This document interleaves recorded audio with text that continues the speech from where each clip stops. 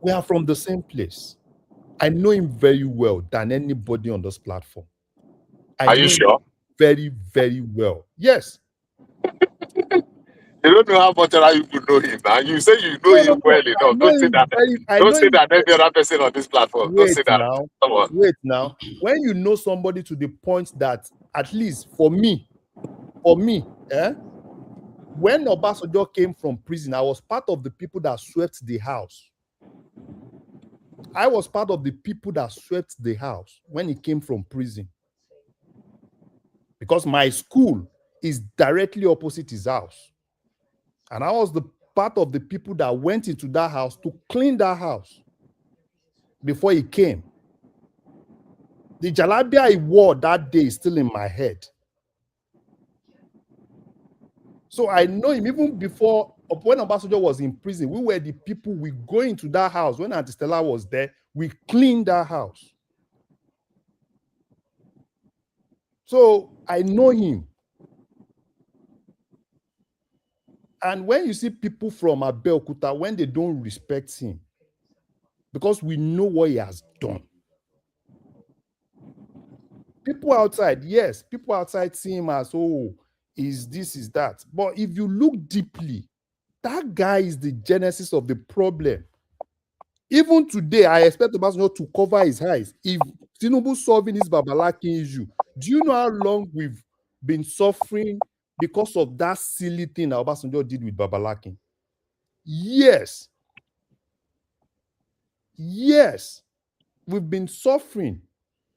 President upon president. What they did was because it was too big. They will not give. Look, Larry, it's sad. He has solved two problems: Babalaki and the OPL 245. Those touchy issues has tortured us as a nation economically. It stunted our growth in two different fields. I mean, maybe history will take care of Ashiwaju, no doubt about that. But he has to suffer through his 8 years. No, it's good, right? It's good. It's good. Let him try and help us clean a little bit of the mess. Someone else will also come, clean that mess. Because Lagos that we are talking about today, Tinubu came, cleaned some mess. Some other guy came, they consolidated on that, and Lagos is where it is today. And that's exactly what's happening in Nigeria. There's a lot of mess to clean up. There's a lot of mess to clean up. So Tinubu will definitely do his best, try to clean as much as possible. In terms of infrastructure, there's a lot of deficit of infrastructure. And when people say, oh, what is he doing? When the guy said they should go and he will borrow them Jigibola, yeah, I think it's true. Even when people are seeing things almost everywhere, turning almost everywhere, this guy is basically turning everywhere to construction sites. And we know it, people see it. Even though people that said, oh, he's not doing anything, when you see them, some of them even do videos. I'm driving on Lagos, Calabar Express. Oh, this is good, this is good. And sometimes like, what the hell? So whatsoever anybody talks about, right? I believe that this guy is cleaning a lot of mess. And anybody that's cleaning a lot of mess is not going to be popular. Because if he had done the easiest thing that Buhari did, obviously, he will still be pushing the country, let's patch it, print a little bit of money, let's borrow money. Kicking the can down the road. Let's see. But how long are we going to push it? We'll push it to a point where Nigeria will be bankrupt. And once we're bankrupt, what else? Because we can't pay salary, we can't pay anything, and then that's the collapse. The country collapses. So Tinubu, I love him because of those things he's doing, trying as much as possible to help us clean that mess, even though it's going to be a little bit difficult, right? It's going to be even though Tinubu has his lapses, and I've said it on this platform. 2 more minutes, Larry, 2 more minutes. He's a politician. He put a lot of politics in some of the things he does, but I won't take the facts away from him that he's doing the job, he's helping us clean the mess, and hopefully, right, he gets second term. Clean more mess, try and help us push some things to the south too, right? Things that were previously concentrated in the north, put it all over this country, right? Put it in south, southeast, southwest, and let everybody have, have that common ownership of that country. Thank you, one man. One man, you can go to someone else. Yeah, all right, brother. Thank you, Larry. So we can conclude then that Larry is not the number one fan of Tinubu, or for Obasanjo rather, number one fan of Tinubu, of course. So thank you, Larry. So who's up next? I've forgotten the sequencing. I do want to go to Oriola. Oriola, you're up next. Oriola. Well, can you go to somebody else? Mommy. I'm not ready. All right. All right. Who's ready? Whoever is ready should go. Is it let me talk, woman. Okay, Simba. All right, go on, Simba. Yeah, so let me start with your topic. Who will Atiku pick? Oh, please. I was actually looking for that to be the driver, but I didn't. I've not pushed any. Yeah, please go there. Okay, so because I think anybody that is actually not a novice to politics, we know that if that party still stand, though, ADC, because the way they are going, I don't think unless a miracle that can make them to use that party to field any candidate in 2027. But let's assume that it's going to work.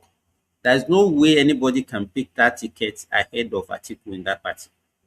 And if I want to actually answer your question, I don't think it will be of any benefit to Atiku to actually pick Obi as his running mate. Obi might not mind being a running mate to Atiku, but with his headless mob, I don't think he will be able to survive. He will be able to survive that.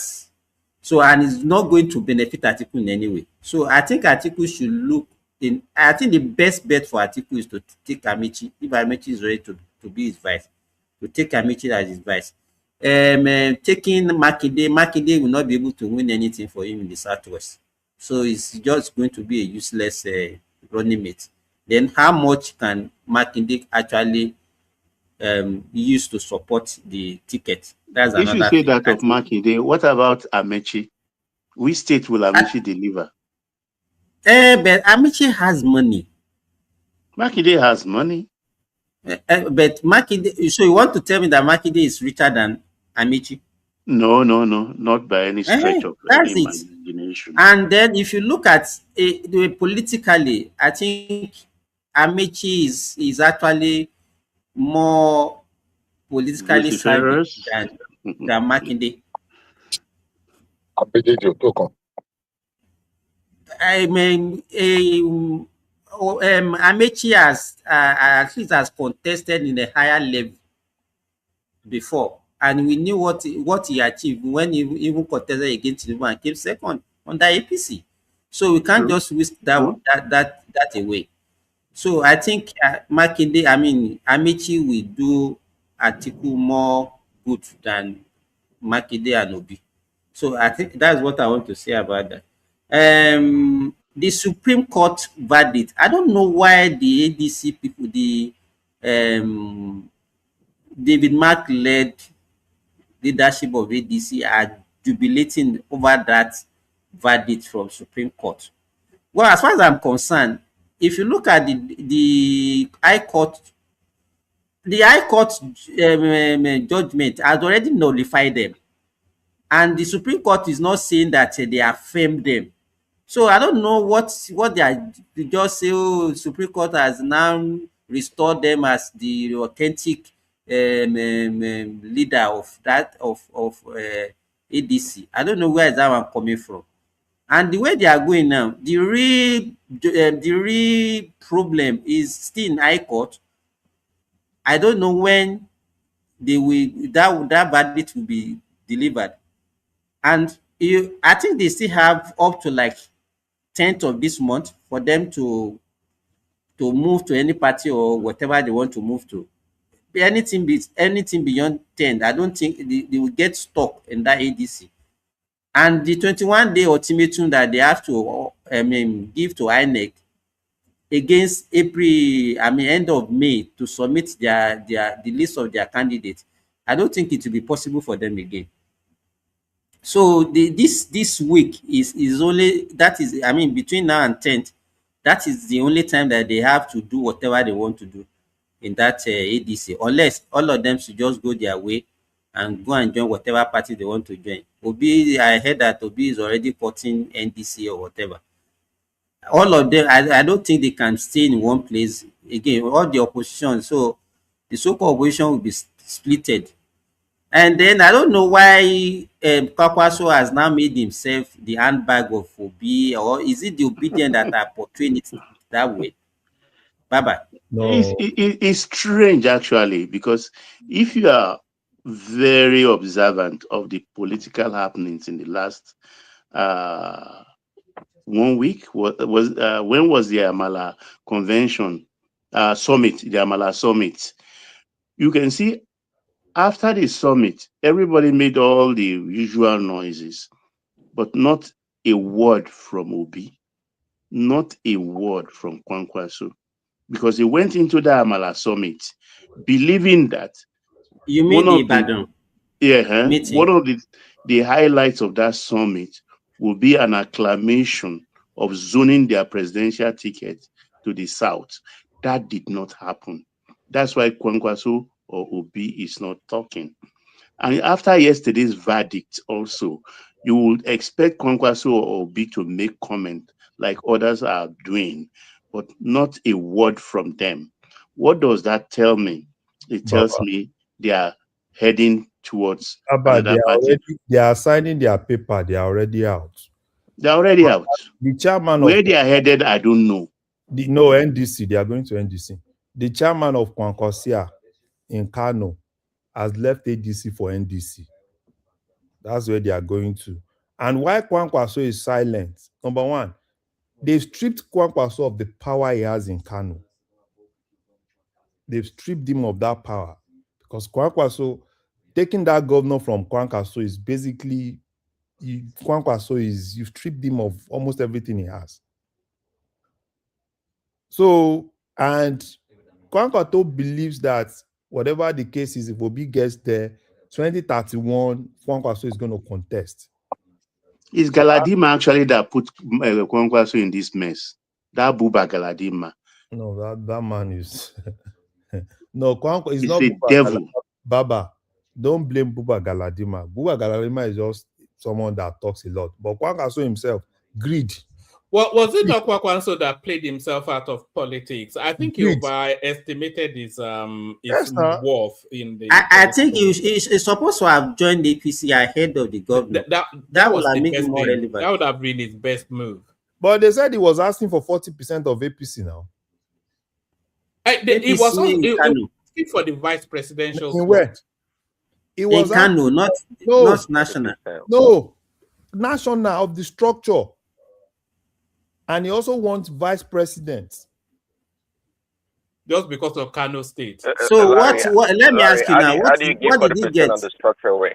He got nothing in the ADC now. What do you say? That's what I want to ask Larry. No, that's the thing. No, nationally. What he wants, most of the structure in the north, and that's why he wants to position, if they have given him that opportunity, position himself as a vice president and take majority of the structure of APC in the north. In his dream. That was what he was gunning for. In his dream. Because in the north, if he's able to take the number 2 slot in the north, then he will be the most highest ranking politician in the north. And by so doing, he will be able to take that structure. And that was what he was looking for, because he wanted that structure for 2031. Because unfortunately for him. Okay, I got it. At this point in time, Kwankwaso is I think it's a really overrated politician. Guys, it doesn't have, it's almost as bad as Atiku, if you ask me. I was going to ask Sinbad, actually. So, we talk about Obi, 6 million votes is not guaranteed. What makes you think Amaechi coming second Runnig Amaechi coming second in the last election in the APC? What makes you think it's Please, guaranteed the Prince Daddy, opportunity? when you are talking about the 6 million vote, minus the 450,000 of Lagos. It's not even. Minus it. It's not even a Remove guaranteed it. vote. The dynamics are Eradicate strange. it. Then you know why I said that. Okay, well, my main Rubbish question. it. My question is, Prince why do Daddy, you the think? reason why I said it's Why do not you going think to be of Amaechi? benefit to Atiku. Wait I know, now. but Let me answer your question. No, let him ask it first. Ask the question and then Simba answer. Prince. No, I was trying to say, why Prince do you Daddy. think Amaechi has that ability to secure a first place because he came second in the last election? Okay, you know the reason why I said Obi will not be of any benefit to Atiku as running mate. Okay, look at what the obedience are doing now. Do you think Serves that the Atiku right. obedient? They are Do you tearing think the that man the apart, obedient will limb be? by limb. They will Hold on agree? for him, Baba. Do you think Yeah, that the carry on, obedient will agree for Obi to be a running mate for Atiku? Obi or naughty. No, but Answer the question, please, Daddy. Obi is a crafty man. He knows better. Is the one in the hot seat, so to speak, right? You know, he knows where the shoe hurts. Is forget the followers. What do you think Obi would do? Is the question. You know, Obi knows his worth. He knows his worth. No, Prince Daddy. See, he's full of deceit. And I pity his kinsmen that has been following him around. He's not telling them the truth. He went with his eyes wide open, agreeing to be the VP to Atiku. He Baba, we're agreed. saying the same thing. I said Obi's decision and his followers are not aligned. Obi is the crafty man, just like I said. He knows what he's gonna do, right? But his followers are just talking. They don't have no clue what he's talking about. So the opinion happened on him that no, you cannot be this, and he's afraid to tell them I've agreed. Only the Tanko knows. Even Aisha doesn't know. Tanko knows. And when push comes to shove, at the end of the day, when they are writing the story of this electioneering period, they will spill the bean that Obi came into this party, ADC, agreeing to be the running mate of Atiku. He agreed. But the way that the narratives go right now, you know, Atiku didn't say that. I heard he had an interview. He didn't say that, right? Okay, so No, there are things you don't say. They still give him an open chance, but he's but now like they are abusing him. They are abusing him because of Obi now. So and it's not stopping them. Like he didn't stop several abuse of people. He's not a good man manager. He doesn't have people's skill. Okay, so let me continue. Then, one man, earlier when you were speaking about Binani, you know, it's actually Atiku that actually chased away Binani from ADC in Adamawa. I hope you know that. But she So they are not. But she followed him to ADC now. But now they are not in good time because the Binani faction, they have faction in Adamawa, and because it's Atiku factions of ADC that actually pursued Binani out of ADC in Adamawa. So they are not longer. Yes, during the last election, they were Atiku was supporting Binani, but they are no longer in the same camp. Yeah, because Atiku is supporting Bido now. Atiku wants Bido to be governor. And Binani also wants to be governor. So basically, they push Binani out and her structure. She's currently in NDC now, and she's going to contest from NDC. So that means even if Atiku is going to go to any party, he's not likely to be NDC. Probably maybe he will be talking about PRP. Atiku will either stay in ADC or go to PRP. Have they not made what's it called? Peter Obi's bad boy. They've made him the chairperson of PRP now. Is the chairman of PRP. That's Baba Ahmed. No, he's the brother Akim. Brother. It's Akim Baba Ahmed, not that. Right. Yeah, right. is that short? Oh, okay. So he's gone to join his brother in the party. His elder brother. His brother. Yeah. So because I saw that headline. Atiku will probably still be in. So the thing is this: what I see, they can, at the end of the Atiku will probably still be in ADC because Atiku cannot, because he spent a lot in ADC. He has done a lot. So Atiku even living for somewhere else now, it's not going to be anything. It's easy for Obi to leave ADC because Obi has not spent anything in ADC. He doesn't have any structure in ADC. He doesn't have anything in ADC. He doesn't have any investment there. He doesn't have any investment, anything in ADC. So it's just Obi is just like a traveler that has only one suite, only one bag.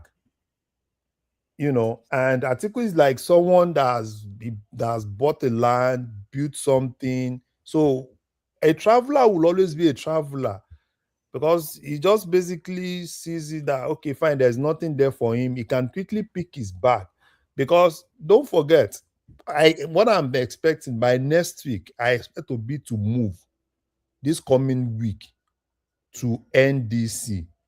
I expect him to move to MDC. So all these visitation he has been doing with all these Igbo brothers is just basically trying as much as possible to see, because ADC, the fact that Obi has not said anything ever since that Supreme Court judgment tells you that Obi is no more part of ADC.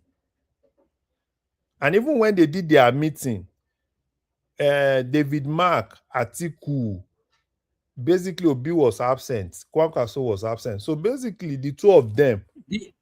Larry, do you look? If you look at the sitting arrangement in Ibadan, you can see that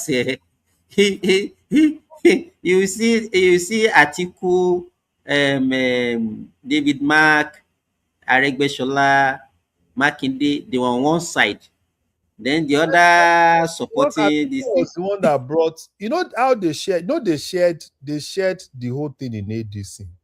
Atiku was the one that brought David Mark. Aregbesola was coming from the south. They gave him secretary. I think they gave Obi probably publicity secretary. That was what they gave Obi. And even Kwankwaso in Kano, they only gave Kwankwaso 60% of the structure in Kano. And even some other things that were promised, that they promised Kwankwaso, they didn't even give him. So Kwankwaso too is more like a traveler. Because Kwankwaso currently in Kano, Kwankwaso does not have the House of Assembly in Kano. Kwankwaso has just probably 4 or 5 House of Rep members in Kano. Kano that has almost 40 House of Rep members. So just having like 4 or 5 that followed you to ADC. So Kwankwaso currently, I think Obi2 is overhyping Kwankwaso, thinking Kwankwaso still has that popularity. And when you see in 2020, I don't think it does. I think it's going with the name recognition than anything else. Yes, just the name. So Obi must be savvy enough to know that Kano doesn't belong to Kwankwaso anymore. You know that Shekau has moved to APC as well. And now, I was going to ask you. Shekarau, not Shekau. Shekau is the Boko Haram. Yeah, Shekarau. He has moved to. So, who are the powerhouses? Sorry, Prince Daddy. Who are the powerhouses in Kano State? Ganduje, Shekarau, the sitting governor, and Kwankwaso. So, 3 of the powerhouses in Kano State are in the APC. Even the distance, you know, another powerhouse that is currently in Kano is the deputy Senate president. Yeah, Jibril. That guy, and another guy that I know in House of Rep, very powerful guy, is Honorable Jobe. He was previously in APC. He was in APC, but because of what's this guy called? Ganduje. That was why Honorable Honorable left Jobe, because Ganduje wanted his son as House of Rep member, and he wanted the ticket for his son. So he got the ticket for his son. Jobe left for NNPP and beat Ganduje's son. So now Jobe is back to APC. You know something, Larry? I'm a bit disappointed that Kwakwanso is not as clever as I always imagined him to be. If Kwakwanso had gone to the APC, he would have immediately gone to the topmost in terms of the northern politicians in that space. He'll be bigger, he'll be as big as Ganduje, he will intimidate Ganduje.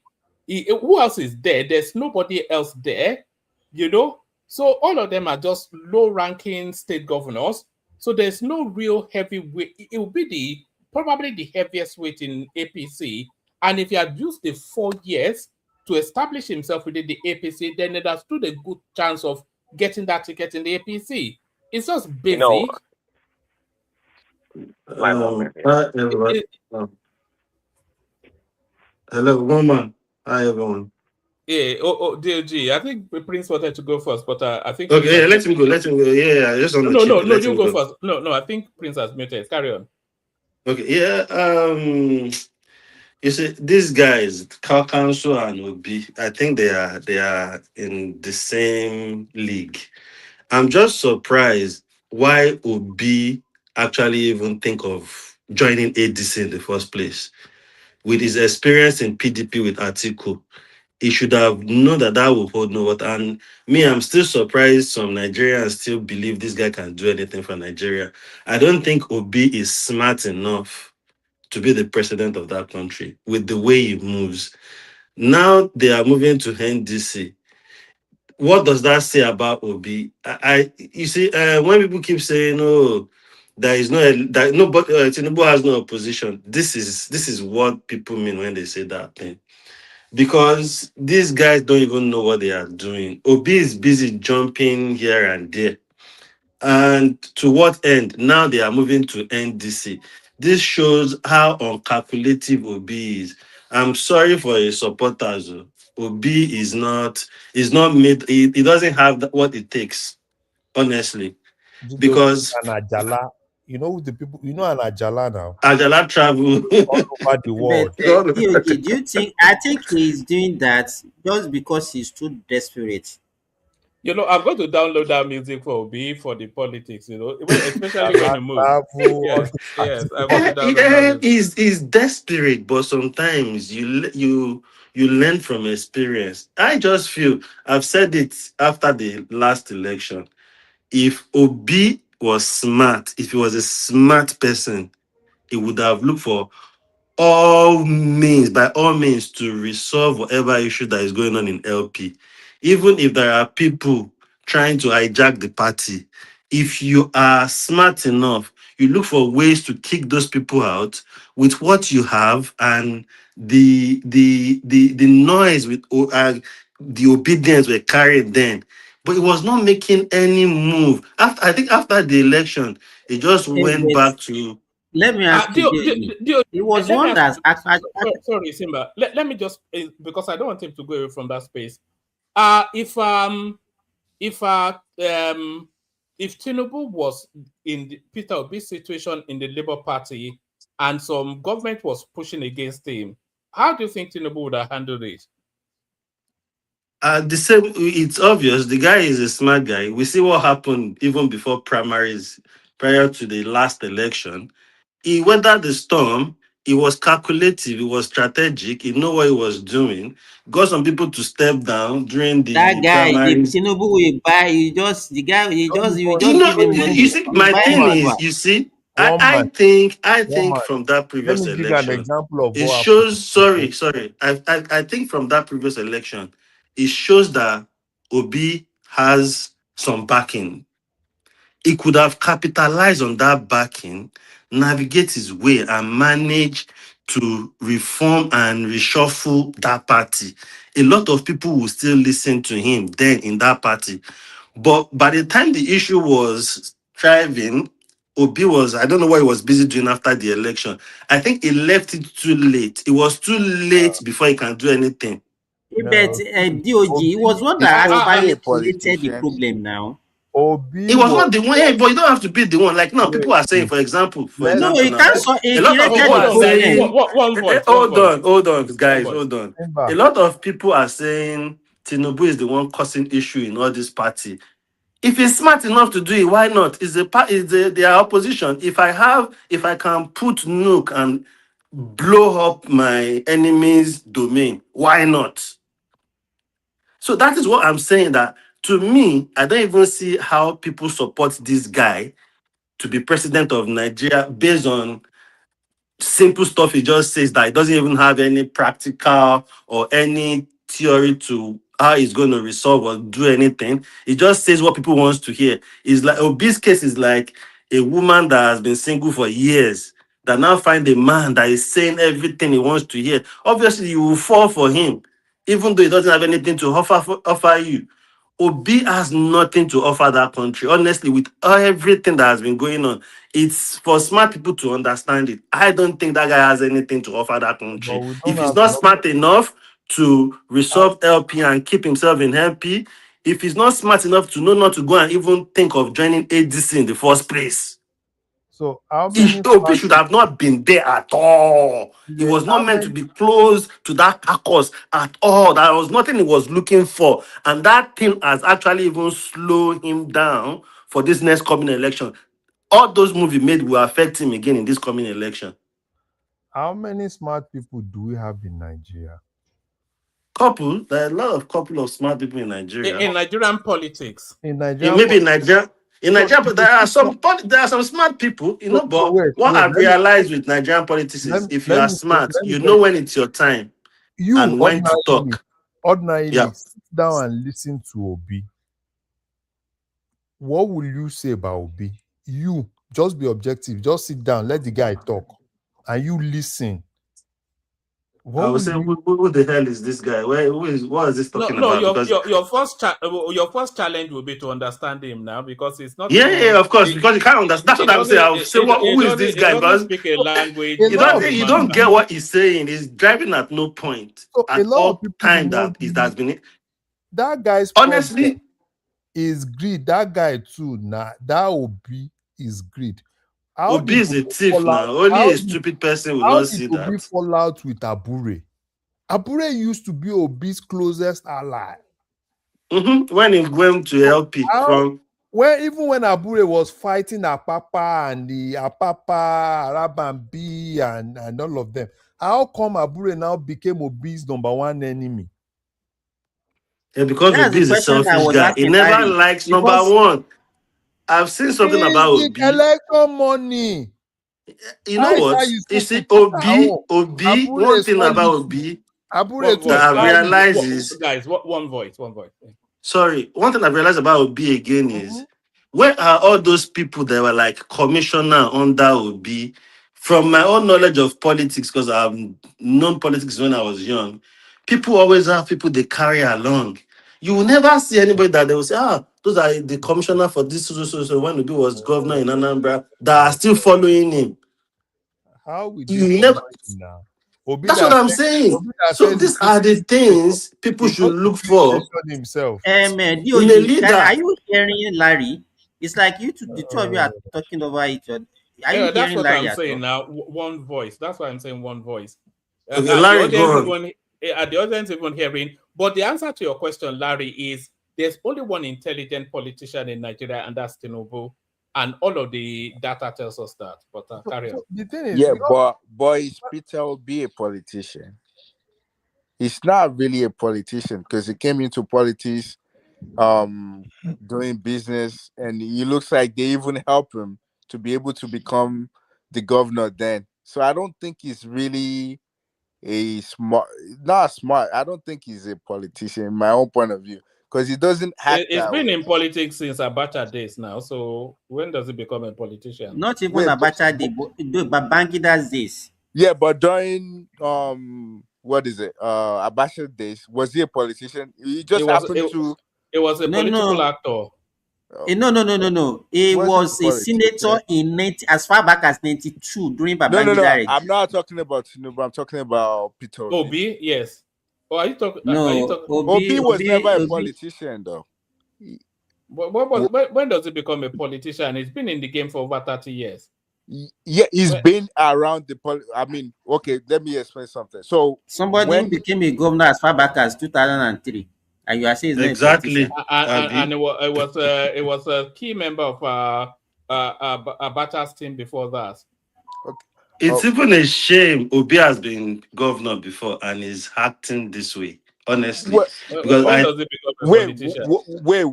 wasn't state governor this guy and you were elected as a state governor. Right. When it comes to all this politics, all these games they are playing, you should know what you are doing. With previous election, I don't see any smartness. I don't see any value in anything he says. Even now, when I watch Obi, I seem like one of all these kids makers. Honestly, that's how I see him. If I see him in any interview, because it just says nothing. At the end of the day, you don't see what he's trying to drive at. You can bracket Showore with that as well. He's also a skit maker politician. But Showore, I think Showore is even smarter. All right, that's so the sad part. They are both skit makers. Me, I've never seen Showore as I've always said it. With the Showore example, I think you're not getting my point, because I was going to ask you, wasn't this guy Peter Obi acting very similar to how Jonathan was acting? It was more like they were lucky to get into politics. They're not really. I don't think they were built for this. They're not built. They're not playing the game like everybody else is playing that game. They're toast, because when you look at Peter Obi now, he's not making decisions like based on how I see him. He's look like he's following crowd. Some people are telling him what to do. So it doesn't look like someone who's like at the forefront. No, I think you are misreading him. Let me tell you what I won't say what Peter Obi is, but what I think. You see, Peter Obi is one of those people, an undeserving opportunity presents itself, and then you push to get that opportunity, even though you know you're not deserving of it. So Peter Obi came in under the narrative of it was the Southeasterners' turn. He even said it all that when will we also get a bite of the cake? Now, he had been advocating that. And then that window opened in 2023 that the country has not had an Igbo president, and it seemed like the perfect storm for him to get into that space.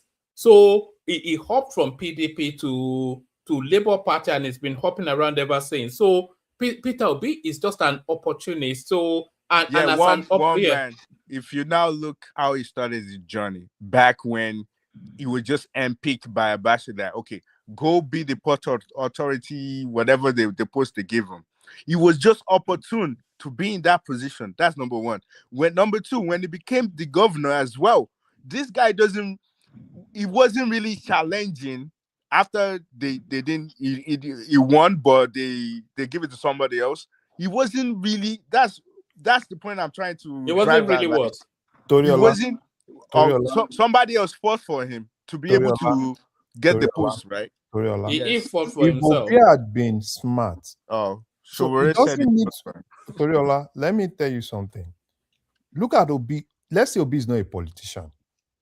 Obi is just probably an entrepreneur. Probably someone that owns a business, right? Right, I agree with that point. Yeah, and his company has a problem. Let's say his company is Labour Party, just normal interpersonal problem, right? And the next thing he does is to leave the company and run to another place. So will you categorize that person? Because what happened in Labour Party, it doesn't even need to be that big politician to resolve it. It's just people and people, bring them together. Okay, you concession this, and solve it. God bless you. I think you see, I would say, honestly, I don't think Obi actually even really capitalized on that followership people gave him from the last election. He didn't use it, because that is what he should have capitalized on after that election. Yeah, but and talking about, hold on 1 second. Then talking about Nigerian politics. You see, Nigerian politics is different from every other politics elsewhere in the world. in Nigeria politics, each state on its own, their politics is different. The way they play politics in each state in Nigeria is different. So you have to be smart. And that was my point. Let's say Obi, like one man said, is an opportunist. For me, you've been a governor, you know what happened in PDP. The same Atiku that chased you away, all of you, a lot of you, Wike, Makinde, all of you left because Atiku came and pull his muzzle on you people. Now, you now carried yourself again after all those fellowship, all those noise of Peter Obi, obedient, to go and want to join Atiku again. What kind of calculation is that? Instead of you to be looking for ways to even, if you start forming a new party, if it was this NDC, you thought, okay, me and Kwakanso, we can start something. If you have done that initially, his moves are always late. It's always not calculative. I just think it's not made for the Nigerian politics. Maybe elsewhere, maybe he can go to Rwanda or somewhere and he will win election there. So in But that case, can we still blame Tinubu for being the only party that is still standing? Can we still blame him? You can't blame him. How can I blame my son for being first in the class all the time? Yeah, but so we can't blame for them not being good in politics because they don't. All of them, they're not on the same page. That's number one. They don't know what they want. They don't know how to play the game. So now, if you listen to every other people that they're talking about politics in Nigeria, they will say, "Oh, Tinubu is trying to make Nigeria one political system," which is not. I mean, the way we are analyzing it right now, it doesn't sound that way because they don't know what they want, and it's not him, it's them. So we should be blaming them. We are blaming the wrong people. It's not Tinubu that is making Nigeria look Nigerian. Yeah, but that's the that's people Obi supporter. That is their problem, and he has that's to what hide his failure under something now. So he hides exactly, it under and that's why I said it's Obi's supporters' problem to figure out. I don't just come out and say, "Oh, I'm supporting one man." That must have been something I've seen in one man. And everything opposition I've said about one man, I've gone on my own to research and say, okay, this, and I'm truthful to myself. A lot of Obi supporters, they don't know anything. They just support Obi, and whatever they pick that is of advantage to Obi online, on media, and everything, they run away with it and hold it. If you talk to them, you can. Right, but it's not only Obi supporters that is saying Nigeria is turning into one political system. It's not just him. Even Atiku supporters, every other politician supporters are saying the same thing. Of course, because they are opposition party. If I'm saying Obi, then I'm talking about everybody opposition to APC. I get the point you're making. I'm just saying that if you watch TV they will see it that way, but that's how the game is played. If okay, bro, on a normal day, me and you, we are on the pitch, we are playing football. What do I expect my attacker to do? Once my attacker are turning to defender, you will attack us more. It's a game. Politics is a game. People want to win. You want to do things that will draw people to vote for you. You want to make move that will make strong people that have followership join you. That is what you do. And that is what I was saying about capitalizing on what he had from the last election. I hear you, but what I'm saying is every single thing that is happening to other political, the disarray they're all in right now, it's not really, I don't think majority of that thing is coming from the Tinubu side. I just think of course, number one. Of course, sorry, can I answer that, please, quickly? Yes. Number one thing you should understand is, you see, most of everybody opposition to Tinubu now, none of them has any design of anything to make Nigeria good. Most of them just want to hijack power. And that is why you see people like Atiku and all those people. Obi is selfish. Obi just feel, oh, with this obedient noise, I can be president. He's looking for every opportunity. Let's just oppose this position now. Let's put somebody like Atiku in Obi's position, having Obi's followership, or obedient, like, oh, articulate, with that noise, and Obi in Atiku's position in ADC. Don't you think if Atiku go into that ADC, it will even hijack the party from Obi? Okay, With I hear your point, this, but the reason why yeah. I'm saying this is this. So I was watching a podcast that this Shehu Gaba, I think that's it. Oh no. There was one Shevsani. activist. Oh yeah, that's And funny. this guy that a classroom. Deji, yeah. And he was echoing the same thing that everybody else is echoing, that he that they're turning Nigeria into one political system, where I was thinking that because he knows the politics, he knows what's going on. I was believing that he should be able to express and explain to them that it's not really Tinubu that is doing this. It's just the other people that want power, but they can't come together to figure out how to actually take Tinubu out. I was expecting him to say that, and that's why I was saying that I don't think Tinubu is actually doing every single thing that these guys are facing. I See, don't think is coming you know from what? him. The only thing I can Part of it is ignorant, and no, I think will tell you Tinubu, one thing Tinubu for is a fact basically now. using You jack. see that clip one man played, him and the G. You see a lot of obedient and a lot of people that you think are smart people in Nigeria don't even know what is going on in Tinubu's government. They don't know what achievement he has made because they've just stayed in a position to be an opposition. Not looking like, okay, if to me, if we want a country to DOG, be you a think they good don't know? country, we want economy to be good, everything to be good. They know now. Most cases, I And just feel Nigerians, and I think the DOG, youth, like Buhari said, that Nigerian youth are lazy. They don't do their DOG, can you hear research me? and try to let's know what is the truth and let's know our right from the left.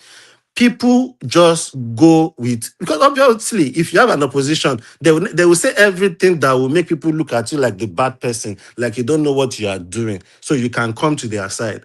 But if you will know that, okay, my vote has value, before I go and support somebody, what this person said in that interview, is it really true? Can I research it? But no, people follow blindly in Nigeria. People are lazy. They are not ready to even think, okay, this guy, why is everybody going against him? And the more they go against him, the more it's as if he's getting stronger. And that is what is causing this array in between all of them. Because all of them are, see, Aregbe now.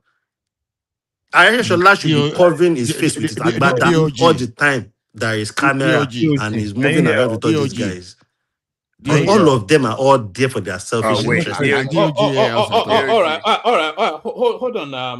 I think Larry wanted to come in, and then Ola. I'm going to bail out. Let Simba bring it home. Thank you, everyone. See you tomorrow. The super tatas are DOG and Ayo. So thank you, everyone. See you tomorrow. Sorry, carry on. No, Ola can go first. I'll come after him. No, I just want to be very sure whether DOG can hear me. DOG, can you hear me? I'm not sure he can hear you. Simba. No, this is not Simba. Now, you said something the other time, because to me, I think it is proper to expose liars. You understand? People think Obi is not a politician, for example, but he has a trait of a politician, and politicians are good liars. You understand? And he has been able to lie and manipulate his support base. That is why they carry misrepresentation and carry false ideas just to promote these guys. You know, when... Look, can anybody hear me? Yeah, we can hear you. So, Obi just like Buhari is another branded fraud. You understand that people, are trying to paint what it is not. So, now, when you think these people do not know, or the supporters do not know, I refuse to agree, sir, because if you don't know Lagos Calabar Coastal Road, you will know about NEF Fund. If you don't know about NEF Fund, you must have seen like some other roads that are going on. It's just because they want to lie to the people. Thankfully, we are in the era of social media whereby people don't run away with those lies. No, you understand? Ola. That was why I was surprised. Even the Adeyanju that listed the achievement of Tinubu suddenly today forgot it. You understand? So you said something on Monday, and you were saying another thing today. You understand? So he's telling you that these people, they are Hello, Simba. intentionally. This is not Simba. This is Ola. So the thing is this, those people. So most of the people that are currently supporting Obi, you know why you won't blame them? It's not because they love Obi. Obi was just able to insert himself into their vulnerability. If you Bam. look at the people, the people that are currently supporting Obi, look at each of the demographics, right? Start from people from the southeast. People from the southeast are supporting Obi not because they like Obi. It's because a lot of them, you see, there's a lot of things that they've been hearing, a lot of, we've been neglected. We know an Igbo man, probably a Yoruba man is my problem, blah, blah, blah, blah, blah. That Nnamdi Kanu has been putting in their head. Don't forget, this whole thing didn't just start today. Nnamdi Kanu started this thing. He was putting a lot of things in their head, and Obi was just able to hijack that demography from Nnamdi Kanu. They just felt that, they saw that Obi was just the nearest person. Another demography, but those ones have escaped, is the demography of the Christians. That in 2023, they felt it was a religious war. That, anything Muslim, blah, blah, blah, blah, blah, blah, blah. So that was why, if you remember in 2023, a lot of churches, where almost all the churches, if you go to this church, this pastor is talking about it. This church, this pastor is talking about it. But now, did you see any pastor saying anything again? No. So Obi, can you hear me? Yeah, we can hear you. Yeah. So Obi himself, that's why when people say talk to obedience, what can Obi tell the obedience now? Obi cannot even control them. Then Obi self is part of their problem, self, because it's the moves they make. Even the issue in Lagos where the Igbos were talking, and is Obi, is the way he carries himself, the moves he's making, the way he talks. There are several clips. There is one WhatsApp clip that one man played it on the show back then as well. The way Obi was moving, he was the one turning people against each other. He turned it to religious and tribal war. Yeah, don't you know that's what is going to help his own popularity? That's what I'm saying. So now you can't use. He's not smart enough to use. Can you use that religious one now? No, You can't use it again. You can't use it now. Even then, it didn't work. I was talking to one of my friends. I was telling him they will be surprised at the vote Obi will get this time around. No, Obi is that not.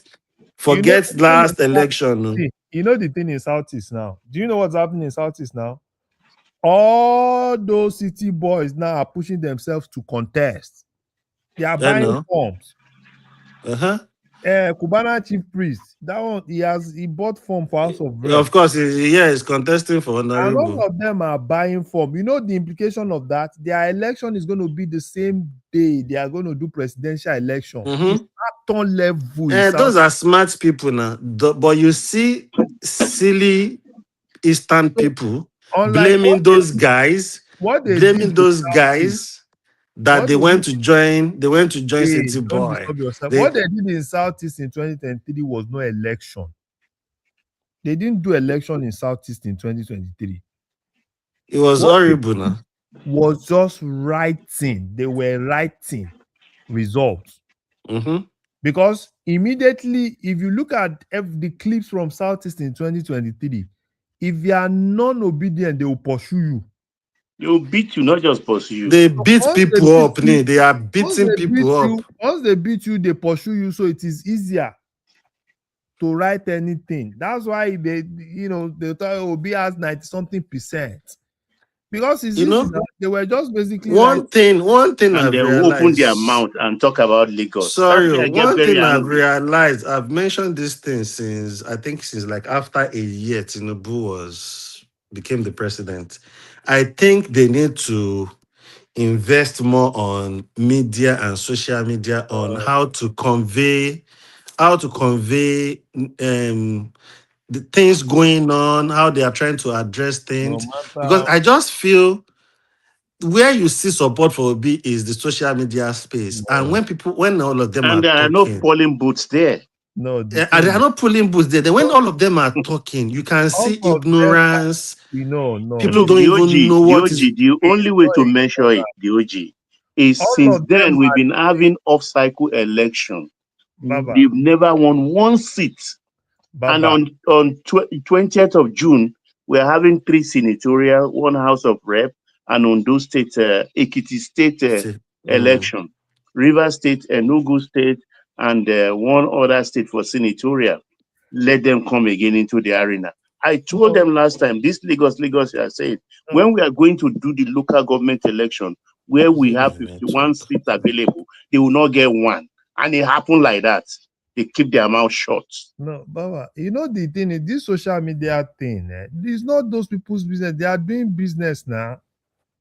All of them are just, social media. All of them are just making money. Aisha Yusufu, all of them, they are making money.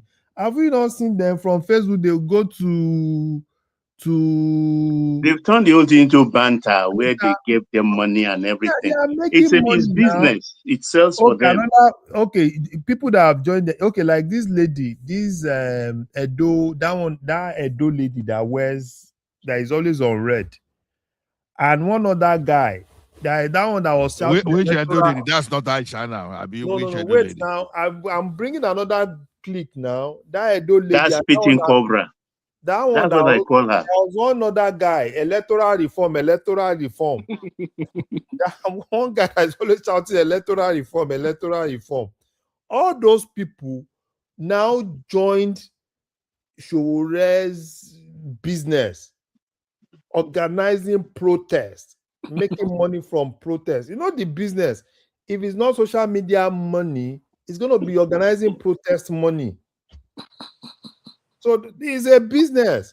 So You forget see, about. look, Larry, if you observe, he's gone with activists instead of strategists. Why didn't he go to that professor, Umubiku, those who registered the DLA party? We didn't go with them because it's not always comfortable in the midst of intellectuals. He should have gone there. They would have arranged strategically for him. But he went with the activists, the noise makers. Look at where people he carries along all the place. Then he started troubling elders who didn't know what he has signed to. With Atiku. Carrying them to Makinde, carrying them to Bauchi man, carrying them. Those ones were just, I don't know, it's just deceiving them. Baba, do you think this guy really wants to do what he's doing? I think they're just pushing him. I don't think he has it. He doesn't has it in him. Nobody is pushing him. The guy is just clueless. He's only doing all he think he can do. Wait, have you ever read his posts on Twitter? I don't think this guy is capable of writing what he wrote on Twitter. The guy is not capable. I listen to he his doesn't talk interviews like that. and never impressed with me. He doesn't I talk don't even like know what that. people listen to in his interview. Honestly, I wait for substance. I don't get it. I just like this guy. You call a place a structure of criminality, and you went there. You say you are now Jesus. Exactly. You want to sanctify them. You know one thing when the interview will be, okay, how do we get to Akure when you are from Ibadan? When you sign contract with Julius Berger, then we have to do the geological survey. It's just comic relief. I swear. I saw one recently. I don't know what question the guy asked him. They say, you see what China did? The guy said, let's leave China. The guy said, let's leave China. After the guy said, let's leave China, Obi couldn't see anything else. No, why are you talking about China for crying out loud? That's why I said when you think people are intelligent, because ordinarily if they are objective, let Obi talk. And you being objective, will you even, if we are doing class captain election, will you even vote for being a class captain election? So why are you the guy? Me, You know the recent interview with Honest Bunch. I think he thinks this thing is a joke. He told them barefacedly, "Oh, my landlord in Lagos." They asked him, "You have landlord?" "Yes, now I have landlord now." That kind of lie. That guy really used it. He used Jonathan. Jonathan has okay, Jonathan did not have shoe. Jonathan was one that did not have shoe. Obi came, one shoe, Mr. One shoe, one shirt, one watch, one wristwatch. And people started showing different watches he has worn. Okay. They started showing shoes he has used. And he will just move on. He will just move on as if nothing happened once they caught him in one lie. The thing is, he doesn't have people's skill. Where are all those pastors that rooted for him? Do we say is hunger and the struggle in the country that make people just No. him Let me tell blindly? you for a fact what I know. And I draw this, I think, from Yakubu Gowon and from Baba OBJ too.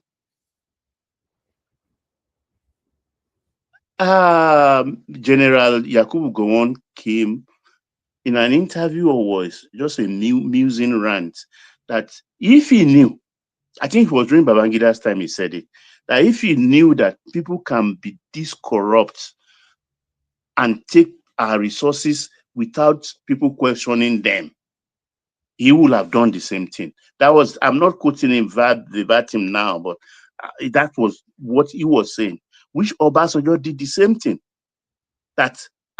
So Obi has taken in states, a poor state. So he's been seeing what they are doing in the federal. Yes, he's a billionaire, but he's a trader. He's a wosi seller. So he wants to come to federal and also steal. Because we say he's a billionaire, Amaechi, who has nothing, will outspend him 100-1. Ditto for Wiki and a host of others. I know they give shishi. No, you don't get shishi. Baba Obi will collect donation now. Larry, can you hear me? Yeah, we can hear you. He's a billionaire. Does he have four liver, or does that make him have to? I want to chip this in. Sorry, guys. Obi was asked when he was talking about the amount of money left. He said in total it's about 36 billion, 12 billion naira. Is it? Yeah, 36 billion, 3 different banks. And then when you look at the 3 different banks, that time his brother, who was the Obi of Onisha, is the chairman of one of the bank. The other one is he has a controlling interest in the second one. The third one, maybe also his friend, and everybody was also there. So this guy was smart crook. He put all those money there, generate the necessary interest. But when you now sit down and look at it today, and during those periods, a number of doctors were on strike for 11 months and does not deem it fit to use the money to pay their salary or whatever they are asking for. The same thing when you look at Obasanjo, when he paid out our debt of almost more than 30 billion naira dollars that he paid that time. If he has negotiated that money, no, that 12 time, exactly.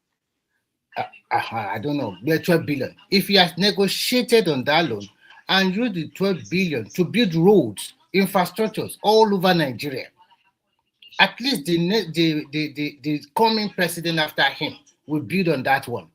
When you see Nigeria, when they show Remy, he can't do that because our loan was actually more than 12, but he get relief because he was able to pay some, and some people just forgive us for the rest. So I don't think he can really do that because he has to show that he's capable of paying those loans. He can pay. Then we need some people to relieve us of some loan. See what is happening under this current dispensation. The man also renegotiated some of the loan. Our revenue to debt when it came in was about 94%. As we are talking today now, it's below 60%. So what are we talking about? Where is it even getting why are people willing to borrow Tinubu money easily like that? Why, for example, the 1 billion loan that we got from UK is interest-free loan. Interest-free loan. Remy is Good getting the credit. gift. That's Good credit. We have good credit. That's why. Remy is getting the So gift. Yeah. Obasanjo also have good credit with all of these leaders that time. I think what I just want to say is that No. What made Obasanjo got good credit was that paying off that loan. Because before that time, we were having issue even with our letter of credit, LOC. No, You know the bank. Obasanjo was their agent. They trusted him. No, Remy. Hold on. I will tell you the truth. I don't have to. Remy, leave conspiracy theory. This is just a normal, basic thing, right? Just let me not go deep into finance. Normal credit score. Just use your normal credit card. No, don't even look at credit card. Credit score. Scores, okay. You understand what I'm saying? Your credit is bad. Nobody wants to borrow you any money. Your credit score is so low, right? And you just paid back a loan that helped you to repair your credit. That's when people want to do business with you. So as at that time, because Obasanjo paid that money, gave Nigeria a leeway to be able to do things.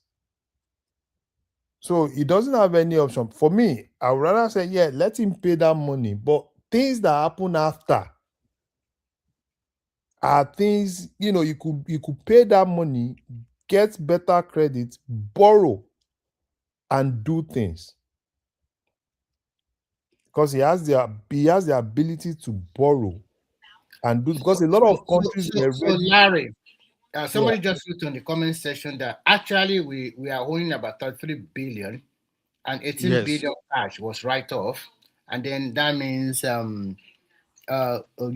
you can see it there. Nigerian government. I will pay the 12 billion in tranches. Yeah. So what I'm trying to say is this.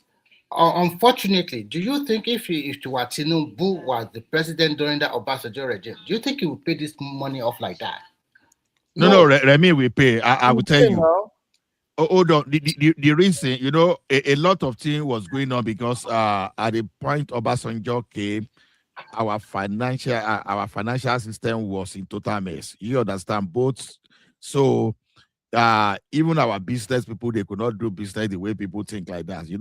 People would just think, it was just 2003. Look at Tinubu now. Why did you think Tinubu cleared all the money that we were owing the airlines? And why do you think he's able to borrow? No. Buhari was unable to borrow at a particular stage, so we're pledging our resources. Can I come in? Yeah, Bishop. Okay, number one, the money that was paid off to the airline was not a credit, it was a debt. There are two different things. Yes, now it's not like we borrowed money from them. No, it was failed obligations. No. It's called no, hold on. No, they had their naira in our bank, and we don't have dollar to because we did not exactly. It was an old. Hold on, let me land now. I just came in a minute. I'm not even spent time. Let me just say something. You will continue. You know that today, as you are where you are now, if you want to take money to Nigeria, you want to go invest in Nigeria, there is this document. I forgot. Maybe Baba can remember that document that you need to get from your bank, right? And you move that money into Nigeria at the normal official rate. And immediately that money gets to Nigeria. When you want to take that money out, CBN is obligated to give you that dollars because of that document, right? And that's the same thing that happened to those guys. We were supposed to give them the dollar value. Dollar, naira, everything we didn't give them, which means that we were owing. Okay, what I'm saying is this. I understand every explanation. What I'm saying, we cannot compare the paying off of the 7 billion in obligations that we were owing to the payment of $12 billion debt buyback under Obasanjo. When he did it, like so many other decisions, we applauded it. But later, with the benefit of insight, even from Obasanjo himself, by his own mouth when he finished, when he visited, he came back in one of his trips to China, and he practically almost regretted throwing $12 billion away in some debt buyback when we were in their infrastructural deficits. Now, I remember very well because I was not there. We applauded that debt buyback, but with benefit of hindsight, coming down and seeing how other countries were able to restructure, because Obasanjo was shocked. He granted an interview, I don't know how many people will remember here, when he asked, I remember very well when he went to China, and he asked the China president that they were owing. You have this much of amount of foreign reserve, you are owing. Who the hell? You pay all the man. The man told him that no, that the money everybody is owing in the world is everybody's money. You live on borrowed money. You don't pay that you invest your own money for how many percent? Then you borrow because it is everybody's money. Everybody is owing. America is owing over $33 trillion today. China is still owing as big as they are. So why would trust it? And Obasanjo practically regretted that. Wow, I just threw $12 billion away that would have been used. No, Bishop. I'm coming. Let me land now. You say your own now. I'm listening to you guys for over 1.5 or 2 hours. You are going the route of Remy. The truth is this. See, what Larry said. See, you can't compare ourselves and United States of America. I'm not comparing. I'm using what Obasanjo said. I am quoting Obasanjo. Can you let me land? Can you let me land, please? Please, can you let me land? I'm quoting Obasanjo. If I'm not even quoting him verbatim, I am saying exactly what he said, that throwing that $12 billion was a bad decision. Look, there are certain things we applauded. For example, the reading of Udi. People hailed it then, and Zaki Bian. People hailed it then. But when this General Sulaiman happened in Jos, and the culprits were arrested, if we have approached it that same way, like a civil, like, look, we are not in there. Maybe we would have been able to arrest those people that perpetrated something that led to the massacre of the. So then we applauded it, but with what we know now, I don't think anybody will have $12 billion or $20 billion and just throw it because we want to get some credit relief, debt relief. Sorry. From debt relief. Yeah, it was a good decision there. But looking back now, our infrastructure was a stupid move. But at the end of the day, you see, okay. Can I say something? You see, on the surface, people think it was a bad idea. It wasn't a bad idea because comparing Nigeria and China, it was a wrong comparison. You understand? No way, because there's no even basis for comparison, because ours was like a no go destination, and China was like where the Western entrepreneurs were running to. So, now the thing for our own is this: even when we were even paying those debts, when Obasanjo came, he could not even figure out how much exactly was Nigeria was owing, and why some crooks Nigerians were even doing business with this as a normal corruption now with all these debts. So we've paid over even what we bought over and over and over, and this debt was not going away. So he had to negotiate that thing. And don't forget, as at that time too, we were having a lot of issues in parallel. Our financial system was not okay, and while Soludo was fixing that, then our credit system, we wanted to do a lot of infrastructure projects, and we could not secure loan, not because of the debt. So those were the things that triggered this guy to negotiate. It was after we finished that negotiation that all this idea that China started throwing at us, and when people started running after us, without paying that debt, we were going nowhere at that time. It was just as early as 2003, 2004 there. It's not too far ago, not too far away, but it looked too far. So all this credit. Ola, So are you saying at that point, we don't have a choice? It's more like a prerequisite. We can't carry it over. You have to do it. Okay. It was.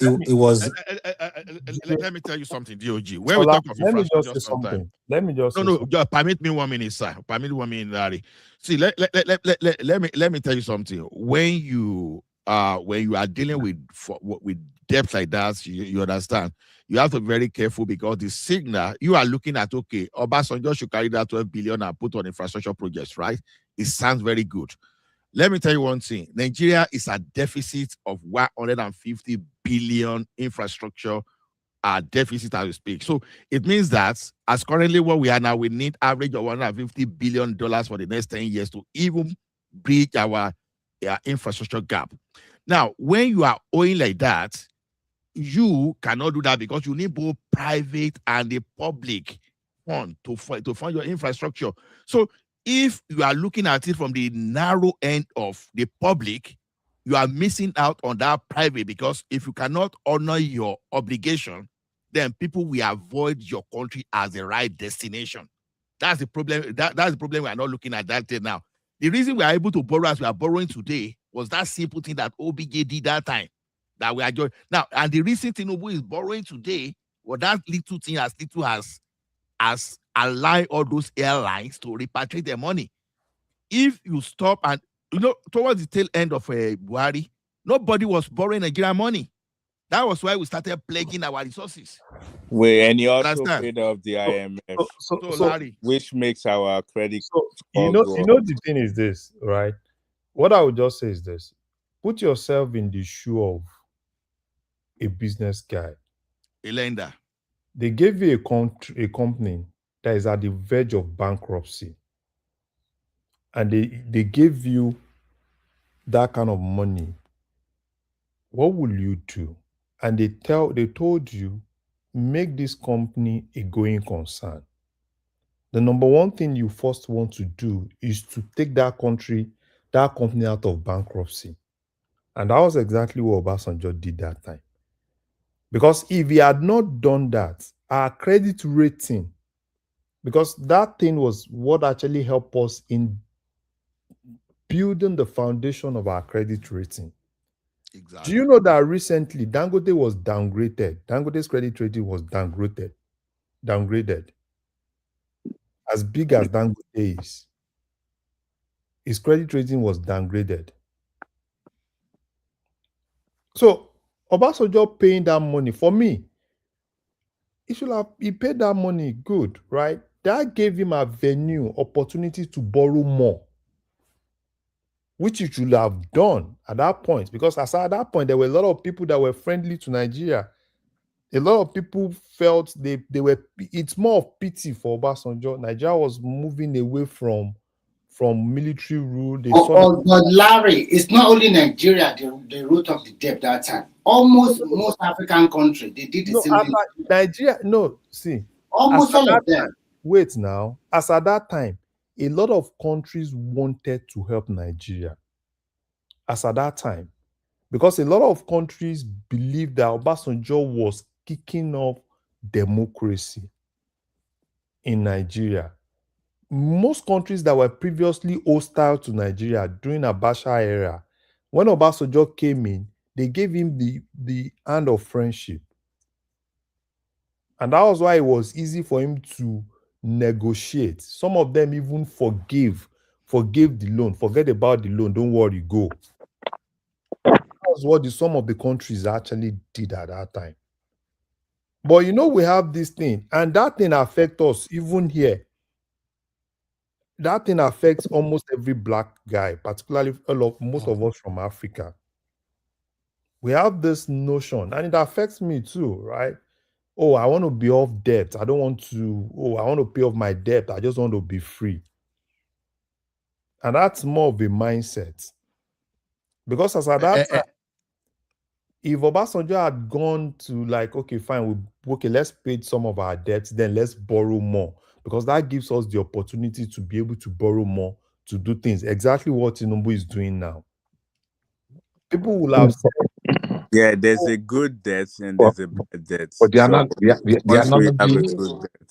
the analogy you see, I don't know if it was you earlier on, about a company at the verge of bank collapsing. A company, they now give you a company that is almost bankrupt, and that company is owing, it's almost dying, and they give you $1 billion, and you are saying that you, rather than revive the company, you first pay off the debt. I don't know which logic is that. If you Bishop, give you let me I'm ask you a question. coming. What happened? What I think happened if they in give you $1 billion, I'm coming. Let me land. 2008 financial crisis? Let him land. Let him land so he can I be wanted clear. to add it to what he's saying. What happened? Okay. 2008 financial crisis. What happened? That's I mean, exactly of the course, same it was thing. triggered by the this overbloated something in the US. Is their real estate was A lot of things, but estate was at the estate was forefront. the number one. That was the Oil thing, and because gas sector. it was a bubble that was Yeah. starting to crash at some point, to burst at some point, and it busted, and we saw it, we felt it. So it was it was a global meltdown. Yeah, but remember, too big to fail. We were preserved, because then, after the oil boom, we had this money that was saved, that served as a buffer. So our dependence, so we were kind of protected from that shock, the global shock, that because we really did not feel that 2008 financial. You mean Nigeria? Yes, Nigeria. Yeah, that's correct. Yeah, Nigeria did not really feel it.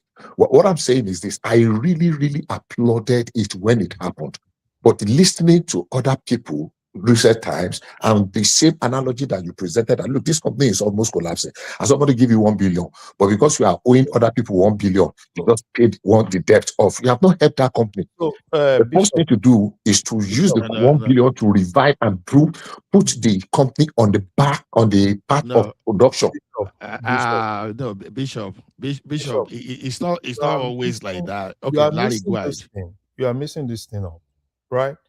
When a company is at the verge of bankruptcy and they gave you that company to run as a going concern, you need to first save the company. Yes. Right? How do you save the company? And as at that time, Obasanjo needed to save the company, because as at that time, nobody was ready to do business with that company. And that company cannot. That's not totally correct. Please, let's get statistics correct. No, that's not totally correct. We were adults. We were adults. No, we were adults there. One of the biggest challenge that Nigeria was facing was because we were a pariah nation. I'm coming, sir. Larry was very correct. I'm coming. Let me state my part. I'm coming. What was the biggest challenge we had then? Yeah, we had financial problem, but because Nigeria was actually a pariah nation. If we remember very well, especially after the November assassination and December execution of Kesarowiwa, I'm coming. Let me land. I'm not talking about history. I'm telling you about. I'm not talking of history now. We're talking of events that recently happened. Bishop. What Larry is saying. Okay, I leave. That's okay. I listened to you for almost 2 hours now. Make a talk. Okay, thank you. Okay, Bishop, I'm just saying that what Larry is saying is actually talking in terms of finance, not because the technicality of finance is not as straightforward and commonsensical like people think it is. Yeah, I see what you are saying, Ola, and I get what Bishop is trying to say. But what I was even going to chip in is, would we now say, comparing all the presidents, would we now say Tinubu's educational background and career path has actually helped him when it comes to dealing with stuff like this, even looking at it from when he was governor? Absolutely. We don't even need to argue that at all. I think everybody know about finance to one way or the other, and most of these people on this platform, they are quite experienced in one way or the other. No. Let me finish. You always okay, go ahead after you. Let Larry speak. See, when you say you know about finance, let me tell you one thing. Me, I know about finance, but some people will talk and I will listen. And Larry is one of those people that will talk that I will listen. It's not about me just want to talk whatever. Let Larry speak.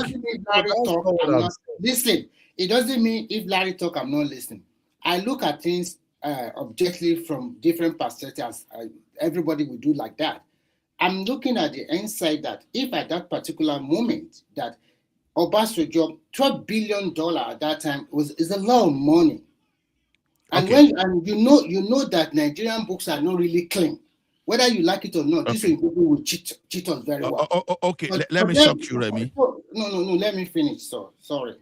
For them to write off the rest of our money, I'm not saying it's not good. At least it will put us in sound footing. But when you now look at it today, that sometimes there is a way you can renegotiate your debt and spread it for so many years so that you can give your people what they really want. That's the point. That's the point Bishop was driving at. DOG, at that 8 years of Obasanjo regime, you cannot pinpoint to one particular special project he did all throughout 8 years. Fine, you can say during his time there was GSM, and then. But that would I believe that would have come whoever was there. GSM would have come. Okay, DOG and Remy, since you don't want Larry to speak now, let me tell you something. Let's go to the history a little bit. That debt that ballooned to 33 billion, do you know how much it is? It was 13.5 billion borrowed between 1965 and 2001. And just between 1984, was it 84 or 1985 or 86 or thereabouts, just between 1985 and 2004 already, Nigeria has already paid 40 billion in debt servicing alone for the initial debt of 3.5 billion, 13.5 billion. You see? You understand? So at that time, rather than paying down that thing, even you know how Nigeria runs, some people already, just like some people wanted to slash some of our reserve away in the name of one year company, you go and get 1 year judgment. So you borrow 13.5 billion over years. And just because a few years, just between 1985 and 2004, you already pay 42 billion in debt servicing for initial capital of 13.5 billion. Okay. How does that sound? Hold on. See, hold on. We get your point, Ola. Nobody's arguing what you are saying. I think Remy is not arguing it. And I don't, sorry, Remy will carry on. And I don't think, wait to you to wait. Ola, you two, they learn to wait now. We always wait for you to. I don't think Bishop 2 is disputing that. What I feel is, as at that time, yeah, it's a good move. But if you look at it, coming from where we are now, from then to now, you would think, okay, maybe there are other several ways to do it. Maybe as at that time, fine, yeah, it needs to pay it.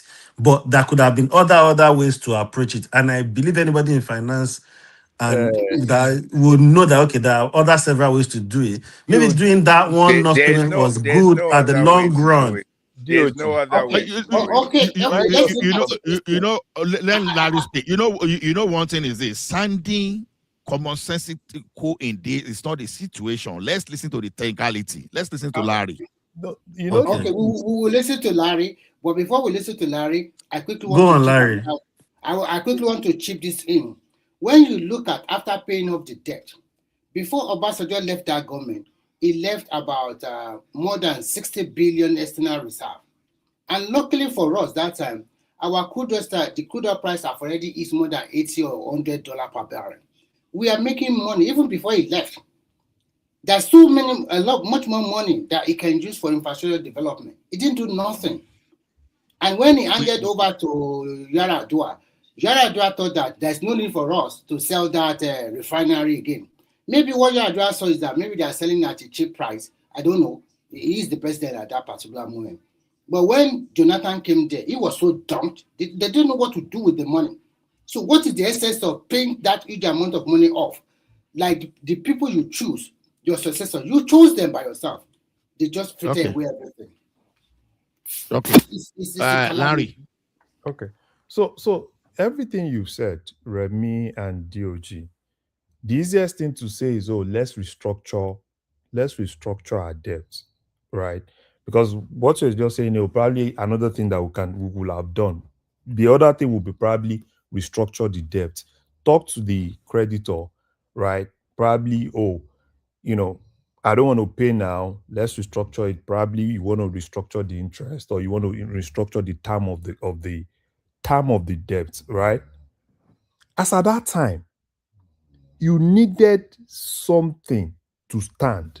As at that time, we had nothing to stand on. It is when you stand, that's when you start thinking of running. But when you've not even, you have a country, look at it as a company, at the verge of bankruptcy. How does a company go into bankruptcy? Because you can't even meet your own normal obligation to your creditors.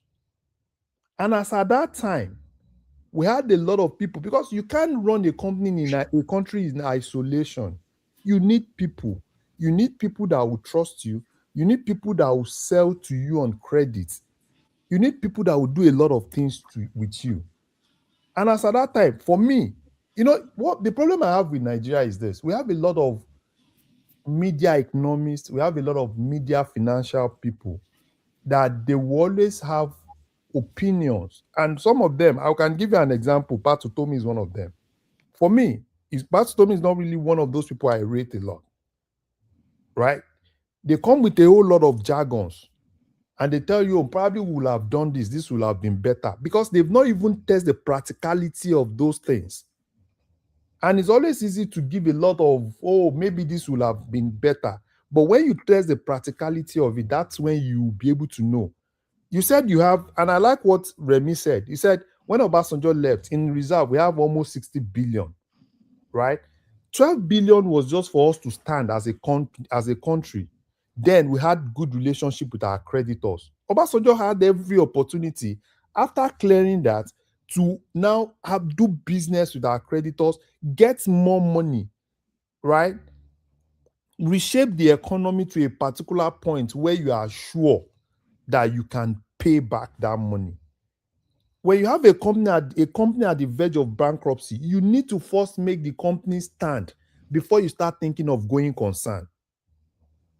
And that's why, as at that time, people can say whatsoever, because that loan, as at that time, aside the fact that it was not properly documented, there was a lot of things that were inflated in that loan. A lot of things were happening. So for me, if I'm in Obasanjo's shoe, right? A lot of fraud. A lot of fraud. I would like to add. I see what you are saying, Larry. So to Obasanjo then, it was more like, you know what? It's best to just It's not deal with this thing and write it off, and let's forget about all this You're drama not coming listening from to it. what he's saying. You didn't. I don't think you grab what he's saying. I grab what you said. That's why I'm not saying what he I'm said. saying. He said nothing about fraud now. He said nothing about that. He has nothing to do with fraud.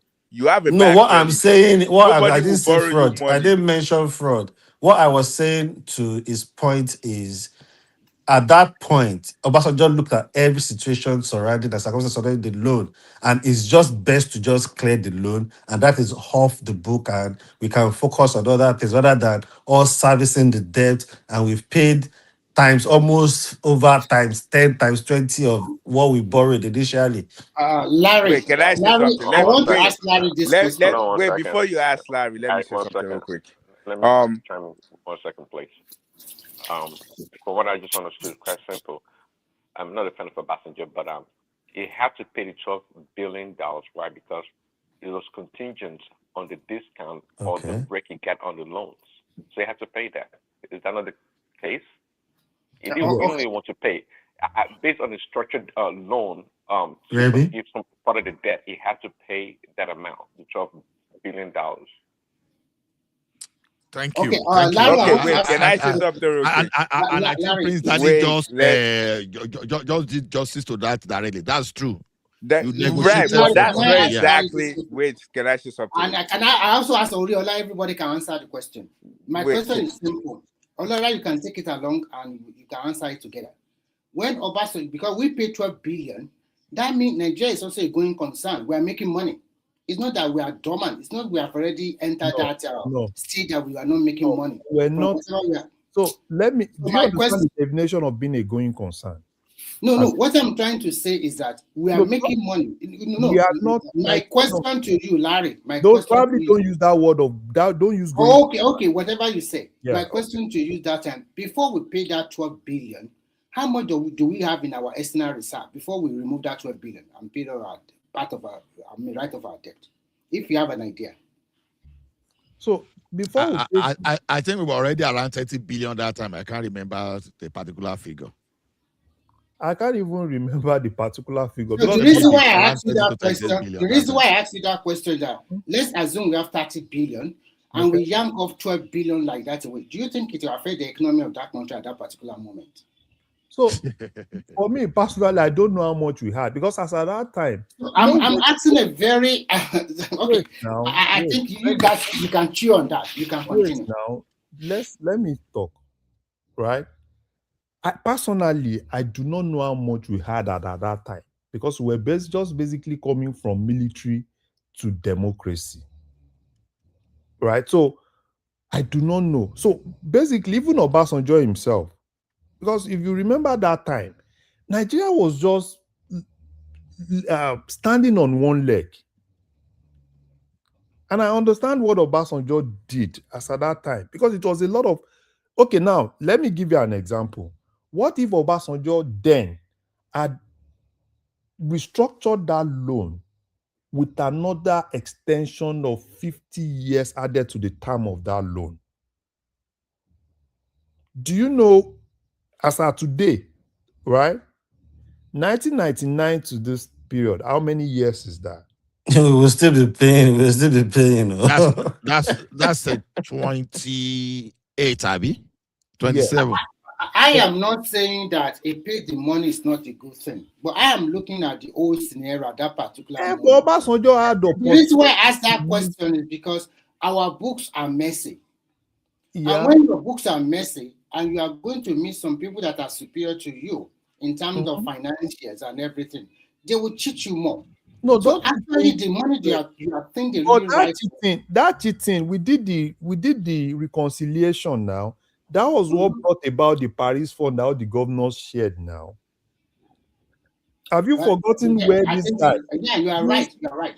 Have you forgotten where this guy got his money? This guy that married that actress, this lawyer, this one from Delta, this senator. Ted Woko. That was where he got his money. So you can always do. See, you know the thing is this: reconciliation. It's something that you can always do. It's just like a normal thing you do with your bank. Now, bank reconciliation, right? Sometimes your bank charge you more in terms of interest, some of this loan. All you just need to do. So, Larry, which one would you say is more prudent between Buhari and Jonathan? Jonathan with that kind of money and SS food account. Jonathan, I've heard what happened to Jonathan on this platform. Jonathan was a president that was not too experienced, that was bullied all around, right? He was bullied all around. Bullied by who? Obasanjo and the likes. Now, they were the one that brought him there, and they had something on him. Obasanjo was the one that brought Jonathan there, and he had something on him. What did he have on him? That he's a drunkard or what? Or because see, Baba, let me ask you a question. Under Tinubu today, who can we say is the equivalent of Deziani, Alice Madueke, and Dasuki under Jonathan and Emefiele, and Stella Adua and small fish. Emefiele and Malami under Shagari. No, but you know, there's no basis of comparison now. Those people you mentioned were thieves. Now, no, not just mere thieves. That they were the people that were actually in control of the government they served under. There's nobody. I mean, when you are saying the Obasanjo was bullying Jonathan, no, Jonathan's incompetence was so loud that you cannot hear any other thing because practically Deziani, Alice Madueke was tossing Jonathan around anyhow she likes. And that is I said something. I said Jonathan was an inexperienced president. Right? Given. So he was an inexperienced president that does not have a voice of his own. He even asked Buhari to nominate an chairman. So You don't he's hear an that before. inexperienced president that does not have a mind. He doesn't have a voice of his own. He doesn't have a mind of his own. Even as at that time, if you remember, even the wife was even more powerful than Jonathan himself. Why do you think all those ladies were so powerful? Desiani, all of them were so powerful. Because Jonathan, as at that time, that's why sometimes if you have you a calling CEO, Jonathan a weak man? Is that what you're saying? no, he's not a weak man. We have people like that now. Well, he was weak. That's the truth. Yeah. So So Jonathan was very weak. look at Jonathan as a CEO, right? If you have a CEO like Jonathan, and you want to be aggressive, you now have probably an aggressive competitor. Do you think your company will survive? It's on record that Jonathan will have meeting with his cabinet and they will agree on something and he will go back home and the wife will argue it and Jonathan will come back and change it. What they have already agreed on before. It's on record. People reported those things. That was as at that time, because you said, what did Obasanjo had on Jonathan? Obasanjo was basically one of the people that put Jonathan there. If Obasanjo had not stood up with some world leaders, the cabal wouldn't have announced that Yaradua was dead now. Yaradua was far dead before that time now. That's not correct. Don't let's stretch it for that. No. I think the consensus is that Jonathan was a weak president, to be honest. Andwaka, you remember anytime I see this guy, Andwaka, what's that man's name? Andwaka, now the Attorney General. That guy is another guy. When you see some of them now coming out, that guy is another guy that did Nigeria dirty. Didn't they debar the guy? Didn't they debar the guy or they just remove his sonship? If not they did not. Well, Larry, you are very right about Jonathan. Let's even leave them Obasanjo. People from Bayelsa, I know rich people from Bayelsa. Some of them were our clients in my office in Lagos back then. Some of them have control, button of Jonathan in their hand. Some of them follow Jonathan everywhere he travels to, anywhere in the world, they go with him. And even my boss would be saying, these people, how come they can just roll with this guy anyhow they want and all that? So even people that we don't know at all, that are just mere rich people from Bayelsa, they have his button. So Jonathan was a weak one. So I agree with you on that. It was just weak because I have many reasons that I said he was a weak guy. Number one, he said, if I use certain percentage of my power as the president, I become a dictator. And the second one is that there are Boko Haram in his government. And the third one is the blood of Nigerian is not worth of my single Nigeria is not worth my ambition. Okay, which was okay. But the problem I had with him that time is this: you had Boko Haram in your government, and you were telling us. Will Obasanjo have Boko Haram in his government and keep quiet? I was just going to ask you a question. This Boko Haram thing, do you think? Please, let's listen to Pizzadi. Sorry, Pizzadi. You will talk. Let me finish what I'm saying.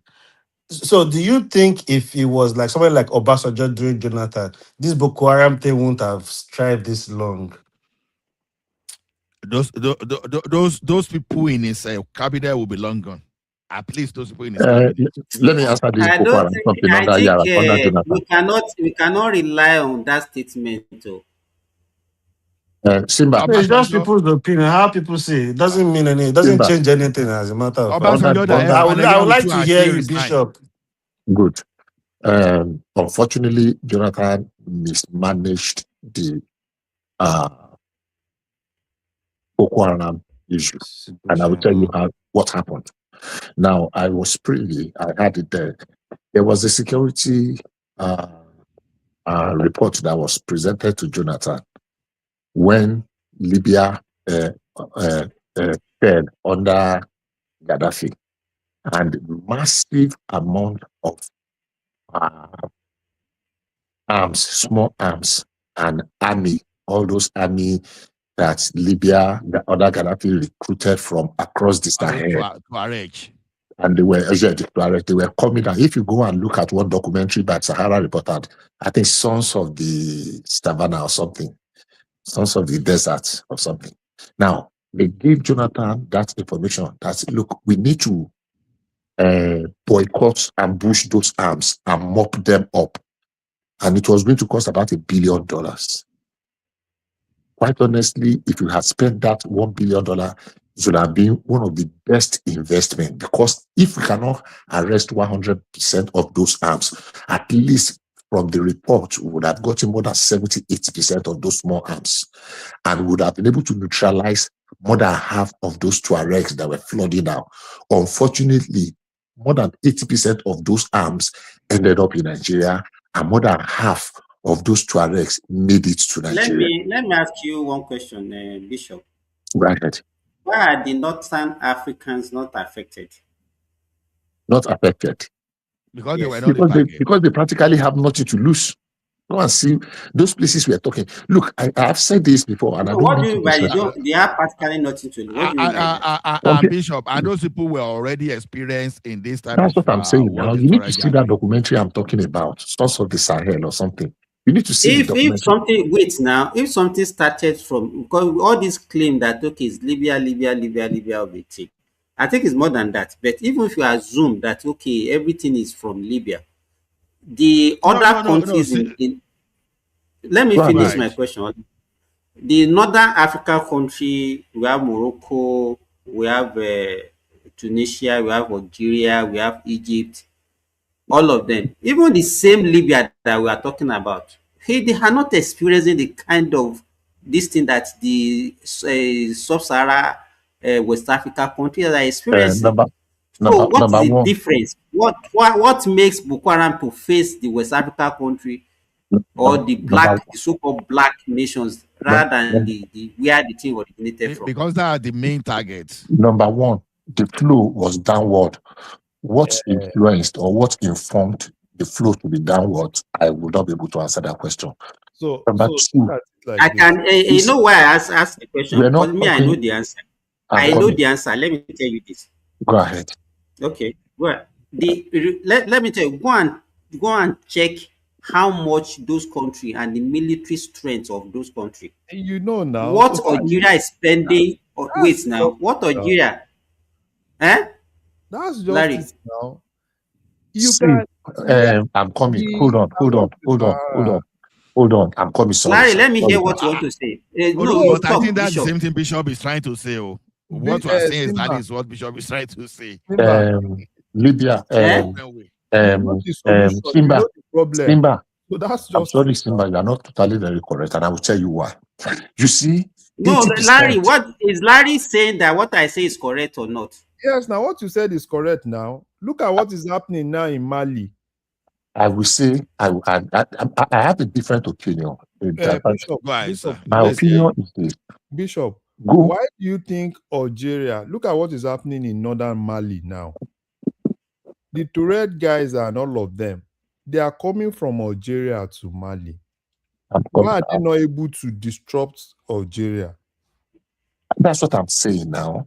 If you let Bishop land, let's hear him out. I said 80% of the recruits into the Libyan army there, those Tuaregs were from the lower Sahel, the middle come down. They were not up from up. So when Libya fell and Gaddafi was eliminated, all of them they trooped downward, because that was majorly around the place most of them were recruited from. Because how will people be able to be recruited to be paid whether $40 or something per day? The ones above, their economy was better off. They did not jump at those offers. It was the ones that were really, really below. So they went towards Let me land now, Simba. I will take 1 minute. So majority of the people that were recruited into those nonsense what do you call it? Militant militias by Libya that was voting to raise how many million man million army. So when all of them left, they came downward. Some of them tried to go back to their community. They tried to go back to their state. Unfortunately, there was no place to accommodate them, and they flew downwards because the security report that said that majority of those arms were heading towards Nigeria, towards south. And of course, we know that Nigeria is the south. Majority of those arms, that report did not even come from Nigeria. A better part of that report came from the United States. This same United States of America. That looked the volume of arms they were able to track them was coming. So why did they not go up? Maybe there were other reasons, but mainly because majority of them were recruited from those places. And whether we want to believe it or not, we are paying seriously for that lack of discretion of mopping up those arms, because we have probably the highest concentration of small arms in the hands of non-state actors in the savannah at the moment now. Okay. Can I say something around that place, if you permit me? No, we don't permit you. We don't. I'm joking. The thing is this: we should not forget that the Algerian and these people we are talking about, they have experience. Don't forget about that civil war that the pie, where about 200,000 people pied. You know, at the particular point is I say. I don't like saying this. Maybe I should have said this in online, but I will say it. But not this kind of kangaroo of the eradication of Boko Haram they are doing. You know, after unaliving about 200,000, you understand, they have to say, okay, now they see that the military, they were overpowering. So they now offered opportunity for people to surrender their arms, which some people actually did. Then they didn't stop at that. They now build fence. I think that wall of fence is about 1,600 kilometers of fence. You know, the Morocco, the Algeria side, or those things, they try to mount all those. So with that experience alone, and how those guys, they've been able to fortify their area and experience, they know that place is a no-go area. But when you come to the side of Sahel, it's mostly ungoverned. You know, when I say ungoverned, like in time of military reinforcement, and coming to Nigeria, you know, we have porous border and all those stuff. So it was easier for them. And what Bishop was saying, as at that time, it may be if Jonathan had provided that 1 billion, maybe they would have contracted those people that would have even helped stop all those people from advancing toward the Sahel. So I think everybody is correct in whatever information you are putting together, because it was that thing was a combination of strategy, you know. So people will now understand where the like of General Musa is coming from when he's talking of. Let me ask you a question quick. So are you telling me that they're still using the same ammunition from 2015, 16? 2012. Wait, let me. 2012. Of course, we have gone past that page now. So with the same ISIS, with Al Qaeda, we've gone past that page now. Oriola. Yes. So the thing is this, right? They've now been able to form themselves into strong militia that now have access to get more. As at that time, because they were still forming up now. But but you have to remember that on any piece of ammunition or bullets, they always write they have serial number and the country that they're from. So how are they able to get access to those countries to sell them bullets and more ammunitions? To which country? The country. So whatever country is selling a bullet or ammunition, why are you talking? They put serial numbers. Why are you talking like this? Do you know how much of those ammunition that got smuggled? Even now in Nigeria, do you know how many of those things that get smuggled from Russia and I even watched a documentary. Iran. I watched a documentary recently. There's somewhere is it in India where they do all these AK-47 and they stamp it. Do you serialize bullets or serialize the guns? They have this way of even mounting tags and everything. Look at if you did you watch Oriola? I'm hearing you. Have you been following up what's happening in Mali. Yeah. So look at those. The Look at juntas and the Russia. Please give us the update on that Mali, Gary. Hope Mali is not falling. no They fell already. northern Mali. Those guys have taken over northern Mali. Yeah. But I think the government, the Malian, they've pushed out those guys. They've pushed out the military. Wait, the defense minister is pie already. Yeah, they fight that guy. So they've been able to shout. So Sorry, do you guys live in Mali? The guy came up later and said they're not pyramid. Sorry, do they live in Mali? What that's the news. Do you live in Mali? That's the news. You don't need to Where live are you in Mali asking? to know what's happening. No, you know what I'm asking? Is the way Remy said, "Oh, can you guys update us what is happening in Mali?" I'm thinking, People follow international news now. I know. It was just the way it sounded to me. Want Like, to hear more thing about that? Al Jazeera is the it's the home, of course. Al Jazeera is the home Of course. For me, But to be honest, with the weapon ammunition thing, I just think those people have found alternative means because I remember clearly. There was a time a container was seized at the Apapa port. It was full of. It was the AK-47 full. So I want to imagine how many containers they've missed like that in the first place. How many? Do you know the number that they don't pass through Apapa again now? Of course, now they would have alternative routes. They pass through this northern side now. All these Adamawa area. Yeah, they pass through that. So based on what Simba asked, it's not about equipment, it's all about strategy. Because we said this thing over and over. Those guys are experienced to start with. Algeria, Morocco, they are experienced.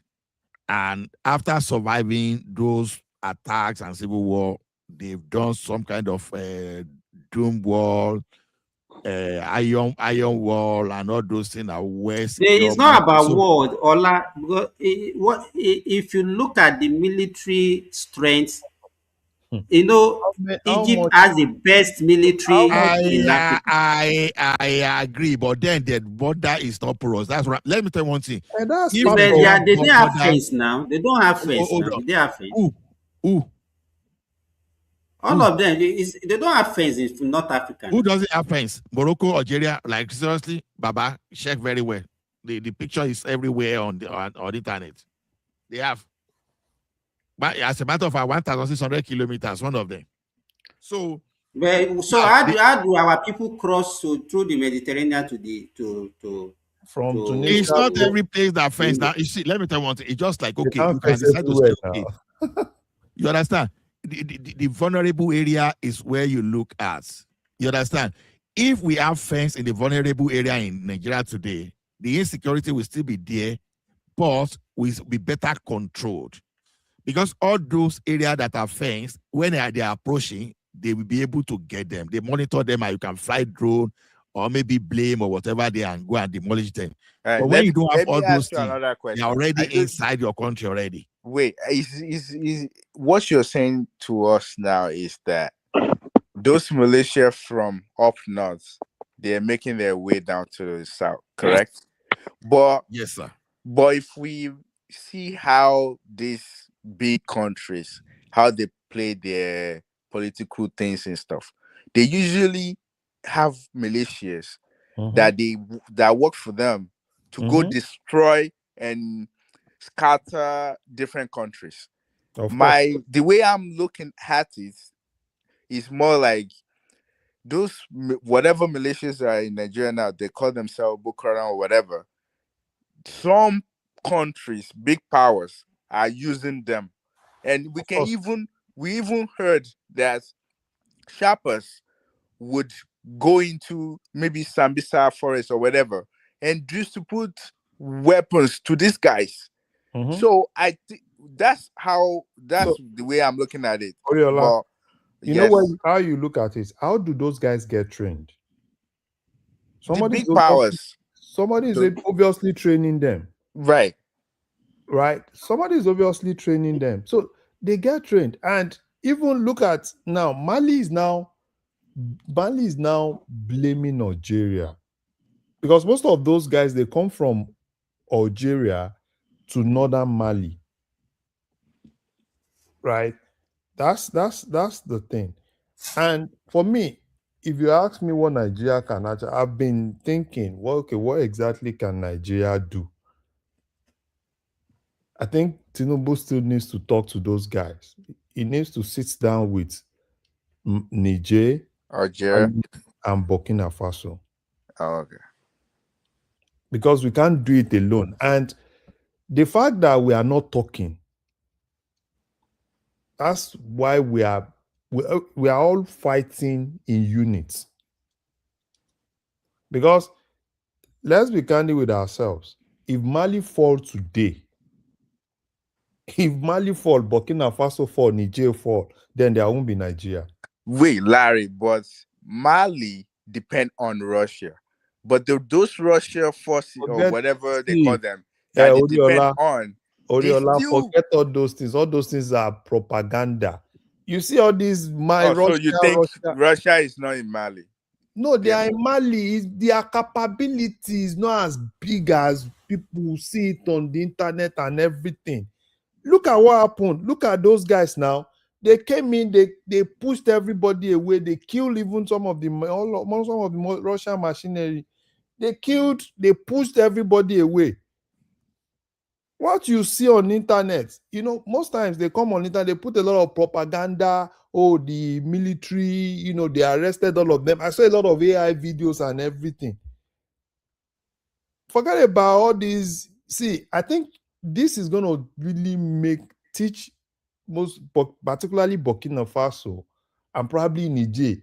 This dependency on Russia might not really take them to where they feel is going to take them to. Because at that day, they were actually expecting, probably, those guys came in, pushed them away. You see some of the videos now when they enter the minister's house, they enter the governor's house now. Those guys in the sitting room and everything. Yes. So you should know that they've pushed everybody away for them to walk freely. Some of them were even going to the fridge to take Coca-Cola to drink.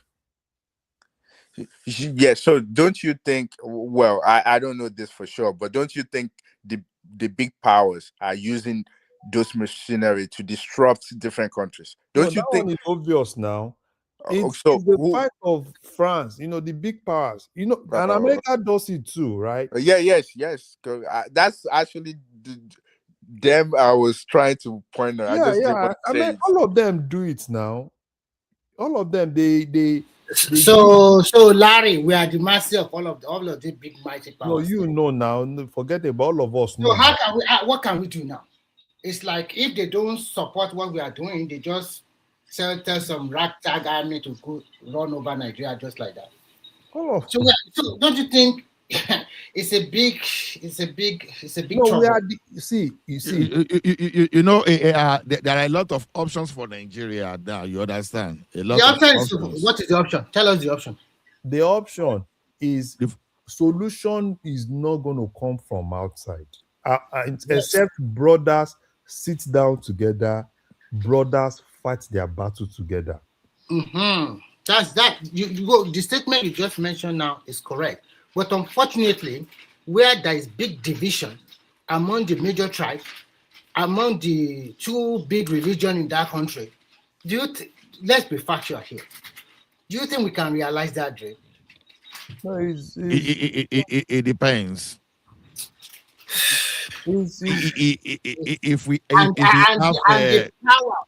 Where every region wants that power at the center.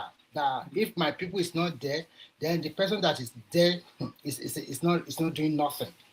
So that's even the minor thing in all this problem. You understand? Okay, can I chime in now? So go ahead. Anyone actually, when has these terrorists, these bandits from outside of the country, outside of Nigeria, when have they ever run over Nigeria before? Never. Okay, well, thank you for that response. They never did. So if you ask me Nigeria's problems, okay, 1 second, free. If you ask me Nigeria's problem, It's more, it's more, it's internal. Simba was trying, or someone was trying to use the excuse that those northern African countries like Egypt or Algeria, Tunisia, they have a large military budget. Okay, fine. But in Nigeria's case, I don't think having a large budget is the solution to the terrorist problem. I don't think so. I think we have enough to combat those people.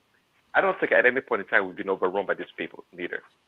So Nigeria's lack of ability to fight these terrorists has to do with self-interest, or rather a selfish interest from within the country. That's what I believe. We don't have that level of terrorism like a country being run over. We don't have that. So somehow, some way, these ragtag terrorists they become emboldened and empowered because now they have more sophisticated weapons to challenge the Nigerian army, and that's been a problem. We don't have that the problem they have in Libya and these other countries. I don't know, Syria, Afghanistan. We don't have that problem, but we try to make it in such a way as a big problem as those nations. We don't have that. Prince Daddy, the problem we have in Nigeria and why those other nations might not have the same problem. Nigeria is just, let's just be candid, is the amalgamation of different people. If you talk about Algeria today, majority of them are Arabs, right? It's one country, one Algeria. Now come to Nigeria, like this military that you're talking about. For me, if I have my way, I will say all the southern military guys should stay in the south and let the northern military guy focus on on the north. Because the most casualty of all those things is the southern guys. Look at that general they killed. That man from Edo that was ambushed and killed. And a lot of our southern guys, that's why sometimes when they say, come and join the military, come and join the military, I don't blame those guys if they don't want to join. Where are the northern guys? They are in Niger Delta. Most of them, go and check their posting. Most of them are in Niger Delta. They are after oil. They are this, they are that. Okay, take for instance, now look at police, for instance, in Delta. Look at those guys in Delta, commissioner of police, one Aboki guy, the guy that shot that guy, an Aboki guy. So that's why it's difficult, because all those other countries, it's okay. Now let me give you an example. In those countries, they don't just live by normal constitution, they live by Sharia. If they see you against the country, they eliminate you. Even you yourself, that's going to be the thing. But look at Nigeria, we are just two different people. Even don't be surprised, your brother in the military is not really so big of the military than his own tribe. Why do you think information get leaked, logistics and everything get leaked? Because some people still have one or two passion for their brothers. And they feel that, this guy is just in the battlefield killing. And even the politician, do you remember that even Buhari at a point, when Larry, do you think they had that level of loyalty to the terrorists, the northerners? I don't think to the level that you're thinking. No. I don't think so. Even the northerners, they pie themselves. They pie themselves left and right. Some of them, forget about that thing. Some of them, I'm not saying all of them, some of them still see those guys as their brothers. Some of them. Is it not still in this same country that a politician said, when we had, what's this guy? Jerika. Is it not Jerika? I don't know. What's that guy's name? That chief of army staff during Jonathan. Is he Jerika? that was spying those people, that the Northerners were like, yeah, fight against somebody. Someone politician said something. I don't know if it's Buhari or something at that point. That when Nigeria was spying those people, everything, they were shouting, oh, ICC, fight against the humanity. You do this, you do that. It's just so obvious now. You think if now we carry the whole Edo military, if you're a military Edo, go and stay around Edo, you think there will be any kidnapping, any of this rubbish in Edo? Or you think if we carry everybody in Southwest, now all the military in Southwest, get them a base in Southwest, put them in that base in Southwest, you think any bagger will come to Southwest? Because then they won't even be shooting at people anyhow, the way that one just shot that guy. So, I think if you are in your area, it's hard for you to do things like that. Because as a police you officer. understand your people, you are now defending them. But at this rate, where this police woman in Lagos that shot a pregnant woman, the lawyer, was yeah. Is it Northerner? Was it Northerner? No. See, no, I didn't even know where that one is from. That's not even the point now. The point I'm trying to even drive at is, do you think at this point where this insurgents and all this Boko Haram thing is so, they've spread so much, do you even think Nigerian police can handle it? No, they cannot. So what I'm saying... No, can you ask that question again? Can you ask the question again? So we're saying maybe if we have state policing and everybody's in their area, it helps security and all that. But I'm saying at this point in time, hold on, let me, George. That could be the question. Let's ask your question. Continue. So at this point in time, with the rate these insurgents and all this Boko Haram thing are so spread, and we don't even know which one is who again, do you think Nigerian police can handle it as it is now? The Nigerian police air wing is handling it properly in Kogi State. The air wing of Nigerian police can. Yeah, they even want doing that for Kogi State. But they must decentralize them, not the way the other come from Abuja. Say the truth. If they are decentralized, no. I got to that. Yeah, that's the question. That if they decentralize, that's the question, and I think that's why he was trying to. DOG want to know if we ask state police whether they can handle insurgency. They can now. Because with what I saw the Kogi Nigerian police wing unit did, oh my goodness! If not because of raise up your hand on this thing, if they were allowed to rain this thing on those people that time, I'm very sure they will have neutralized at least 300 of those guys. That's where the other, there won't be order from above now. But you guys, why are you guys focusing only on the kinetics? Say, oh, police, kill them. The main problem that is actually fueling, people have left it. Let me tell you, with this poverty that is reigning everywhere, no school, no education, we just... Simba is supporting terrorists too, like the Northerners.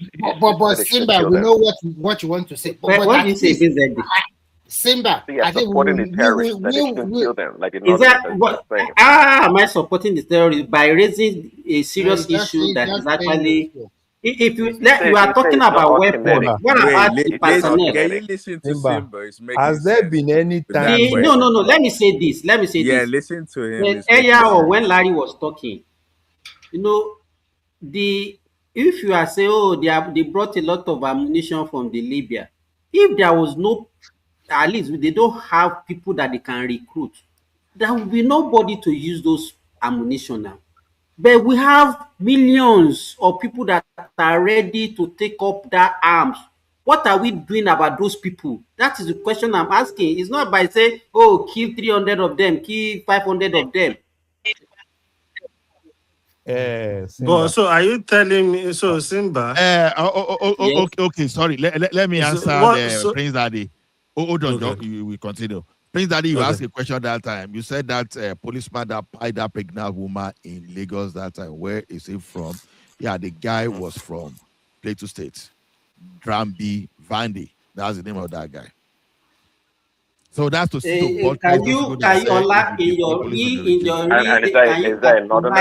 can you categorize somebody from Plateau as really a northerner? No. No. There's a contest. There's a contest. People are saying that, okay, if you take people from Oyo State, from Ibadan to go and police Ibadan, that like what happened in Delta State is probably not going to happen. And Prince Daddy now ask, where is that guy that pied that pregnant woman? The pregnant woman. So I now say, okay, the man is from Ola, that narrative. No, don't say that. You have Yoruba. Wait now, Remy. You have Yoruba that still Yoruba. So don't say that narrative doesn't work. I know. Wait now. I know a relation of mine that was in police that killed somebody in Lagos. So they don't say we cannot be bringing this kind of thing. A relation of yours. Ola, sorry, Bishop. Yes. Sorry, Bishop. Sorry, Simba. I know, Simba, the other time you are talking about poverty and lack of education. Fine, you are right. But at least we will know which state are poverty stricken and which state is not taking security. Which state is not security concerned. They are not taking it as very important. So that is the advent of decentralization. And if your state is being governed by terrorists, nobody go there, nobody do business with you now. And then the Nigerian National Force cannot come in and help that state. But as it is today, they will be moving from one state to another state. Let's decentralize the whole thing, for God's sake, man. And once we do the decentralization, honestly, it's the way to go. It's the way to go. I don't even know why. And that solution is a long-term solution. Let's be right now. So I just wanted to say something. Hold on, let's Bishop speak, please. Let's Bishop speak. Okay. Thank you. I just wanted to chip in something in the context of what the last person said. I don't know whose voice was that. Policing concern is policing is a local concern in every society, and it's better handled that way. Of course, we know cities in advanced countries, they have their city police, they have their county police, they have institutional police. So the idea of having a Nigerian police has failed. We've tried it for almost 100 years now, and obviously it's not taking us anywhere. Each state, if we can adopt this, not just state policing now, community policing, local government, so that people can take responsibility of their immediate environment, it is going to move us up. Now, we talk about, look, there are enough young people in the name of Almajiri that will take up the terrorism. Those ones that are Almajiri now that are 10, 12, 14 years old, in another 10 years, they will be 24. Maybe only 5 of them will break out of the shackle of poverty. If we have 20 million, just remove 5 or 10%. That means we have about 18 million that are ready tools in the hands of these people that want to recruit them. So the truth of the matter is that local policing will still be the way to go.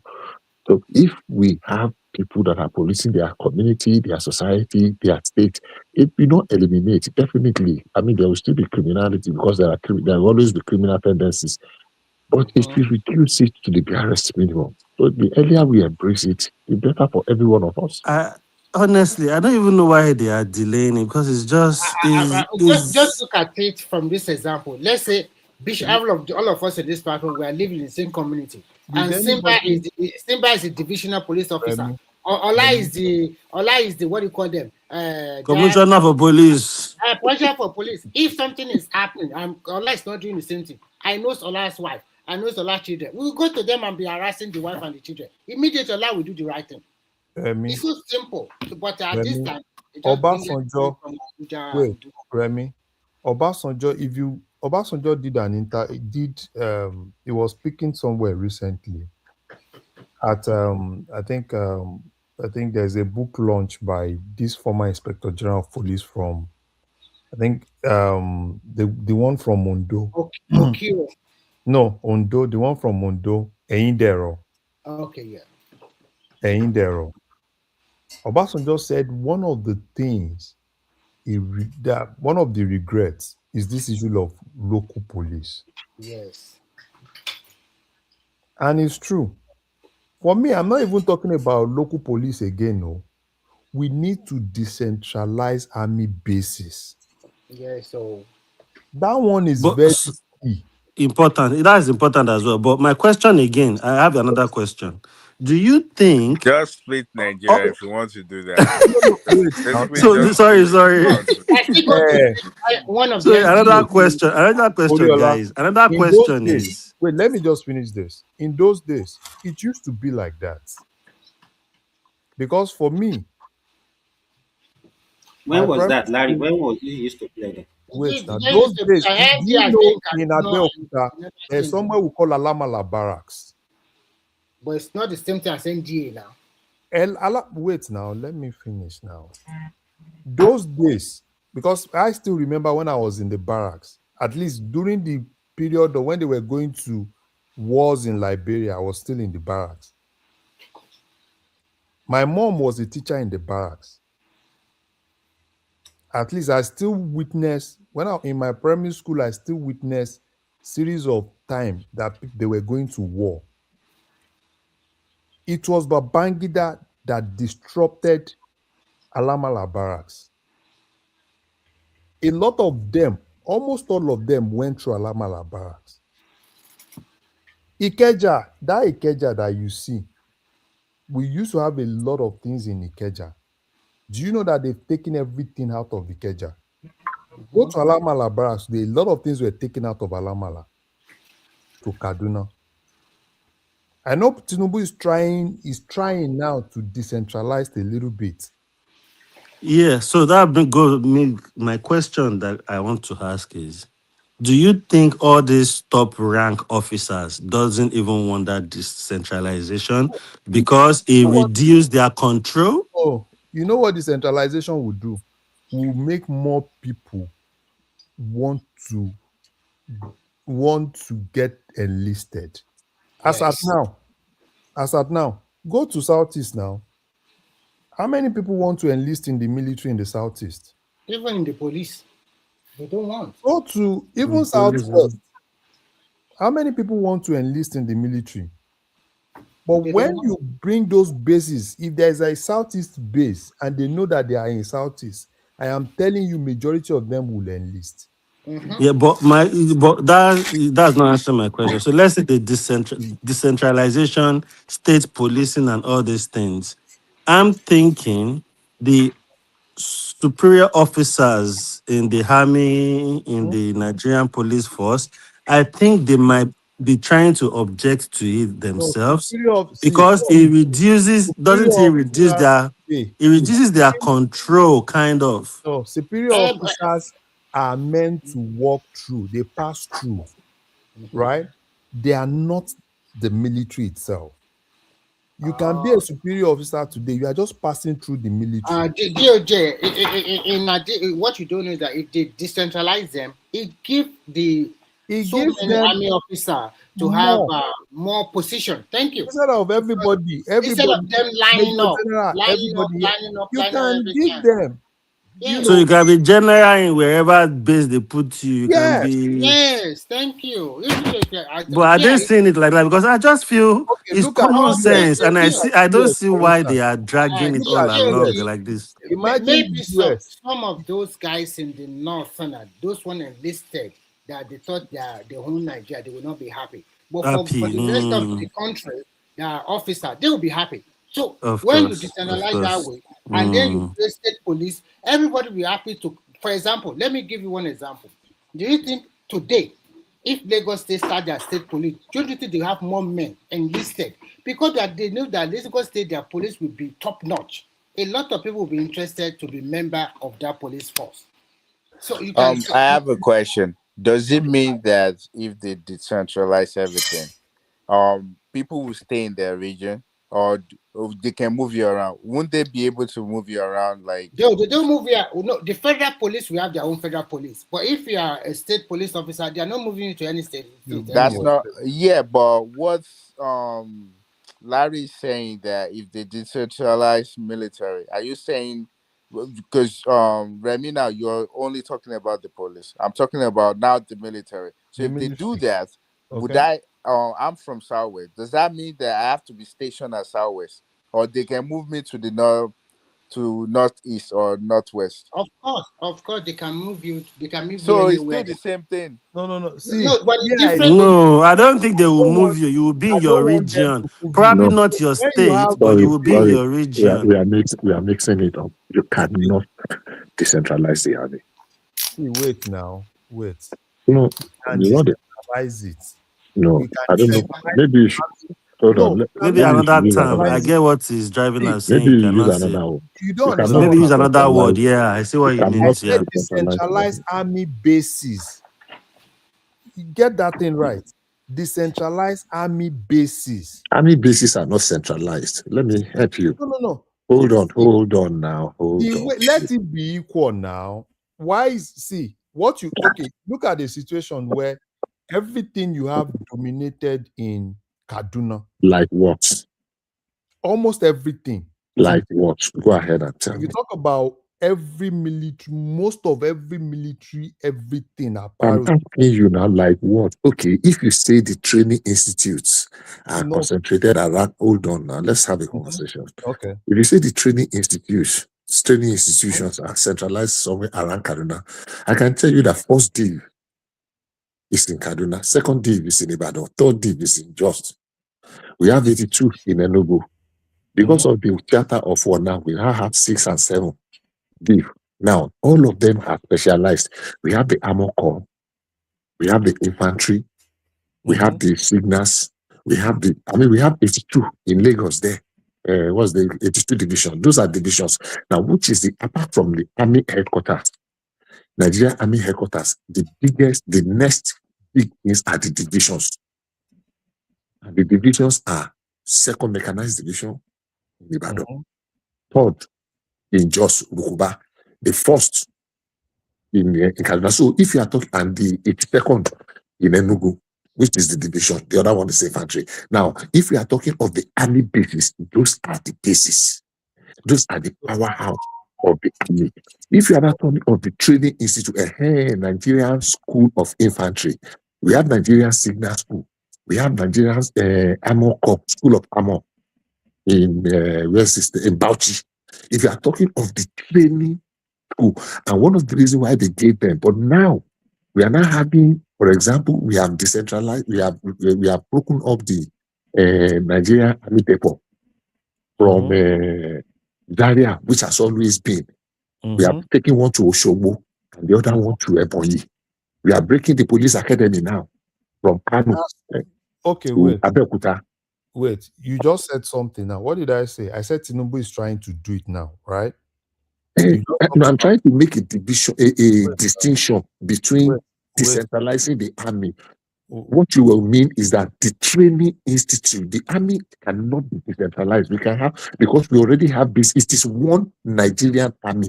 Wait You now. cannot say let us have a Western region army or No. Eastern region army. How I think you understand what I'm saying? This is how I think it should be. When you are an officer, you can move. When you become an officer in the army, they can move you. But you see all those lower rank, keep them in their region. No. We can't. See, There are more implications to that. Forget about the normal, how is Nigeria one nation, one this thing. Now Yeah, but it's hard to do with the army. That's what you're not getting. forget You about can't. all those things. This is the problem we have now. That is what I'm saying. If you want to solve the problem we But have you now, think it will even be easy? Even the police, they are still struggling. bros, why are you talking With like army, is a bit difficult because now, army is more do you know the federal. It's problem more now? a federal. See, do you know the problem now? In a normal situation, every state is supposed to enlist. Now, a particular region is not even enlisting at all. They said they are not interested.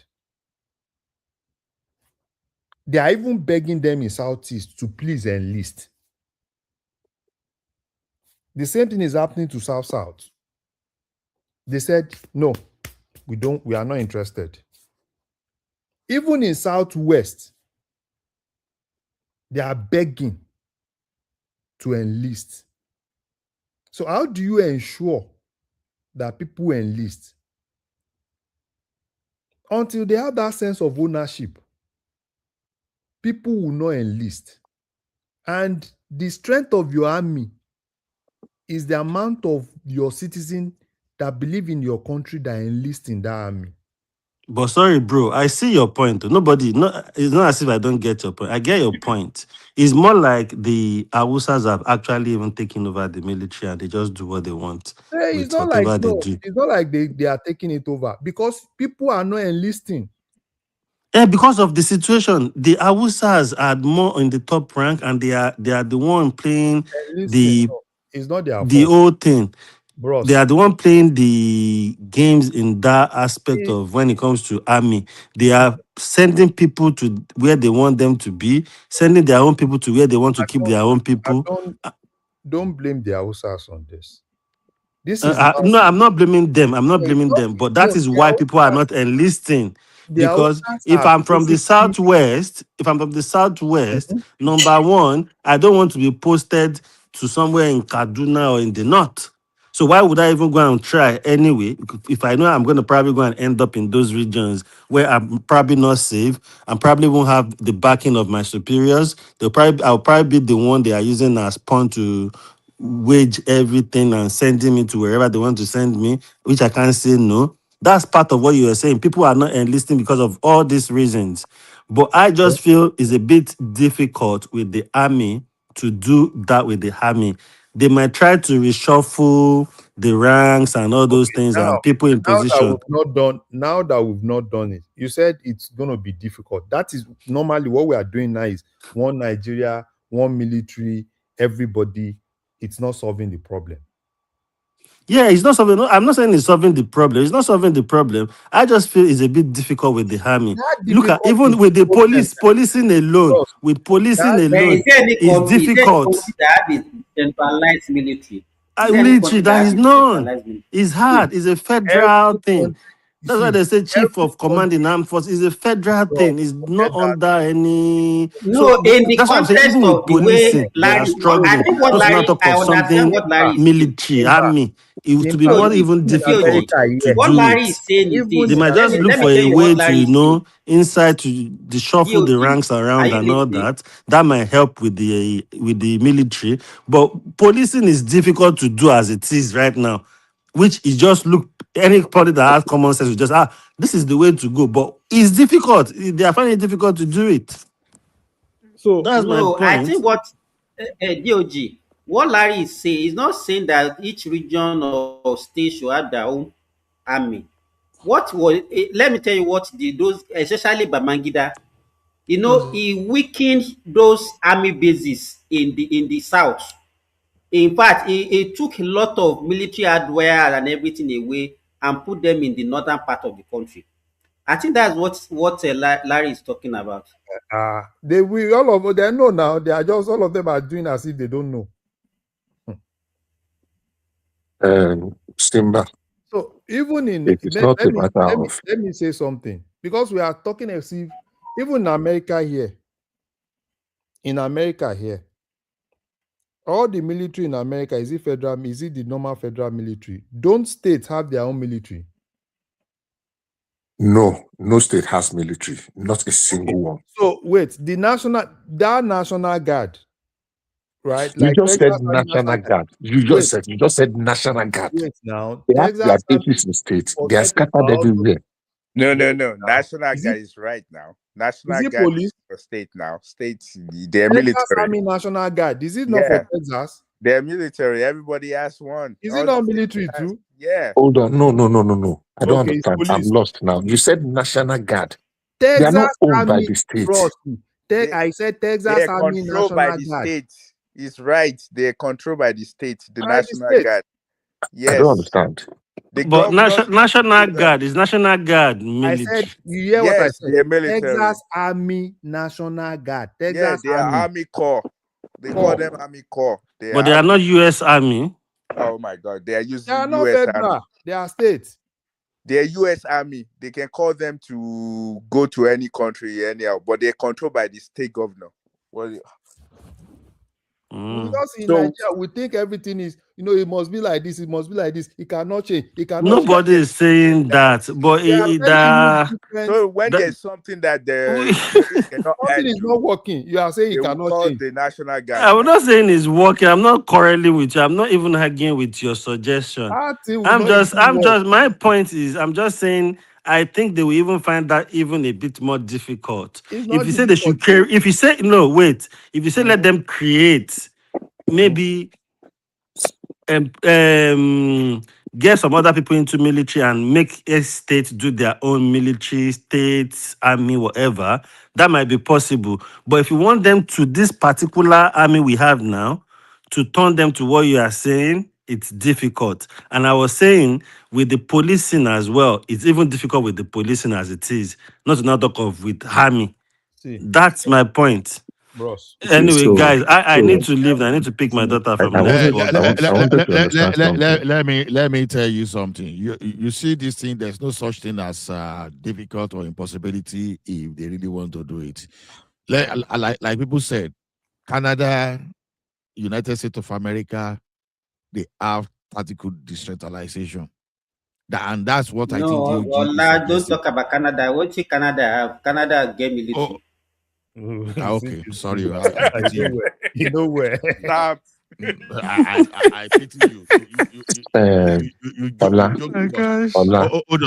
Hold on, sir. Even in our first republic, even though they call it, they call it informal regional decentralization, it was still decentralized in the first republic.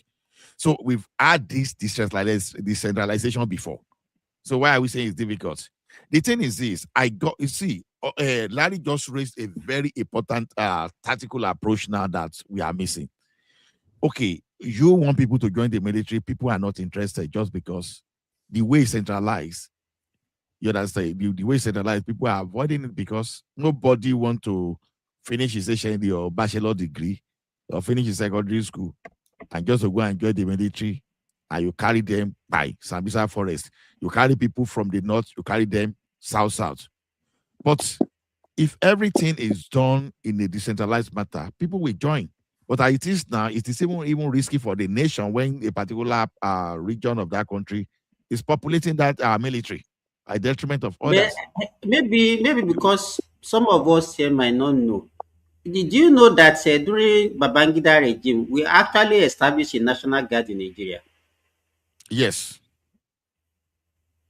But that one is different from that of America. I think the way it was structured is that actually. Wait, you know that National Guard, they're military. They serve the state's they serve the state and the federal. So they're military, the National Guard. No, the National Guard is the National Guard under IBB was no. I'm talking about military. The US. I'm not talking about Nigeria. Talking about the US. But even here in Saudi Arabia, we have National Guard also. Yeah. So why can't we have the same, just like he's saying?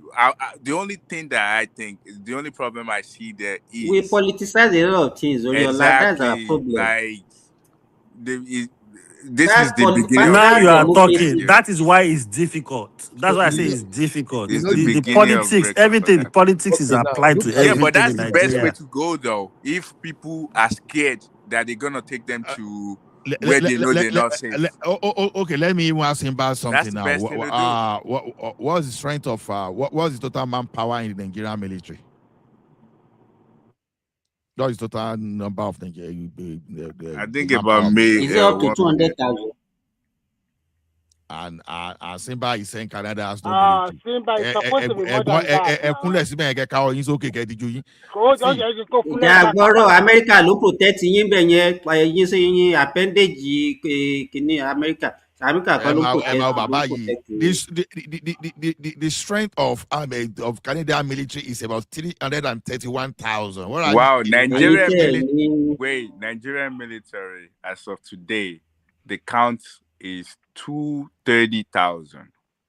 I think majority probably are northerners. 230. Yeah.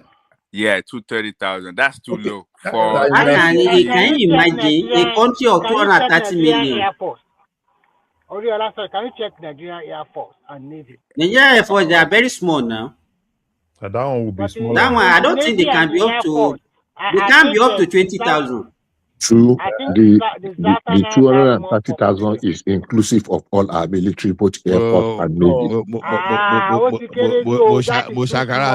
Moshakara Simba, Canadian forces and we are not up to Air Force. But should we say the northern region? Should we say the northern region are smarter with the way they read Nigeria? Because I'm thinking before we are a military regime. If you look at the military now, it's full of malams are plenty. No, they are not smarter. That's not smartness. That's actually they are killing themselves in places where maybe smart is not the word. Yeah, maybe I'm using the wrong word. But you get my point. You get what I'm trying to. Let me tell you one thing. That's recklessness and some kind of destabilization strategy. So let me tell you one thing. That thing you call smartness now is one of the reasons we are having insecurity in Nigeria today. That's not smartness. It was actually madness and recklessness and all those stuff. So I agree. I probably used the wrong word, but you see what I'm trying to say. They want to be in everything that is in control. See, bros, you see that thing, If today, we decentralize that thing, just keep Southwest people, keep them around Southwest, keep Southeast. I'm telling you, Southeast, if you give them something that is close, no Fulani will do any rubbish and they won't bring it down. In Southwest, that Southwest that you see, all those Oyo that they are doing all those 30 months that run away, they will not run away. That they are just all those that they are just taking all the traditional ruler one by one. I say in Ekiti, 30 traditional ruler don't run away in Ekiti. You will see people will be ready to defend. You defend your land. The whole essence of military is the country, right? Ability to defend the country. But we don't have citizens that are ready to defend the country. People would rather defend their tribe than their country. Military can only work in a situation. Okay, now America. Yeah, but Larry, does it wait? If I defend my ethnic area, is it still not part of Nigeria? Bros, I don't like the way we are looking at this. If I defend my own people, I'm still in Nigeria now. You see, no, Oriola, we are talking about the reality on ground. People, in a normal sense, Nigeria. So the reality on ground in Nigeria, a Nigerian individual.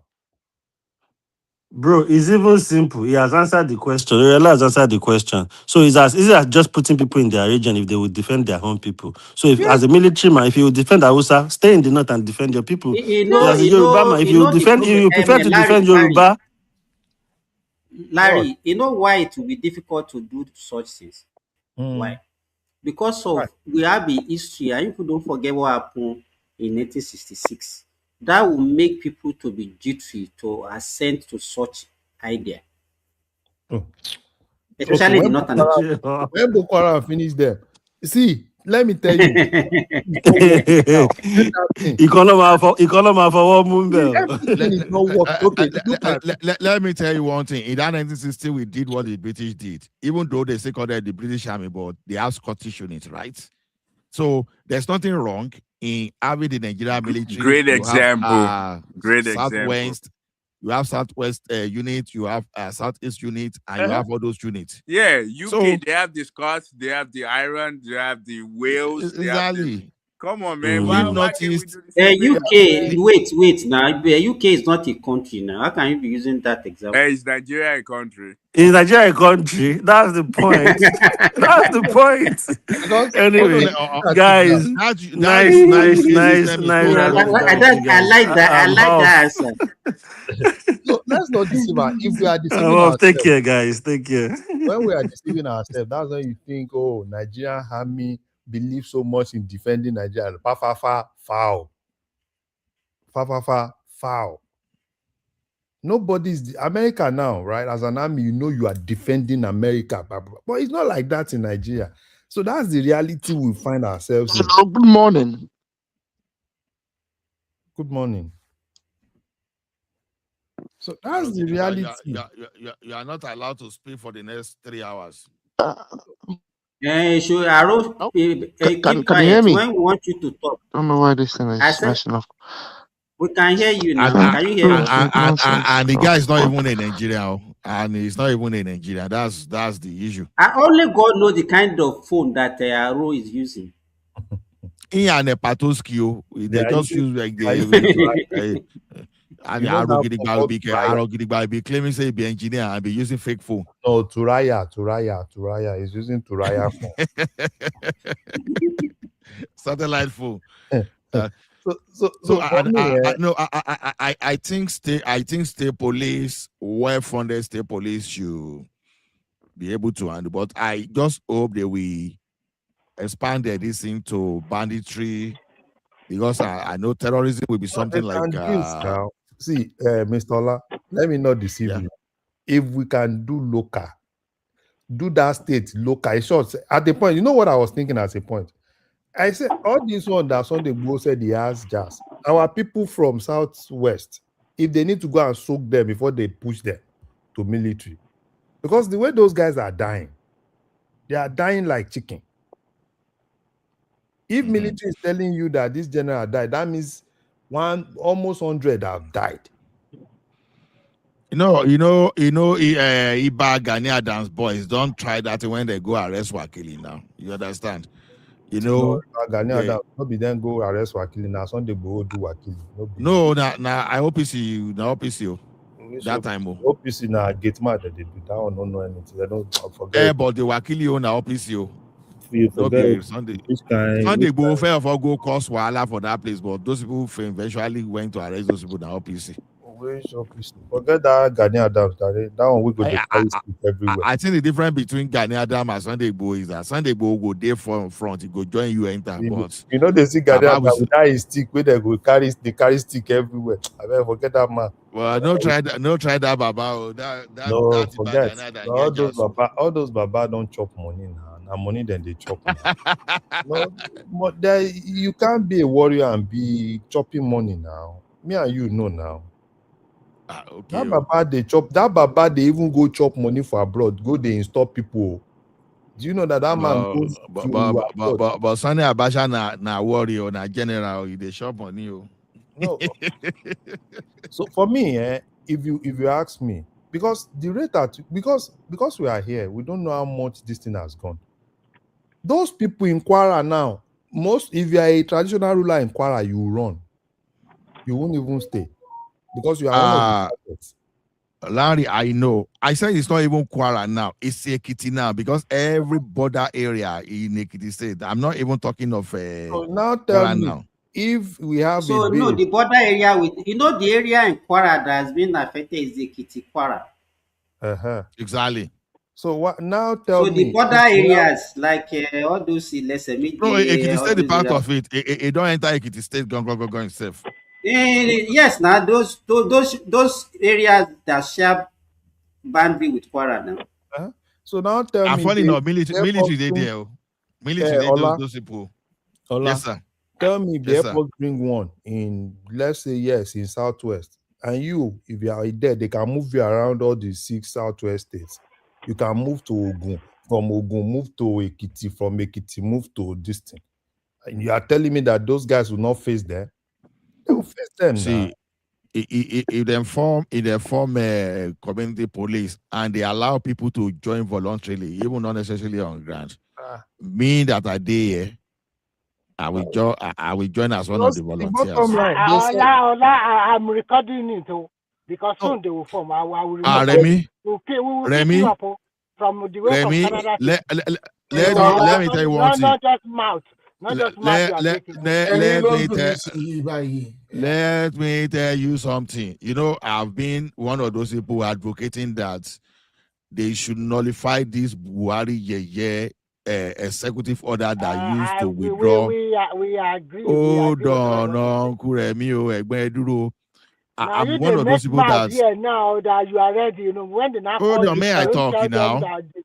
May I talk? As I speak to you today, if they begin the license gun for community, I will put the task on myself to buy at least 5 guns to be licensed to my local community. This thing, as long if they repeat that, That's not what you say. Oh, that's not what you said. Sorry, you said listen that. to me. I know exactly what I say. I said if they start this community police, I said as if they can allow people to join as volunteer, as long as not regular, that I be participating. I said I will join.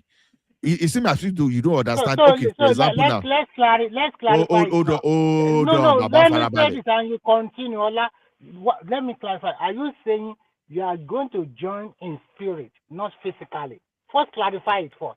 Because Baba, hold physically on. means you are going to be in Ekiti. Oh no, Baba, in hold on. spirit means you are still in your Canada. Okay. Where's your hometown? Where's your hometown? That don't. I'm from Abeokuta. So what? Okay. Let's say we have Alake in council now. You understand? Alake in council. Maybe now Alake in council now organize local community police. So maybe they form like 300 community police.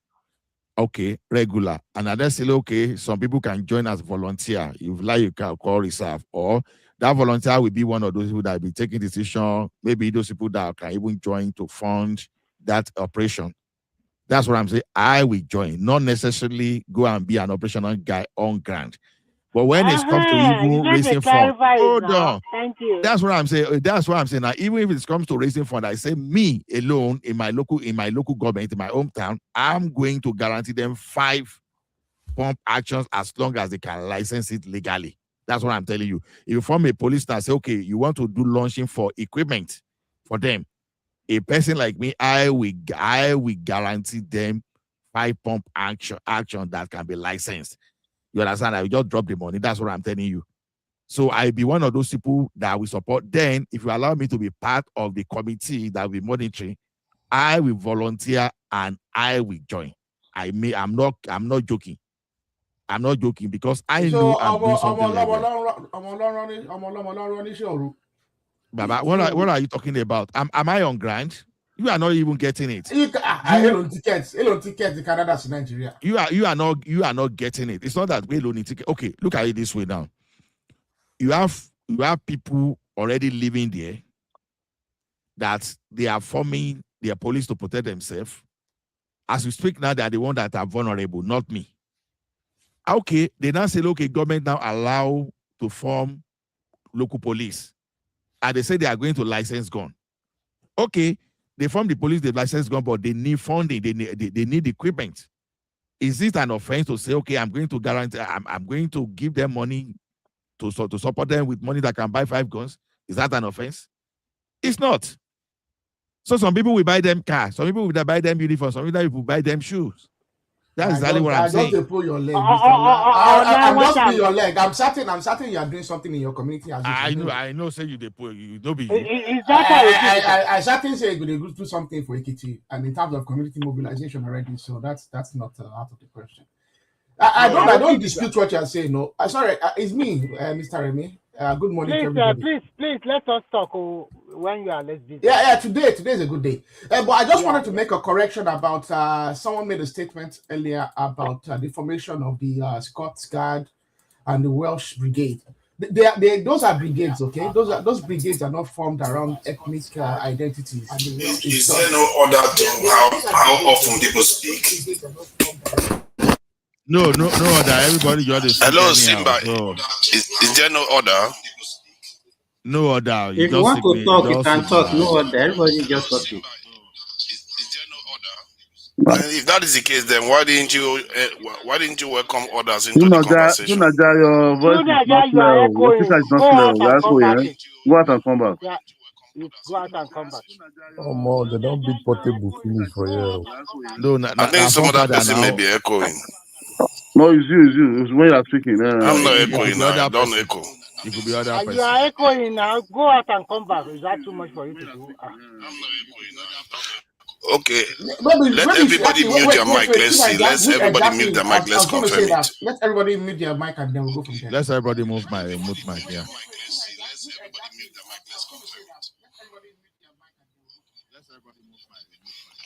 Oh, yeah, speak now. Ola, mute your mic. No, not. See, he's not coming back. I'm speaking now.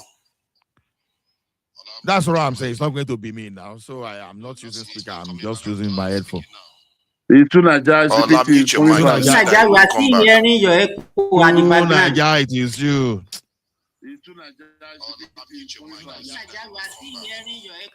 See, it's from Ola's end. It is coming through. Let Ola mute his mic. He's not muted his mic. You can argue for Nigeria. How can he mute when I don't have when I'm not on speaker? I'm not on TV. How can he echo? Which kind of? And tomorrow you could tell me say you be engineer. But if you mute it, they will know. If you mute it, they will confirm. Thank you. Naija, you are still echoing now. Naija, you have a reverb. Naija, you have a reverb on your system. No, Simba, try to drop. Everybody mute their mic, but they keep leaving it on mute. No, drop Naija, drop him first. Let's see. The challenge I have with Naija is that it can argue. I've been on other panels today. I've been on other panels and it never echoed. You can have a reverb at the moment now. You are still echoing. You are still argue. Okay, let me go and come back then, since you are insisting on that. You'll be the one echoing and you still the argue. He has reverb now. You can even tell the reverb. There's a delayed reverb on it now. So why is he? You can see now it's no longer there and everything is okay. Yeah, he's assuming there is something to do with his mic. I think it's not this connection. No, he came to fight. He came to fight. That's what he came to do. And the thing that is affecting him is spiritual. So I think there are some spiritual echo and spiritual. Mr. Ola just claim that you are the one at the end. You are saying that you did there. He just declare that you did there. Don't say no. If there's anybody that can do. If there's anybody that can do that, those should be either. Those should be either. Who will Atiku the topic? Me, I want to talk. Good morning. Okay, let me give you the topic. Okay, he said with Atiku pick. I don't have seen it. I said with Atiku pick. Wait now, Naija man. We want to decentralize our military so that you can go and. No, that's not the topic. No, that is after topic. Okay, let me give you the topic. I see it here now. We talk about We talk about the Supreme Court judgment. You know about that. Yeah, for ADC, yes. The main topic is who is going to be the running mate for Atiku. Our opinion. We also talk about the rants of the obedient that they are saying they can only support Obi. They are not in ADC to support any other candidate apart from Obi. You understand? We talk about Binani leaving ADC to go and join NDC. NDC, yeah. So, if you anything that you want to talk about, and then another one, we also talk about one popular person in Kano that Kwakwanso asked him to leave ADC immediately, and he is already trying to pitch intent to NDC also. So, well, why don't you add Omologo is not coming back in 2027? Just go ahead. Which one is Omologo? That is still not Omologo. You want to put but it's not. Is that a topic of the? Is that a? But you said I can add anything that I want now. You can talk about how you think that I cannot come back now. You can talk about. Wait, Remy, please. You can talk about anything that you had one to ask for the topic, and we gave you the topic. You're now asking us to join another topic with it. It's not part of what you are discussing now. I think someone has cloned Naija man voices because the way Naija man they speak, it be like say no be Naija man we know. No, from day one. Where are they hungry? Are they hungry? I don't feel chop. You see me at the president of. Hungry one finish me. If you see Naija man tummy, it's like 6 months pregnant. Yeah. I said you know me. I said you know me. You don't know if I'm here myself. As if you know me. Okay, thank you everyone. Okay. Can I go, Nabi? Go ahead. Okay. So number one, who will Atiku pick? Atiku, that one number one. That one is sure now. But Atiku get the ticket. If you're able to get the ticket, we'll pick Amaechi. The obedient one. No, Peter Obi is not in ADC. Obi they just brought Obi there just to come to bring momentum to that party. You understand? But there is plan B, plan C, plan D for Obi. Obi is running. That is sure banker. Obi is running as presidential candidate. Obi is running. That is sure. That is 100% sure. Running where? Running where? We know. You don't. Nobody will know. We will know before on the 8th or 7th. We will know. Only the spirits know now. Because if you know that, they'll go there again and go and scatter there again. So let me ask you something in Nigeria, man. Yes, sir. If Obi contested, Atiku contested, and Tinubu lost, Atiku won. Now Atiku won. Will you be happy? Atiku is not going to win. For being win, why don't you say for being win? Why you say if Atiku win? If the three of them contested, they just tell us how Obi is going to win that election. If the three of them contested. Very, very, very sure now. Very sure. 100% sure. How? You guys, sorry to use that word like that. Don't say you guys. Just tell us. No, wait, I'm talking now. You asked me how. Tell me. You specify me. So I wanted to use a word that this is not right. I want to change my mouth. Let me finish now. We are not fighting. We're not in fight. None of us is president. None of us is going to benefit from all these people. We're just giving opinion. Because I'm not supposed to. Only one set of people that are doing all the talking. They're not allowing other people to speak. So let me just say what I want to say before I leave. Please. No. Niger man is still talking. When he finishes, say want to leave. Let it go. So I'll continue. Let it go now. Thank you, Niger man. Don't mind bitter belly people. See, people that are saying that Nigerian military people are not joining it, that is an error. Because Nigeria, you have to show us an example. Can you let me finish what I'm saying? I don't. Can you let me finish what I'm saying? Oh, no. Look at Mr. Triumph. Since when have you become this way? So the Nigerian people actually apply, but they don't actually get taken in. From what I discovered was that I think over almost 2 million Nigerians have applied for the various Nigerian security forces, and most of them are not employed. The last time the police even floated, when I followed it, they floated a recruitment drive, and over 400,000 people applied. But they were just looking for about 6,000, or I think for the year, I think 20,000, that's what they were looking for. And they didn't even do that because the police commission and the police itself, they were arguing who is supposed to recruit people into the police. So that issue still remains paralyzing the Nigerian ability to recruit staff. I think they have resolved it now. I don't know. So even in the military, you see the same thing. And when people are thinking about this, the way you can reach your conclusion is that if you look at the military, even if they pay them terribly, they get a house, they get a pension, they get healthcare, they get education there for their children and all kinds of things that they get. Those benefits alone should indicate to you that more than 10 to 20 million grown adults in Nigeria don't have access to that. So chances are that those people will be attracted to applying for such a job, if, especially not to mention the prestige that comes with being part of the military, where you can use that to intimidate people, and anybody that talks nonsense, so you kick their teeth in. So people are going to look to join, hence they do apply, but they are not being taken in. And this is something I've been saying, that our military and our governments are deliberately ensuring that we are not even well protected.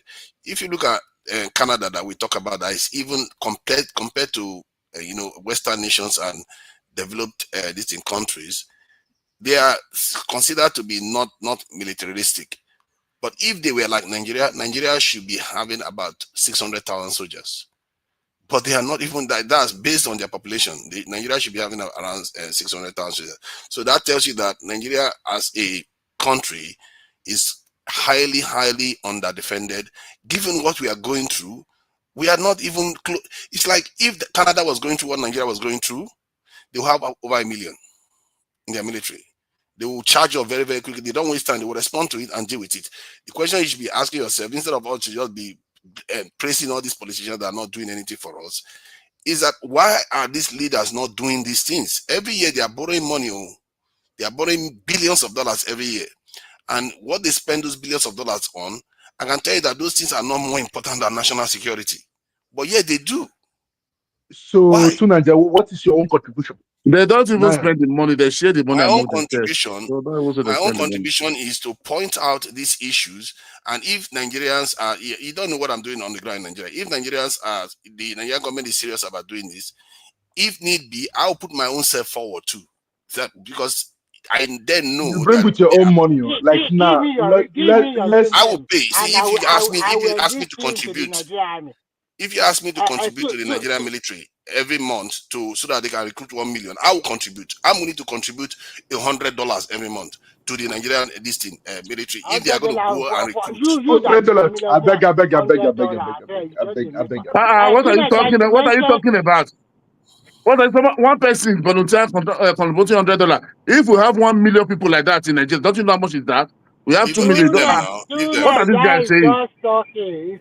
But they are not willing to. You see, Every state now you open a police trust fund. Do you know how much is going to there from people, from individual? What are we talking? So you want to go and bring $1 billion? Need them now. $100 dollars. If you have 1 million people donating to that, you know how many salaries for you to say how we contribute to, for you to volunteer. If 10 of us start from here, you don't know how we going. If we have 1 million people, $100, don't you know how much we generate for Nigeria military? Sorry, Nigeria. As we are talking today, Nigeria is recruiting about 50,000 police now, and they have their number.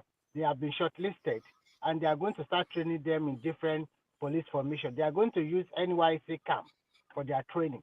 So I don't know how many months they are going to train. This Arabia, don't bring that propaganda. Wait. I listened to former police. What is his name? Forget this retired police. They always come to arrive. He said Nigeria don't even have facility to train 10,000. The whole Nigeria. Exactly. So don't tell me they are recruiting 50,000 to go and train. He said Nigeria doesn't have facility to train 10,000. They are using NYC facilities. They are using NYC orientation camp facility for them. So where will those who have been? Where will the people that are going for service? Where will they be? Look at this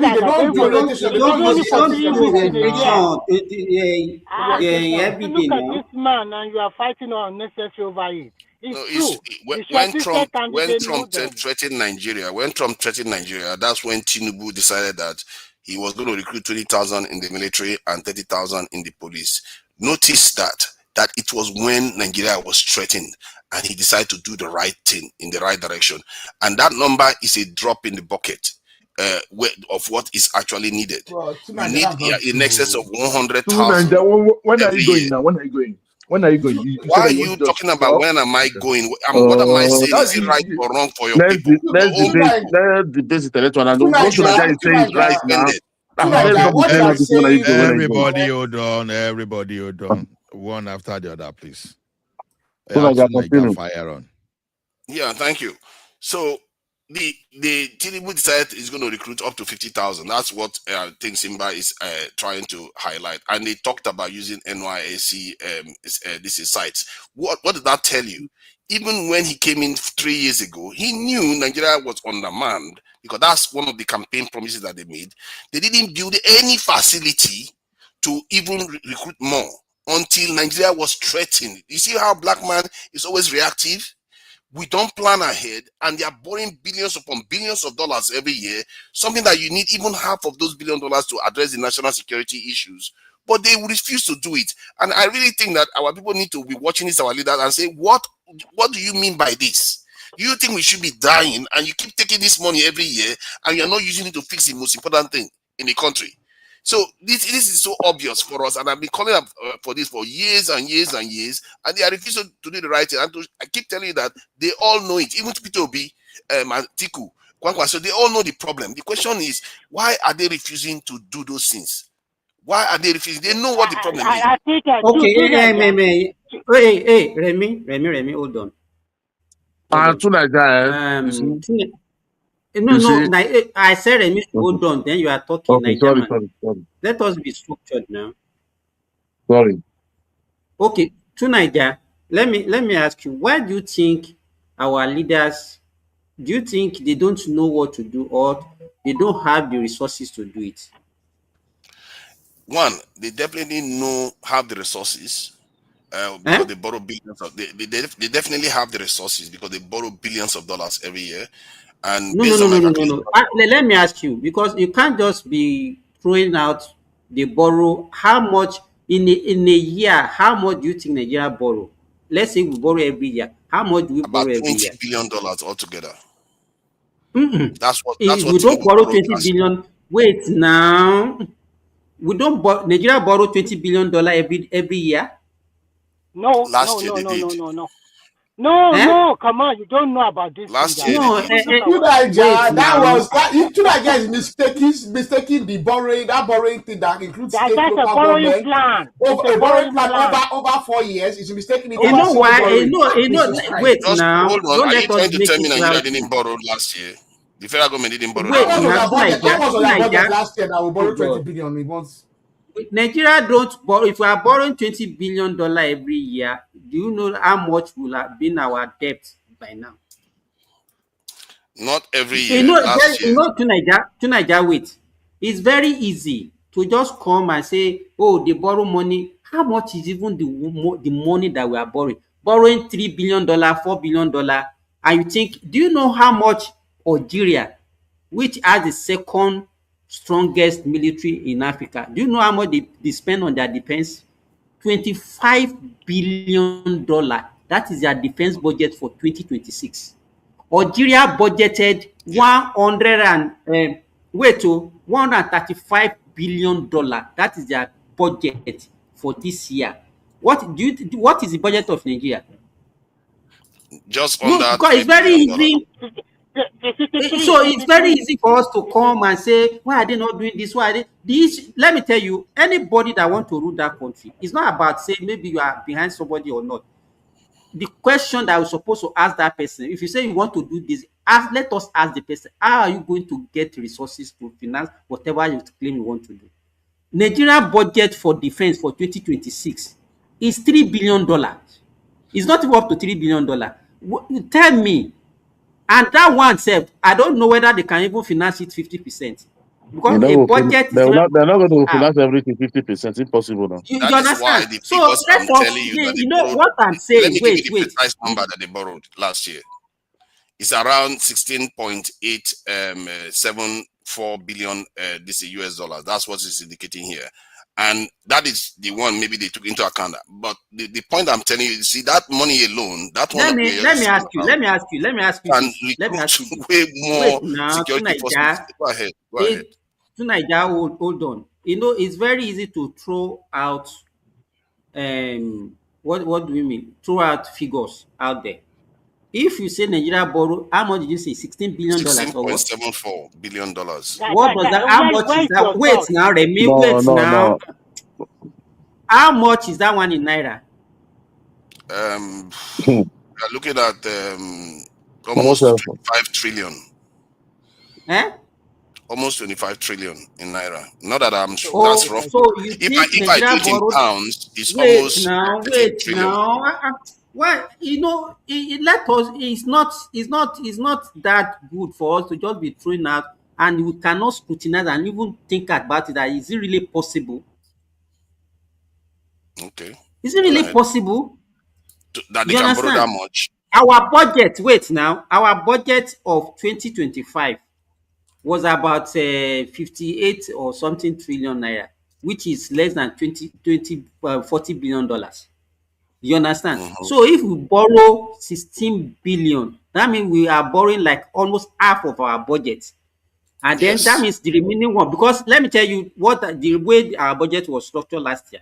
It was half of what we budgeted is going to be financed by borrowing. But in fact, even that borrowing, we couldn't do half of that. You know, when you go to AI and then all this AI thing that you normally come and be giving us here and say, oh, because you just check, and those things are not factual. They are not factual. They are factual. Maybe How can you reject? Wait. By that standard, we should not accept anything then by that standard. Because they are actually the data that by that standard, we should not accept any data that comes through them because you can say they are not factual. So that is the information we have. To Naija, the question for you now is this: So that borrowing, you are saying all our borrowing now should be going into what? Into to defense. Security. If you spend $16 billion on Nigerian defense, our insecurity is going to collapse. But I'm not saying they should do that. I'm saying they should be spending somewhere around $4 billion extra. For a country that is facing such insecurity, you can use that to recruit over 100,000. And at the same time, the $50 billion in excess in GDP that we are losing every year will reduce. If you cut that down by if you cut insecurity down by 50%, it means that we are going to be losing somewhere around $25 billion. Wait, Tunaja, are we losing or they are stealing it? So don't say we are losing.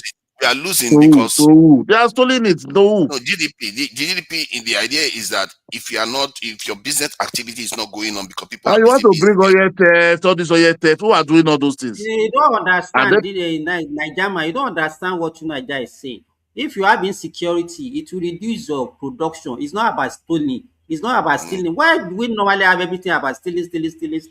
You have it will make your production. That's what it's talking about. Mr. Timber, wait. Mr. Timber, wait. If you have insecurity, we reduce your production. Those people who are stealing that, who are taking that production, that do that production, who are there? So if you don't do agriculture, they are stealing your agricultural produce also.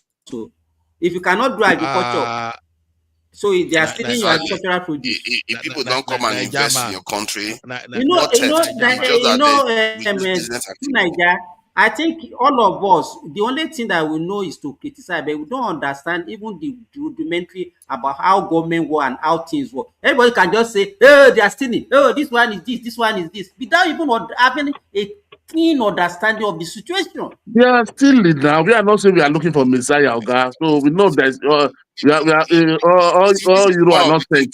What Nigeria is talking about, it's not about stealing. What we are talking about now is not about stealing. Okay, Najama, hold on now. To Nigeria, hold on. How much do you think Nigeria spend on defense annually? How much in dollars? From the budget, it shows that they spend about $3 billion. And based on my calculation, when I calculated even manpower, salaries and pensions and everything, it comes out to $2.7 billion. But their budget for military was 3 trillion now. And that's not true. Nigeria is spending now about 7 billion. No, that's not true. So let me tell you one thing. In 2023, yes, hold on. In 2023, Nigeria budgeted 4.14 billion for defense. 2024, the budget 3.21 billion. 2025, 4.77 billion. And 2026, 6.80 billion. Now, one thing I want you to know. When you are how much did the military they get for that out of that money? You have to check that one too. How much did they get? Hold on, sir. How many aircraft do you think they are going to deliver into 2026 alone? About 49 aircraft. So now, let me tell you something. When you say this man should go and employ, don't forget that this man is pushing for state police, and at the same time they are recruiting a forest guard. So if you just say the federal government should go and employ now, so what will the state police do by the time they finalize that state police structure this year? So all those things will still. Where did you get that $7 billion from? Because you are the only one using it. Shabi, you are using. Put it in the naira. I'm able to understand this is $1 billion. Put it in naira or but I know about the do this year. It's trillion. Because those aircrafts they worth 10 million, 20 million, 30 million. Especially the types we buy, they tend to be around 10 million, 5 million even. They're a lot cheaper aircraft, old aircrafts. That's the type we buy. So you can buy 200 aircraft and it barely even gets up to $1 billion. The point is that the salaries alone chew up 2-point-something billion. The salaries alone. And when people say the Nigerian generals are stealing all the money, I really wish that they check those numbers. I think if the Nigerian people, officials are stealing money, it doesn't show up in the budget at all. You know, they are, because when it shows up in the budget, you have to pay staff, you have to buy things. So, and when you calculate how much they spend on those things, there's not a lot to be stolen there. There is really not a lot. And I think that stealing you are talking about will be difficult. So when you go to the budget office, right? Budget office, when you go to one thing about this side is this side made this government side where they come with warm, no go this is so so I put the budget this thing here so that you can go to the budget, so and go and look at it for yourself, so and put it in dollars. So when you see all these things, so it's not going to be like say no boju right? So you download and you will see it yourself. So when you see it yourself, don't ask me question again, no. Put it in naira. Put it in naira. No dollar. No dollar. No, to make sometimes you want to put it in dollar now, so that we can you not convert it by yourself now? I don't go school. I don't go school. I don't know how to do that one. That kind of question. Benjamin, how you doing? How you doing, my bros? I got the when they play Tinubu, wait till they do anything. I just tired, man. So Nigeria, your issue now say that they praise Tinubu. Yes, now. You have been very virulent about Tinubu. Our logo is not coming back. That is sure. No, when we form regional police, we will just go make him the zonal inspector general. So wait, is that meant to make anybody displaced over here? The idea that Omologo is coming back. Yes, now. Anybody let me see the way let me attack me.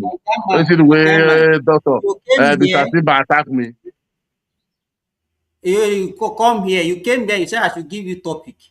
And you left, you didn't discuss any of the topic that I gave you. No, Nigerian said you want to go. I thought it's just 1 minute, 2 minutes. So don't you see me? I go silent. Okay, let me take off then. Two Nigeria said that he's going 15 years. Two Nigeria is 10 years.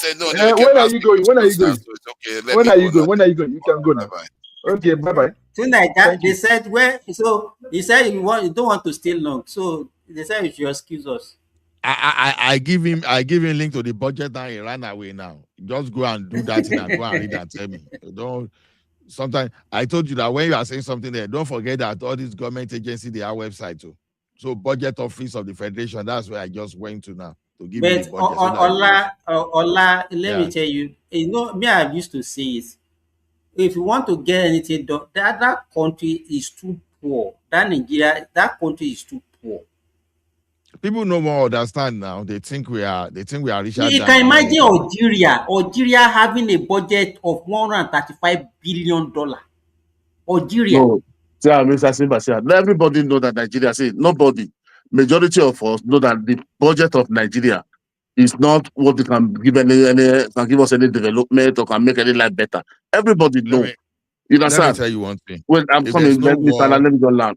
Sorry. Right. You see, the problem we are having is like you have a little, and we are not still managing that little. That is the problem. That little we have, but we are not still managing it. People are just deciphering it, and they are going away with it. Nigeria. There is no country where there is no corruption. Let me tell you this. No, but not type of our own. Not be an excuse for Nigeria. Not type of our own. People use corruption to go and matter. Corruption is showing that matter in Nigeria now. Wait. You can only talk about where you know. Let me tell you. Because you're a Nigerian, that's why you know what is going on in Nigeria. So the one you call the state, you call in Finland, you call in Germany, you call Belgium, Switzerland. All these places I went to. So Nigeria is Switzerland. Nigeria is UK. No, you see, I can speak of where I know because I'm in Nigeria. So I'm giving you all where I've been. So why is not like that like Nigeria? You compare likes for like. You compare likes for like. Ghana, Sierra Leone, Benin, all those ones that have the same independent. So you think there is no corruption? There's corruption in Ghana. There's corruption in Ghana. Are they even existing? All those ones I mentioned, are they even existing? No, there's corruption in Ghana, but you can't go to Ghana now, and you can't go to Ghana and see the facility, see the road, see transportation system. Let me tell you, which facility in Ghana? I don't know why we are always like this. Sorry to cut I've been in Guinea-Bissau. I stayed for Guinea-Bissau for a long time. Because of the weather is very hot. There's no one day life staying in Guinea-Bissau. What part of Ghana? Okay. What part of Ghana? I say Guinea-Bissau. No, don't have one part of Ghana. Is Ghana. You cannot be asking what part of Ghana. You they have two Ghana. What If I say that Ghana? Nigeria now, you ask me what part of I Nigeria. want to say something, please. But going Sometimes you Ekaro, exaggerate. I say Mr. Ola, Guinea-Bissau for a long time. There's no please life give me in 2 minutes. Guinea-Bissau. Give me 2 minutes. There's something I want to contribute. Just 2 minutes, then I keep quiet. Understand? Wherever you are. There was something you guys are saying. Okay. Because earlier you guys spoke about something. Earlier you guys spoke something about the security of Nigeria consigning people that are affiliated to their to their indigenes. That's true. Because I can use myself as an example. A few years ago, when I was working for European government, that was then during the beginning of Boko Haram, they asked me to go. I will not say spy, just to go and listen to things over there back home in the north. They have to give them feedback. Yeah. So because of the love I have for Nigeria, I refused. So that's why it's only we Nigerians that can solve Nigeria problems, not external people. We know what is going on. We know what to do. I know what to do. So you understand? So that's why when people are saying that the North should protect their North, the South should protect their South. I agree with that. Because nobody wants to kill by their own people. You understand? Huh? Because you want to protect your own people. So that's just the honest truth behind it. Because I myself, I refused because I'm in Nigeria. I said, no, you can send another person. You can send another person, not me. I cannot, it looks like I'm a threat to my own country. But I still have that love for Nigeria, even though I'm not in the country every time. But I still have that love. So that's it. Okay, that's why I came up in to say. Thank you. Is that how? I hear you. You see, when would they believe say Nigeria say South is safe? I don't know where we are getting those one for. If not our Boko Haram, what did they get for what we get for South here? Where Yahoo they buy all those guests anyhow, they do ritual anyhow, they say you must score 5,000. Not be defense South. Nigeria, we let me agree. We also agree. Sorry, Ola, let me quickly chip it. We agree that we have our own problem. At least let us manage our own problem. Don't let us bring another problem to us again. That's what we are saying. We have problems. Our problem is plentiful. Let us deal with our own problem. So everybody deal with their own problem. Then everybody will have peace. Not that when we are dealing with our problem, we also have to think about dealing with the other people's problem. You see now, you see the way you put it now, you see very clear like this. But when sometimes we want to put it as if the thing is only in the north, that we are just innocent, everywhere is okay here. You do not have the patience. We are now, Jama, let me tell you something. Now, we are talking of whether Nigeria is rich or Nigeria is not rich now, right? Now, we are making money in Lagos. You are making money in South. You are making money in Southwest. And presently, I can tell you that only three regions of that country are functioning properly. Now, you have another name it now, Mr. Ola. Ejo, name it. Thank you. Southwest, South, and Southeast. Right. But now, you have... Ola, why are you playing politics? On what basis do you mention Southeast? No, I'm just talking of revenue and everything generally. Even in terms of revenue, let me even North Central make more money than Southeast now. What are you talking? On the market is in Southeast. So this in Aba. Go and check it now. In terms of VAT, when you talk about VAT, because most of the people in Southeast, they are billionaires, are outside of that state now. Their companies outside that state. Their trade is outside of that state now. We are talking about region. We are not talking about individual. That is not an argument, Niger man. It's an argument now because they are not putting their business. If all those businesses go have all over Nigeria, I don't care. What we are saying, we are talking about region. We are not talking about individual. So if you are talking about individual, it's different. We are talking about region. Southeast contributed at, in fact, Yes, if I they are agree not with in you. the list Understand? Yeah, I in agree that with you. country. Yes, 100%. I So agree why with not you. say that they are But billionaire everywhere? no, you will look it like this. Even if you No, mention, nah. let me tell you, if you mention 50 billionaire in Nigeria, the They are not there. Southeastern that we mention, there are not many. So Yeah, why they are we are, always no, having this thing as if that the richest people in no, Nigeria? we are not talking about riches. We are not talking about rich person here now. I'm starting. Why you do like this? We are just talking. We're talking about the region that generate funds. So I said, if you look those people of all those traders around over Nigeria that are able, assuming they are all in Southeast. Just look at it by your own. Just imagine it. And all those people are in Southeast. They will raise more revenue So do now. you think let me tell you, do you think if they are in South, they'll be prosperous? Yes, now because people, because those they cannot. Yeah, with that number there, they cannot. But that gold will still be sending out. So what are you People talking will be about? coming there to So give buy. it to the region that make them to thrive. So don't just And that say is because of the population now. That is this. Okay, this is the point. When we look at VAT truly, but I'm not even judging it about VAT only. It is true that the North Central is contributing more. But the challenge I have here is this.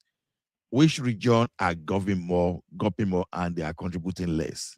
Now, the Southeast in terms of VAT, we are even talking about in the quarter one. Okay, this last year, they contribute 28,000, where they are getting 368% of 28 what billion, not they I contribute.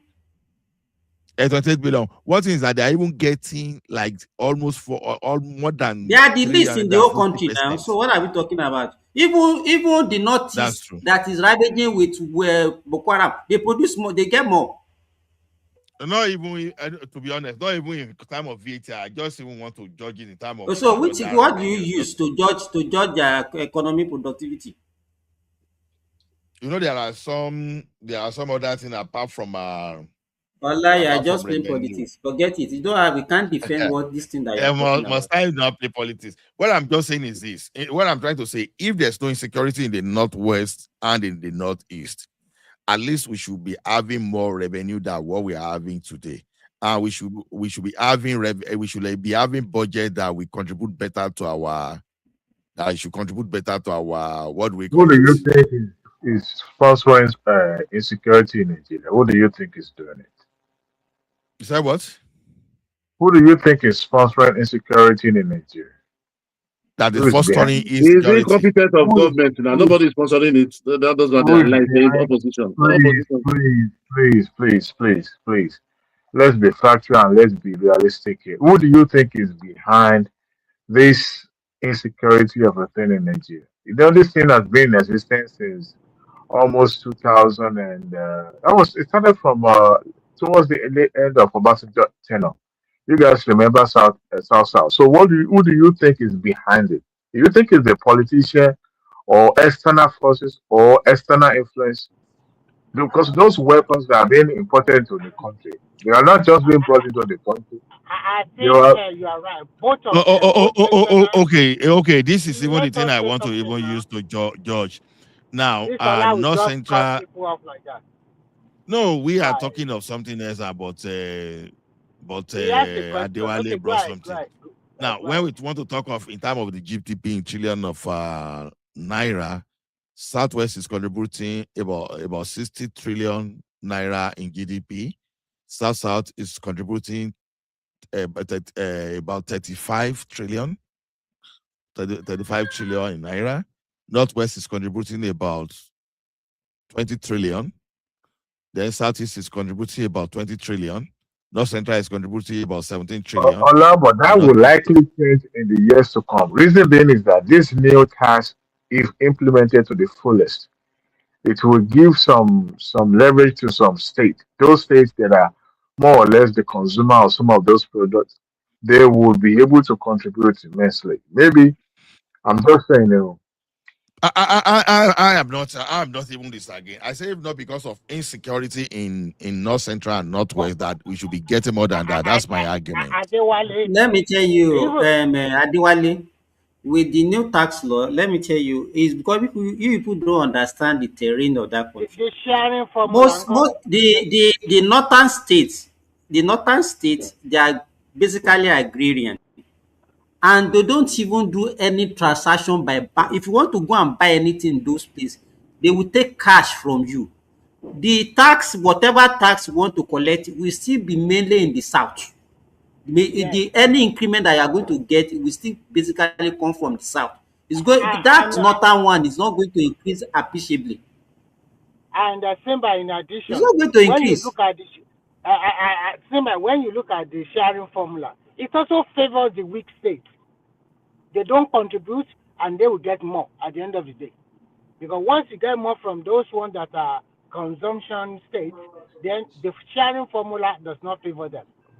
So that is why Nigeria still spend more money in military hardware over those states that are not contributing, because there is where the insecurity. That is exactly what I'm saying now. That is why we say that those regions are the one running Nigeria into serious debt. Yes, because money you are supposed to use for infrastructure. Total resource control. All of these things that you collect money from those two states that are consumption. Always all this your resource control every time. Resource control. Let me hold on. Even if we do resource control, we are still going to buy weapons to go and combat insecurity in that region. Fine. Monetarily, anybody saying you complain. So when you are see the same country, no, me like are you going to shut it down at 6 hours because me only maybe 1 hour more. You see how the full house, maybe you can do 1 hour more. No,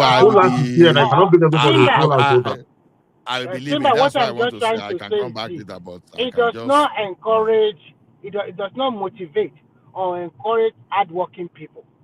When you continue to this system, if you continue this way, that country will never grow.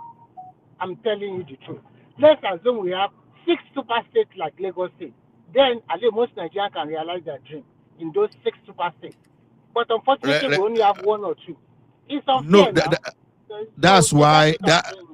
That's why it's appalling and it's unfortunate that people cannot really understand the significance of reconstruction of Murtala Mohammed Airport, Lagos, Calabar, Coastal Road, and Lagos, Badagry, Sokoto Super Highway. People don't really understand. Those two things that you see can create some kind of investment or maybe all the economic activities. I think, sorry, don't bring Agbado in again.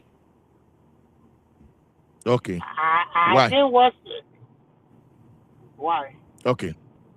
It's because he's not talking as me. It's just so that people that will talk will put them on stage. I think I have a beef with Simba. Simba just wants this status quo to remain. What do you guys see about? What do you guys see about? Status quo to remain.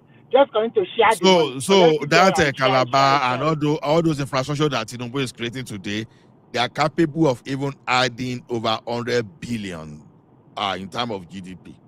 So we are still not even talking of some other. So people don't realize you are expanding Lagos, Calabar, Coastal Road, and people cannot see that anywhere you expand in Lagos like that, it grows very fast. Before you know, all those estates that will come in, all those offices, and you know one thing is this: all these states that are still not taking care of their citizens, they are all still running to Lagos. So because someone was talking of Igbo contribution now. See, the contribution is where you spend that. Okay, if Hausa, Igbo, and everybody are in Lagos, it does not matter your region where you are coming from. You are consummating that economic activities in Lagos. So that GDP and economic activity belong to Lagos. So you count it as Lagos. So if Igbo contribution is low, I understand because number one, they don't stay in their region. They move to other places. So it is expected. So to me, I if everybody is moving to Lagos, how would the other region not develop? See, this all over the world. I didn't hear this thing I'm hearing is only this place where people are moving to Lagos. If you go to Spain, Madrid is the capital. Everybody move there. If you go to Germany, Lagos is not the capital wait of Nigeria now. now. It's Abuja now. Why Hold you on, Abuja, man. Nanjaman, let me Lagos was come in not the real former quick. capital. Nanjaman, Oh my guys, God. Aligo Dangote is the number one employer of labor among when it comes to individuals, and also in fact I can really say is the best contributor in the southwest, the most I would say the person that contribute the most as individual company in the southwest, the biggest blessing in the southwest is that Lico Dangote refinery there, Recently and now, it's it just yeah, started now. exactly. So and it's a northerner. But I don't see why people like Remy and all that don't see those kind of people. When we go say northerner, they contribute anything. They go say you go they No, contribute, you go they contribute, you go they I, contribute. I think the way you put hold it, on, that hold is on. the They I way don't say you are you even, go I they don't, contribute, you go they contribute. They don't hold on. like you. No, Mike, just only there. I can't even guess if you understand what we are even saying. No, We I'm are listening to talking you of, guys now. You make it look like hold on, there's no northerner hold on, contributing anything. hold on. I No. just You are getting, no, you do this thing, don't mess up the argument. no, I'm not We messing are any. I'm not here talking, to argue. I'm just here to present my own points. hold on. We are talking of economy consummated within a geopolitical region. We are not And talking that of part too. individual. Okay. No, hold Okay, on. go ahead. Yeah. Hold on. I said when the GDP in Igbo land in Southeast is low, I say I understand because the people go to other regions. So Igbo in Lagos now, whether Everybody you else don't go to that region. Mike, your argument can be tiring sometimes. No, just I'm Listen not. to what I'm saying. No. You presenting that they go to that region. I see other people don't go to that region. But go ahead, finish your point. This thing is not about ethnic or ethnicity of We are who are talking about there. We are regions talking now. of the region where they are consummating that economic transaction. Yes, So whether someone can come from UK, someone can come from South Africa. As long as you live in Lagos, that's where you are contributing that Lagos. So Lagos GDP is what we are talking about, nothing concerning with anybody where the person is coming from. So Lagos accommodates that contributors. So if Lagos is not conducive for Dangote will not. Are you kidding me? Dangote will not do his refinery if it wasn't Lagos. What's Lagos got to do with this? He can build a refinery in Delta or anywhere else. He could have built anywhere else. No, Mike, In that fact, he's what trying you to are build in saying Ghana right now. is not an argument. Forget about it. By the If way, you know about business, you will not be talking the way you are talking. How can you be saying that you put it I anywhere? can't really understand him. I can't really understand. his What kind of refinery. argument is that? You say you could have Yes. built that refinery So anywhere else. you know, you can go and cite it in Dangote Borno. cannot build. See, let me tell you what. You can Wait, go and cite it's it like in many Borno of us now. forget something. We have to look. How was Warri before? Warri was like a small London before. Don't have you guys forgot? If you No, I'm don't go not. to Warri to go and get a job, it's like you went to UK. You understand? But this insecurity of a team, all those Yeah. levels, If you guys are speaking about and, where people, and the the wait culture that now, accommodates, that's yeah, we what brought get that. Warri to place. That is why Lagos like see why But hold Dangote is on, disabled. Lagos is not safe for him to do the environment, and he have all I the get that. We facilities agree. We to agree support. with all that. We agree with that. It's the accommodating nature of Yorubas, all those things. We get that. But the wider point I'm making, It's No, but not it was accommodation. rejected in When you Ogun want to State. cite It an was industry, rejected in Ogun wait. State. No but hold on accommodation now. of the Yoruba. Guys, let me make my own. The main point I'm It's going. not Trying to derail about me. it's not accommodation or nothing. No, You it's have the factors environment. for citing an industry. You Yeah. understand? If you have to, it's not about say I like these people. Oh, these people are no. No. You look at Yeah. what you Okay, are I going get to that. produce. I get that. So But that's not where I if was even going. Don't really take me wait, to that side. That's not the Mike, argument. 100%. wait. It's not about say and there's one northerner that come from somewhere and come and invest. If I can go, if I'm a governor of my state now, Mr. and I Silva, let put me help you. Let me every Simba, help but you. that's not the direction I'm going. wait now, It's let me derailing me. finish Okay, my you thought. win that side. You win that side of the argument. Leave Amaechi it. give Dangote everything he want to build that refinery in Port My, Harcourt. Because why does my brother, that my conversation where I'm going is not Dangote refused? about Dangote. I beg. Let me just Okay. get to where I'm going. When people talk about insecurity in the north is causing the north not to contribute to the center. No, the part of the north where their revenue, economic activity and the revenue, it's actually coming. It's mainly Kaduna, Kanu, the major cities in the north, and that's not where the insecurity is happening. This insecurity thing we talk about in the north is more on the rural side. It's where the old banditry is happening, the whole attacking the village. I think we forget That something as well, Mike. That oh, the main produce of the north is VAT exempt. It's what? The main produce of the north is VAT exempt. VAT exempt. Well, that's I don't know. Let's stop the revenue argument. Agriculture,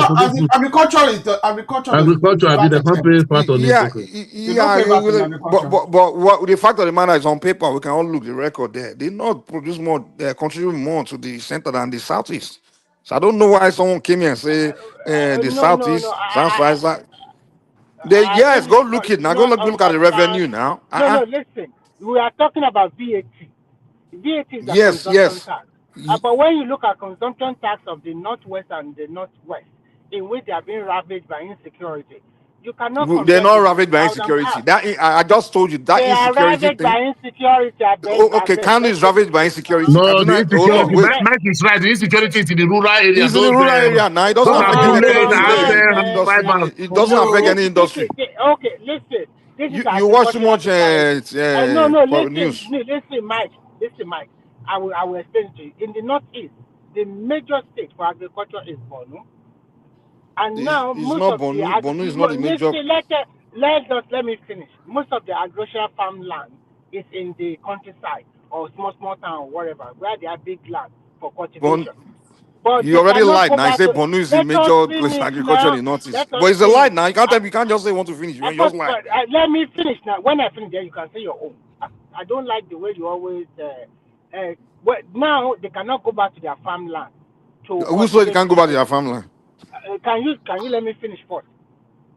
Most of them, they cannot go back to their farmland. If they go back, they have to pay royalty to this terrorist group. And they are not secure in their farmland. But recently, maybe the government has helped some of them by providing security for them. But still, you cannot tell me that the way they go to the farm, maybe 20 years ago, is the same way they go to their farm now. And in terms of consumption does not limit you to food alone. What about other aspects of life? How do they pay money for whatever, like we're enjoying the South, furniture, clothing, all the rest like that? I heard that they are money on their farm. Is it true? I heard that they have money on their farm. What is this guy saying? Is he still talking? No, he's not talking. Mike, let me see this. You said earlier on that still talking? Simba that is talking now. Okay, first of all, I didn't even understand the second part about consumption, you said. But our first part about agriculture, first you said Borno is the main state out of agriculture. No, that's not true, man. And secondly, Borno, when you talk about Borno, in fact, the whole insecurity in Borno is more of the northern Borno to the Sambisa forest area. The southern part of Borno is very big. It's way bigger than Mike, I can even say the entire southeast. I don't know, but it's a very big state. So that insecurity in Borno is more of in the north to the border of Niger. That's limited to that. So we get so much news about that small area, and we think, oh, the whole north is blowing up, boom, boom, boom, and then nobody is farming. The day the farming will stop in the north, you go feel the full price in the south everywhere. That insecurity thing is just we amplify, overblow it as if it's just like everywhere. Just do you know how big northern Nigeria is? You know the north. You can feel. Do you want to go ahead? Four European countries. Let me. I allow you to finish your own. No, you won't let me finish my own. No. You let me finish my own. If we talk about the insecurity in the north, right? Yeah, which happens. We just do. Nigeria is all the country where we cover everything. We point everything. Any small thing, they pick somebody's pocket and we'll post now. We'll post everything. The insecurity, is there. But the area in the north, if you put the totality of spots where insecurity take place in the north, it's not up to probably 0.5% of the entire landmass where the insecurity is happening. Just small pocket of places in the north. That's where this thing is all ravaging. If you move to, I know that many people living in the north. They'll tell you, we are not feeling this thing. You guys all all over the TV, internet everywhere. Like if Everywhere just they burn. The Mike, northerners Mike, can you hear? Can you hear? Okay, you've been talking, please. Yes, there are many Wait, Yoruba, wait. millions Can I living in the say, north, Igbos, everybody living in the north. Mike, If can you that the hear way me? we see it, the way we perceive it, is just we consume so much news. Same way foreigners. Hold on, clap for yourself. calm down, calm down. I know because No, I lived it. I'm But not let me arguing land. with Let you. me talk now. I'm Beg not going to now. argue with Let you me now. talk. Yeah, don't argue. Let me talk now. You guys have been talking for hours. Let me do my own. I know many people living in the north, and I talk to them every time. And they tell me, they say, yeah, this thing. In fact, even within the state, they are saying is northern Nigeria can fit about 4 European countries inside that place. It's just a huge landmass. So whenever we hear of something happens, can happen, they post everything. So we assume just like foreigners, when they talk about Africa, they will think of it as if the whole place is just the whole continent. They don't understand. Even some people think when they land to Lagos, Boko Haram is just there. Some foreigners, they don't understand Nigeria. They think, if you go to Nigeria, Boko Haram will just kill you. It's the same way we Nigerians ourselves think of the north, as if something that happened is just the entire landmass is where the whole thing is just taking place, like just ravage. I was talking to my Mr. friends, a Mike, but Yoruba you guy believe lives that there is in insecurity in the north, Nigeria? live in Jos. The But guy you said, believe that there is "Guy, insecurity? this thing, if to say as I think and as it be, all of us here go don't fly on south. They said the day where you go, the guy said, hold on, let me land. We don't. No, you can't be Eh, saying boy, what now. You say right? We want to see before that we when start somebody is this. No, saying something you don't like, you don't want them to I talk. hear you. That, what are you saying that you've not said before? You Yeah, but understand? let me finish talking. I You just didn't come in. even You get guys have been talking all day. you didn't even know where we are coming from. So I don't care where you're coming. I'm just giving my own presentation. Let Let me him just give Don't land. change no the topic. opinion now, You Mr. can't Lan, let divert him I'm the give not his topic. changing opinion. topic now. I'm just giving my own point. Let me make my point. I'm not. Let him give his wait, opinion now. wait, The Ola, people told me, they Mike, say, the day Mike, can you when hear me, the Mike? guy say, Mike, look, the day we go here, say all of Mike, us, Satanas, they can live you or people not hear here, me? millions of us in Yeah, Kaduna, I can hear Kanu, you. all over, you know. Let the next Hey, one we hear Mike, you. When we Mike, start can you hear you hearing flying, now. me? when we start flying to the south, that's when you go believe, say, It's like Mike is I not will not hearing remove you. already Mike. born down. He said this whole thing I when will they post remove him. online, I Mike, just, I think he's not hearing you. You don't put up for Mike, question. can you hear me? function is the industry is still moving in the north. Mike, People are still doing their business. The farmers are still farming. They're producing food. We are all eating, consuming in the millions of tons every year in the south. It's coming from the north. So the idea that nobody's Mike. farming anymore, this is just kind Muslim, of Mike, people's propaganda they Muslim, push. Muslim. which of your People are two farming. system are you using? Mike, hold on. Which of these two are you using? Because Simba is talking to you. You can't even hear him. Oh, I can't Which hear of him. the Oh, two? sorry, I can't hear anything. Which of the two are you using? Which of the? Yeah, that's the thing. Hold on. So the one of them. Okay, let me see if I can hear him on this one. I'll Can mute him. you hear Simba now? Can you hear Simba now? Mike, can you hear Hold me? on, hold on. In fact, Which the one other can one you I don't hear? even hear. This one that I'm talking to, I'm hearing, but the other one I'm not even hearing anything. So let me get Which up one? Okay, now. the So one you I are will get not up both hearing. of them. Yeah, the one you are hearing me from, I'm hearing you from now. No, But the other Simba is one, trying to Ola, talk to you. take You care of can. Mike. I can't hear Because him. me, I I can't hear can. him. So let me go out and come back here. I can't hear anything. You are the only one I'm hearing. Okay, can you hear us from here now?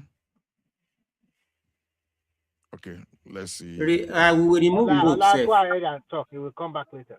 You know, it is very ridiculous for somebody to come here and tell us that in the north that it's only in the rural area. Where is it not in the rural area that the people do farming? I wonder. You But that's know, what you say that is not those families. Usually, if you confirm it, that you say they are agrarian. So those things, I don't say the food is fat exempt or something like that. Let me see if I can hear no, Simba now. hold on. You see, Wait, Nigeria, the nah, problem let is me this. finish now. Simba, say When you something. see Let the me see if I can minister, hear you. no, hold on, Mike. Simba, Can you hear me talk. now, Mike? Okay, I can hear you now. I can hear you now. Okay. All Okay. right. Now, Okay. Nigeria, the thing is there. When you have government official confirming something that is happening in the place to you, but a Nigerian, not in the government, not having the statistics of what is happening, is telling you that that thing that is happening there is a lie. It's just like Tinubu came out today that, okay, we've just made revenue of 20 billion today. And you now see Mike say, Nigeria cannot make up to that 20 billion, no, because after all, this thing. That is exactly what you are saying. You understand? When you have No, a government official Mr. Olasi, why I support back that those things are rural area, because you see all the old videos, it's always rural area, no fire, no city. When I went to Ilori, wait, now, let me give you an example, my own example. Let me give you an example why I support it. When I went to Ilori last year, you understand, After I finished doing my passport, it was late after 10. Then I tell that customer that I cannot, I said, the immigration officer, that I'm not going out of that building. You understand? That I thought I would finish before 5 or 4 and go back to Ibadan. I said, I'm not going, that I'm afraid. They must say, they don't fear for this place or this place, the most safer place. We were there till level, till 1. He just called Keke. At Keke, he said, make I come out. He followed me for their building there. He stopped Keke. He said, make take me to the nearest hotel. 1 a.m. So when I say, but if I didn't go there, somebody will tell me go and stay 7 o'clock. I say, they will finish you. But I cannot believe I was outside by 1 a.m. Okay, You know, listen to this thing, because all those stories you are talking about, you just say, okay, listen to this now. Now, when they are saying the Boko Haram insurgency in Nigeria is costing Nigeria, when you put value in terms of 3.7 billion worth of agricultural produce, for example, you understand? So I just use that one as an example. So Is if that I a fact? Did they say that for real, or you're making it? You're just saying it, bro. You but it's not the VAT that is going to Nigeria coffers. That point Those when they people, submit now. those people in rural no, he area, said what they are say losing, it. So we're what they are asking, losing. is he making it up as an analogy, or is it what they actually said? That's what I'm asking. He said the cost of the agriculture in Bonu cost us billions, something like that. He said he did not.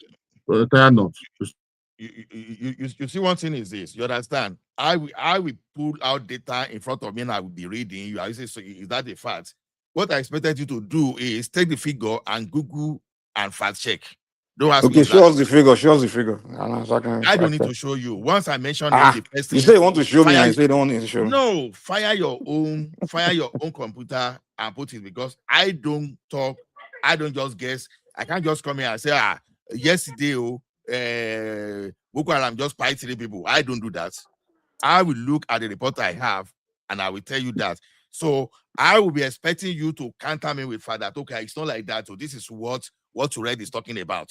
Because if I roll out on the fact now, as it is now, you will have someone that is living in the north that told you that it's not like that. But you are having something that is coming from the official media that we know that this is what is happening. But you always have someone in that village that tell you that it's not like that too. So I don't want to do that, because if so which part of this am I saying? Which part of your point am I saying is not true? Which part of your the argument you jump into? The argument you jump into. What were we saying? I'm talking that the northern part of that country is supposed to be contributing more than what is contributing now. But due to insecurity, we are not getting the maximum output. That was the basis of that of course we agree with that. That they should be contributing. And so the same way I can also say the South can be contributing more than it's contributing because of some issues we're having, and we are not contributing. So why the 30 minutes sermon if you know? I didn't disagree that. Hold on. First of all, the entire Nigeria is supposed to be contributing more than it's contributing if we don't have problems. And I'm now telling you that due to insecurity, we are not getting the maximum output. So, but instead, well, I never hear you say that too. That's not what you were saying. That we are not getting maximum. That was our argument before you got in. What you were saying was that one side, the people contributing more than everybody is 3 regions. You just tell me Mike, Mike, what you are trying to do, Ola, just leave Mike alone. Mike, he just want to be sermonizing with this northern. Oh, I want to be protected. No one is sermonizing. This is what I think is not fair. This morning, wait, Mike. What you are trying to doing this morning is not actually. It doesn't. I'm very sorry. You are not. Okay, let me explain where my issue and my contention is. If the way you guys sound is almost like Radio Biafra, where everybody's Igbo there, and they will start talking about giving themselves analysis about Yoruba people. And I'm like, why can't you invite Yoruba person there to actually counter what you are talking? So the issue I have, you guys, you always look at supporting. I'm not from the north. Let me say wait. Hold on. Simba, just let me say this point now, so you know where I'm coming from. Now, if you guys want to give all this, if you notice when Hassan is here to challenge, counter you guys, I don't come in. I say, okay, Northern is here. What I don't like Nigerians doing is you gather and you start talking about a group of people, and you don't invite them to come and give their own input. So what you are doing is kind of like a blackmailing thing. It's like you guys come in to discuss the north, and why don't you guys say? Why don't you guys?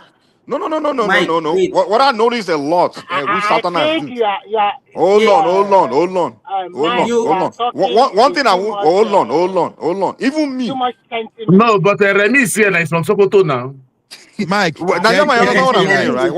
Mike, get That's this in there. right. So Hold on, Mike. it's Hold on, so unfair where you gather, you are discussing about understand a this region, topic. and nobody from that region is there to We counter. are not nobody gather here to even discuss a region. Mike We are talking generally, Mike. It's like you Mike don't Shure, understand what I we are just think talking we do a about. lot on this show. Like I'm like, come on now, you guys should invite Northern here Man, to at least And counter no, the even north. if you want to come and defend, if you want to come and It's not defend the about defending. I'm north, just saying what you guys are. wait, even if you want to defend them, there is no harm, and What you we have are your right. saying, what we are saying that Remy, wait now. hey, If you want to defend them logically, It's and not about let us. defending them. I'm just saying. I'm just sticking to That's what you principle. are doing, because nobody was even we are not battering them. Nobody is saying anything We're not negative even I'm not. about the battering No, I them. didn't northerners. say you are We are battering me. I'm just just talking saying. about problem. So you that just came in and then want to be defending Remy, I something didn't that is not accuse even. you. Sorry, Sima, I didn't accuse you. I'm just saying we all know the fact there. Let me tell you, though I'm from Osun, but I can say I've lived all my life in Kwara. So nobody, you can't. I'm closer to the north. You say you are calling people. I live there and I know what is happening. You cannot come here No, today and tell me, wait, Mike, Remy, Mike, wait. You cannot come here today and Jema come and waiting by tell you know, me Papa.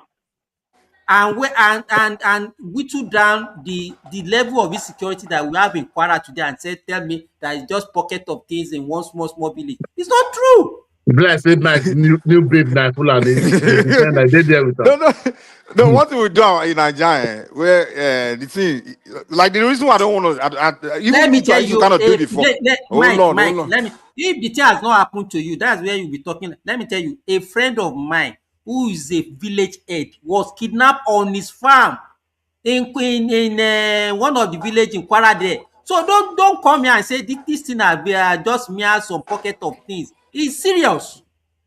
Nobody saying something is not serious. If you want to discuss problem, No, discuss that's what problem. you said. He said the thing is Simba. just it's just in the villages. It doesn't affect anything. Why are you No, saying no, this? no, no, don't say that. Don't take quote me out of 30 context. monarchs in Don't Ekiti quote me out of State. context. 30 Did I monarchs say anything in about? Ekiti Don't ran quote me away out of from their context. palace. What I said about economic contribution. I'm talking about economic production. Like as far as VAT is mainly in the. Oh, can Okay, I Mike. make a statement to your law? You are not making statement because you are off target. We are telling I'm you responding something. to what Simba just said. You're saying I'm off target. He said something. I'm trying to correct. What were we see? You have to I'm get not saying we. Simba has made a statement to what I said, and I'm trying to correct him. He said I said something. I'm trying to correct what whatever. He said I'm saying that God Lord, I lost my. What I said is the insecurity in north. It's not something in the inner cities, the economic center, like the economic hub, like the Kanu, inside Kaduna, all those things. I'm saying like it's more of the rural part. That's what I said. And I said the places that contribute the most VAT and things like that is usually the metropolitan areas, even in the south, it's Lagos, main cities like Port Harcourt. Those are where or Ibadan. Those are the areas where the VATs and all those things are really mainly extracted from. And I'm saying in the case of the north, the insecurity, the insecurity that's holding economic activities. It's not holding economic activities in the middle of Kano or in the middle of Kaduna. That's the point I made. That's what I'm trying to say, Simba. Okay, Mike. What do they Can I produce? come in a Okay, little bit? sorry, Remy. Sorry. George. Uh-uh. What do they Simba, what do they you produce are, in all those rural area? What do they produce in all those rural area in the north?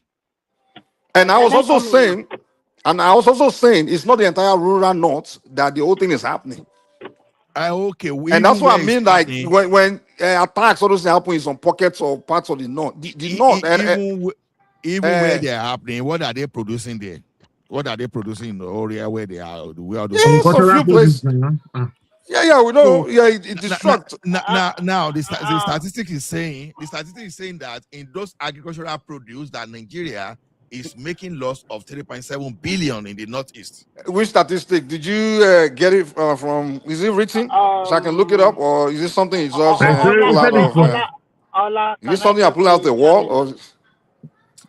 Go ahead, Binani. Ola, Mike, I want to tell you this. Oh, I don't make up number. Guy. First and foremost, if you look at all throughout 8 years of Buhari regime, that Kaduna you mentioned, whether in their city center or big city, they never known any rest throughout Rufai reign for solid 8 years. And then Sata And when you Kaduna talk, now, Sata Kaduna.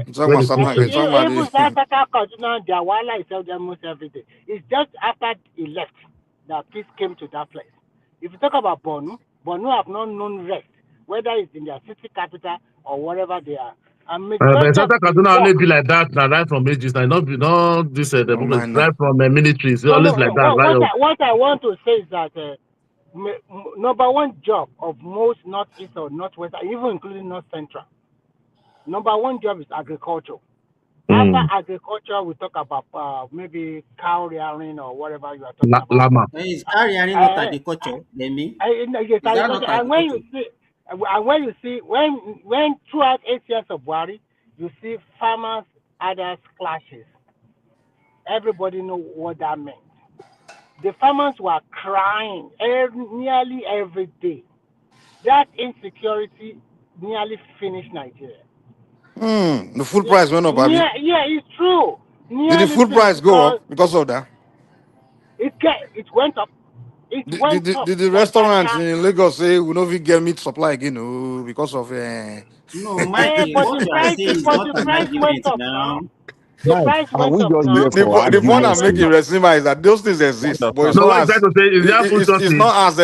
not as big as people put it. That's the point I'm trying to say. Big, you are just it's not that big. It's not as big as Nigeria puts Mike, it. Don't downplay it. It's serious. So.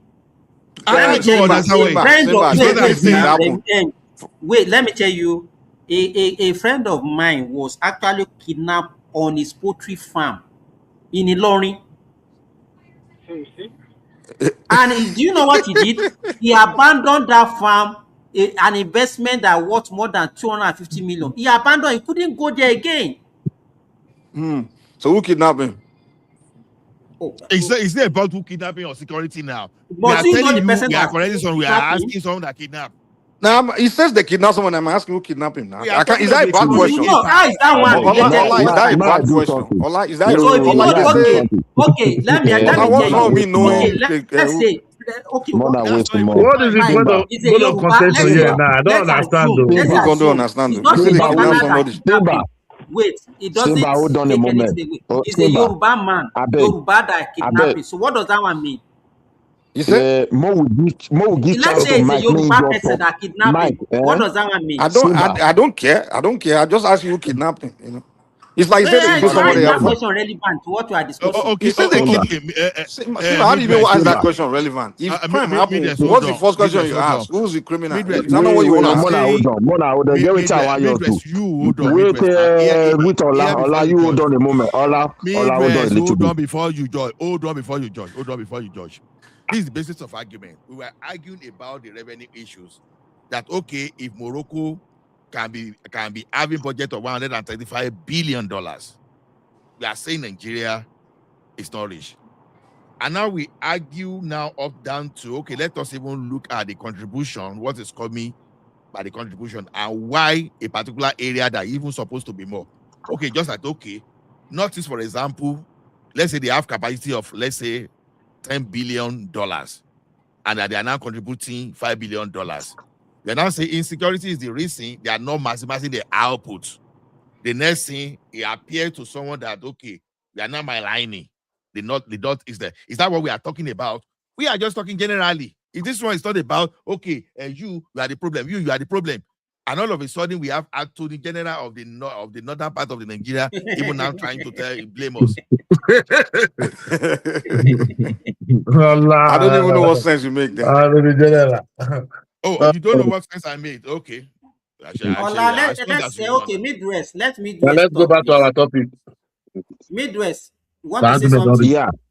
Yeah, I know. I the one just will give Mike making your express waiting get for Mike, so other people still talk there because the thing I don't do that thing for more than 30 minutes. You don't finish now. We know. You know what? Let me tell you, Midwest. We don't know Mike.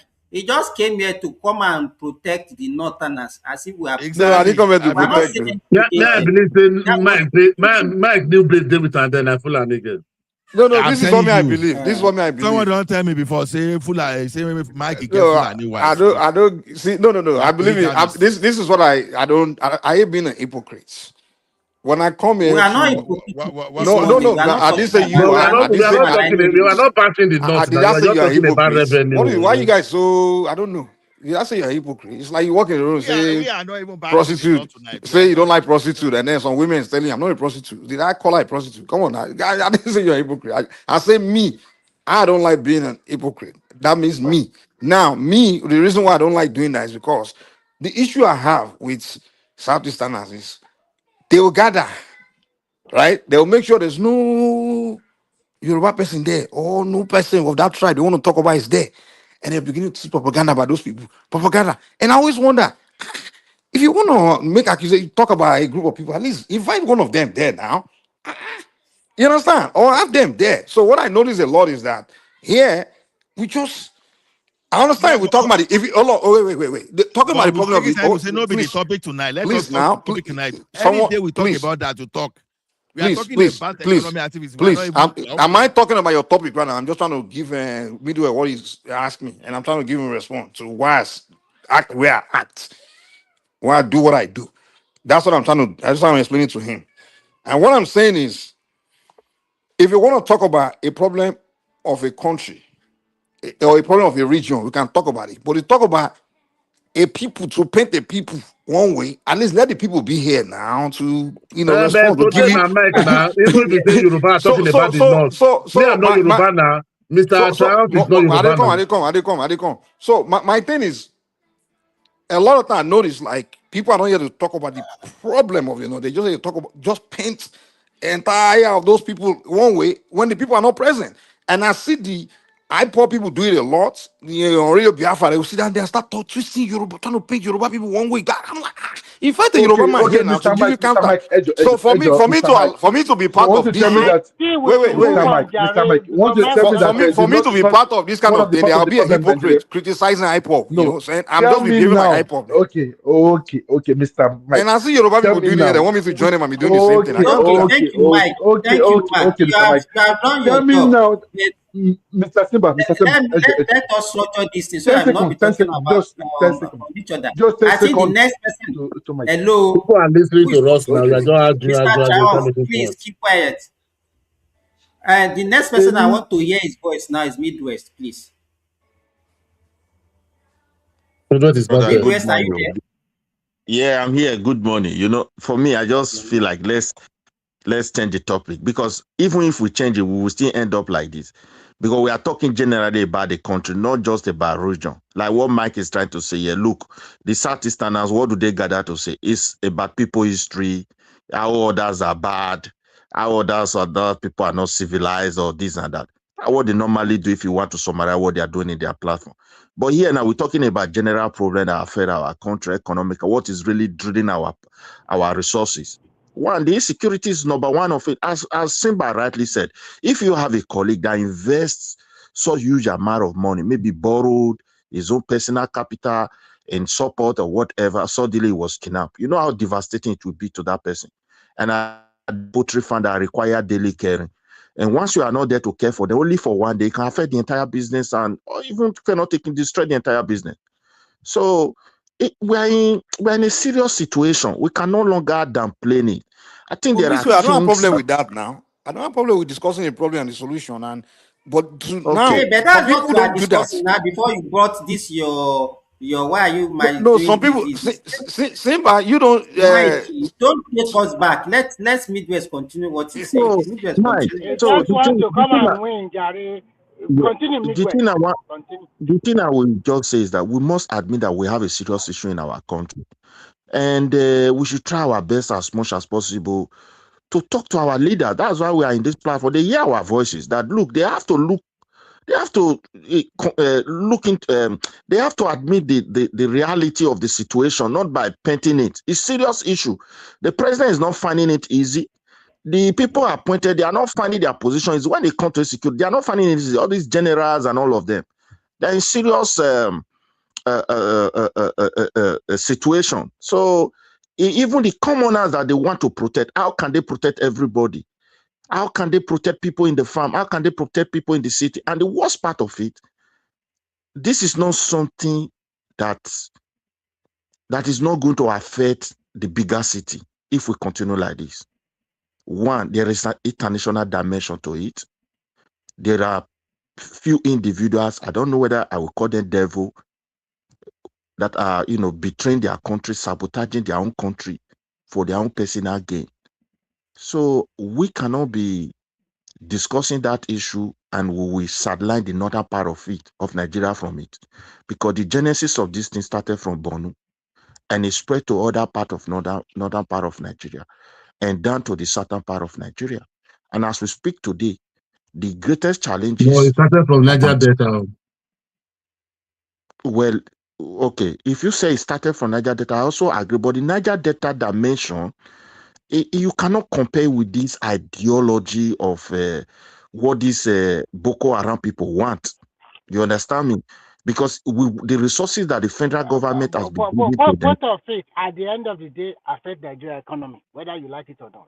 Both of the ones. Yeah, I agree. It affected the economy negatively, seriously. But if you look at what the federal government have been doing for the northern people, particularly that Madiguri, honesty, giving them money, trying to do everything possible, I think that would have been enough to quench the effect of this ideology. But it continued to spread, and all that bad guys like Al-Qaeda, ISIS, and all of them, they are now moving into our country, looking for a way to take advantage. So we have to be very careful. It's a serious issue. No country can succeed under insecurity, and no country that can prosper under insecurity, except perhaps God bless us, we have our own local technology to manufacture weapons that can enhance our security personnel to do their job. If we don't do that, I don't think we're going to win this battle. That's just my own submission this morning. Thank you, guys. Okay, thank you. Akim, is Akim there? Yeah, Simba. Okay. Yeah, good morning. Good morning, everybody. Depends on where you guys are. Simba, I'm going to message you later anyway. After I don't know what time it is where you are. I don't know if it's No, I'm daytime free or today. Today is a weekend. All right. Anytime. All right. Nice one. Thanks. So, I just want to understand because I just joined in. Because I joined in when you guys were. Okay, let me give you the topics that we discussed before this insecurity. We talk about the Supreme Court verdict on ADC on their leadership also. The main topic from one man is who is going to be Atiku running mate. Then we also talk about the obedient. They are saying that they are not joining ADC because of any other candidate apart from Obi. See that Obi or no other person. Then we talk about Binani leaving ADC to join NDC. And so those are the few topics, at least the one I can remember for now. So any other thing that I think you also have on your own that you want to discuss, you can mention it. Yeah. So basically, I think I will start from the ending, not the Binani case, but the revenue, the Morocco revenue, and the versus what Nigeria is budgeting yearly. First of all, this is part of the things that I have issues with when it comes to the way the country is being run. It's not like we don't have, because if you look at the Morocco part of it, they have a monarchy system of government, so it's more like a centralized system. So that budget is the budget. If I'm correct, it's like a federal budget that goes down to different region. It's not a country that is run on taxation. It's more like a tourist. They generate most of their revenue from tourism and agriculture. So if you look at Nigeria on the other side, yes, we have federal budget, but don't also forget that we also have states budget. And this was one of the reasons why we have to advocate for the full practice of the true federalism when it comes to Nigeria. because a lot of the problem we have was kind of shown with the with the policies, or it's not policy, with the budget, with the awarding of contract that Oyedele announced 2 days ago or yesterday, when he was talking about the federal government is going to build a railway in Lagos, Kano, Kaduna. Okay, I don't like that. Okay, that's not federalism. So it's a commonwealth of the people. Distribute it to the state and local government. Let them do whatever they want to do with it. I've said this several times. The government of the Federal Republic of Nigeria need to desist from building things in states with the commonwealth of everybody. That is not how this federalism is supposed to work. The federalism is supposed to work by building the country from bottom up, not the other way around. So if you are spending 2.9 billion in just 3 states, in a country where you have 36 states, how does that make sense? The 2.9 billion should have gone into the federal allocation and distributed among everybody. Let everybody go and do whatever they like with their own share of that money. You cannot just But take that money. Akim, you Okay. know that they have they've already distributed what belongs to each state. I hope you know Yeah, that. but this is what I'm saying. The federal government still, that's still the fed that's that money still come from Nigeria, right? So in my opinion, that money should not have gone So into that so building. what you are saying in essence that the federal government should not do anything again. They should just be No, distributing all the no. money to Federal state and government local should government. build railway that travels from state to state, region to region, not not. It's almost like you're building a BRT for Lagos with the federal government money. No, no, How no, does that make Akim. sense? No, that is not a what do you call it? Light rail. What they are building is It's the interstate Lagos railway. Green Line. It's the Lagos Green Line. That's a state service. That's a state service. The federal government building that one for Lagos State. Yes, the No, Lagos Green Line. where do you get that? What do you mean? Where do I get that? I told you. I just told you. Taiwo Yedele was budgeting the money. Was approved the No, funding I for think it. the thing they are talking about is just Lake Kano to Maradi, the No, it's not completion Kanu to aspect of. Maradi. Let me, please. Okay, I'll When go I and come here check to it. I'll speak, go and check it. No problem. I'll you go go and and check check it. it. You should go and check it before you come and start telling me it's Kanu to Maradi now. Sorry. Come on, man. Though that take time easy. I'll go and check it. Okay, go Yeah, ahead. so Continue. this is one of the things I don't like about how our system. I've said it before. I don't support federal government building universities. I don't support them running universities. I don't support them building hospitals. I don't support them running hospitals. They can do policies like nail fund. Okay, if you have policies like nail fund, if you have policies also in the health system as well that support or subsidize healthcare. If I go to a state hospital for treatment, I should have a medical card or something that subsidize my health, the cost of my healthcare. That is all the federal government should be doing. Stop building this, building that, running this, running that. We cannot get to true federalism. This is why I say part of the insecurity issues. If we don't get state police, it's not going to die down. Anything that comes to that country get worse. And the only way we can tackle the federal government don't have the resources to tackle insecurity the way it is spreading across the country because it's not a conventional war. If it's a conventional war, it's a totally different thing. You know, you are fighting army to army. But somebody that is wearing polo and a t-shirt and a trouser could walk past you, and the next thing you know, is coming up with something. So how do you tackle those kind of problems? The only way you tackle it is through decentralization of the security system, which is state policing. So locally, these people will have information. They know all the bad guys among them. They know the people who are growing up in their community who are the bad guys. So they'll be able to tackle insecurity effectively. And that is the only way to go. I still continue to advocate that we go the route of true federalism, break everything down. Federal government should be more like an administrator, somebody who just who oversees how public policies are being carried out in terms of education policy, in terms of healthcare policy, in terms of environmental issues, in terms of macroeconomy, in terms of foreign affairs and internal affairs. That's what they should be doing. Tinubu need to continue with this reform. We shouldn't just stop with the one that he has done. I supported most of the reform that he has engaged in, but I have always called for a president that will come in and restructure that country and reform the country. The electricity sector, now look at what Lagos State is doing. Electricity sector. Look at what Abia is doing. Look at what Bayelsa is doing.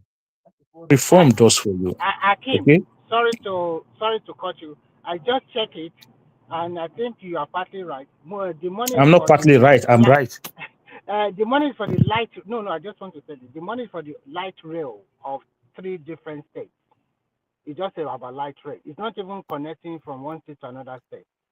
So Yeah, so that's what I'm saying. So why we use the federal money to do that? We maybe can't do soon, that. maybe soon they will also do the same thing in other region of. I don't want them. Akim, why are you looking at that one as solely as if there are so many other projects that are going on in other states that that is I not real? don't want them. I Federal don't government want us cannot to. be everywhere now.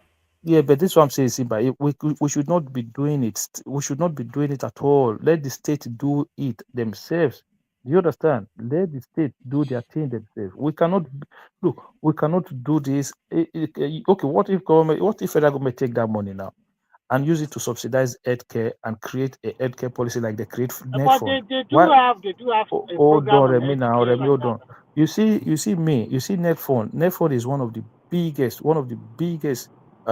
policy that Nigerians have created in maybe 30, 40 years. I've never seen any policy that will positively affect the life of Nigerians the way net fund is. So we need something like that in the health sector as well. But Okay. sorry, Akim. If you want to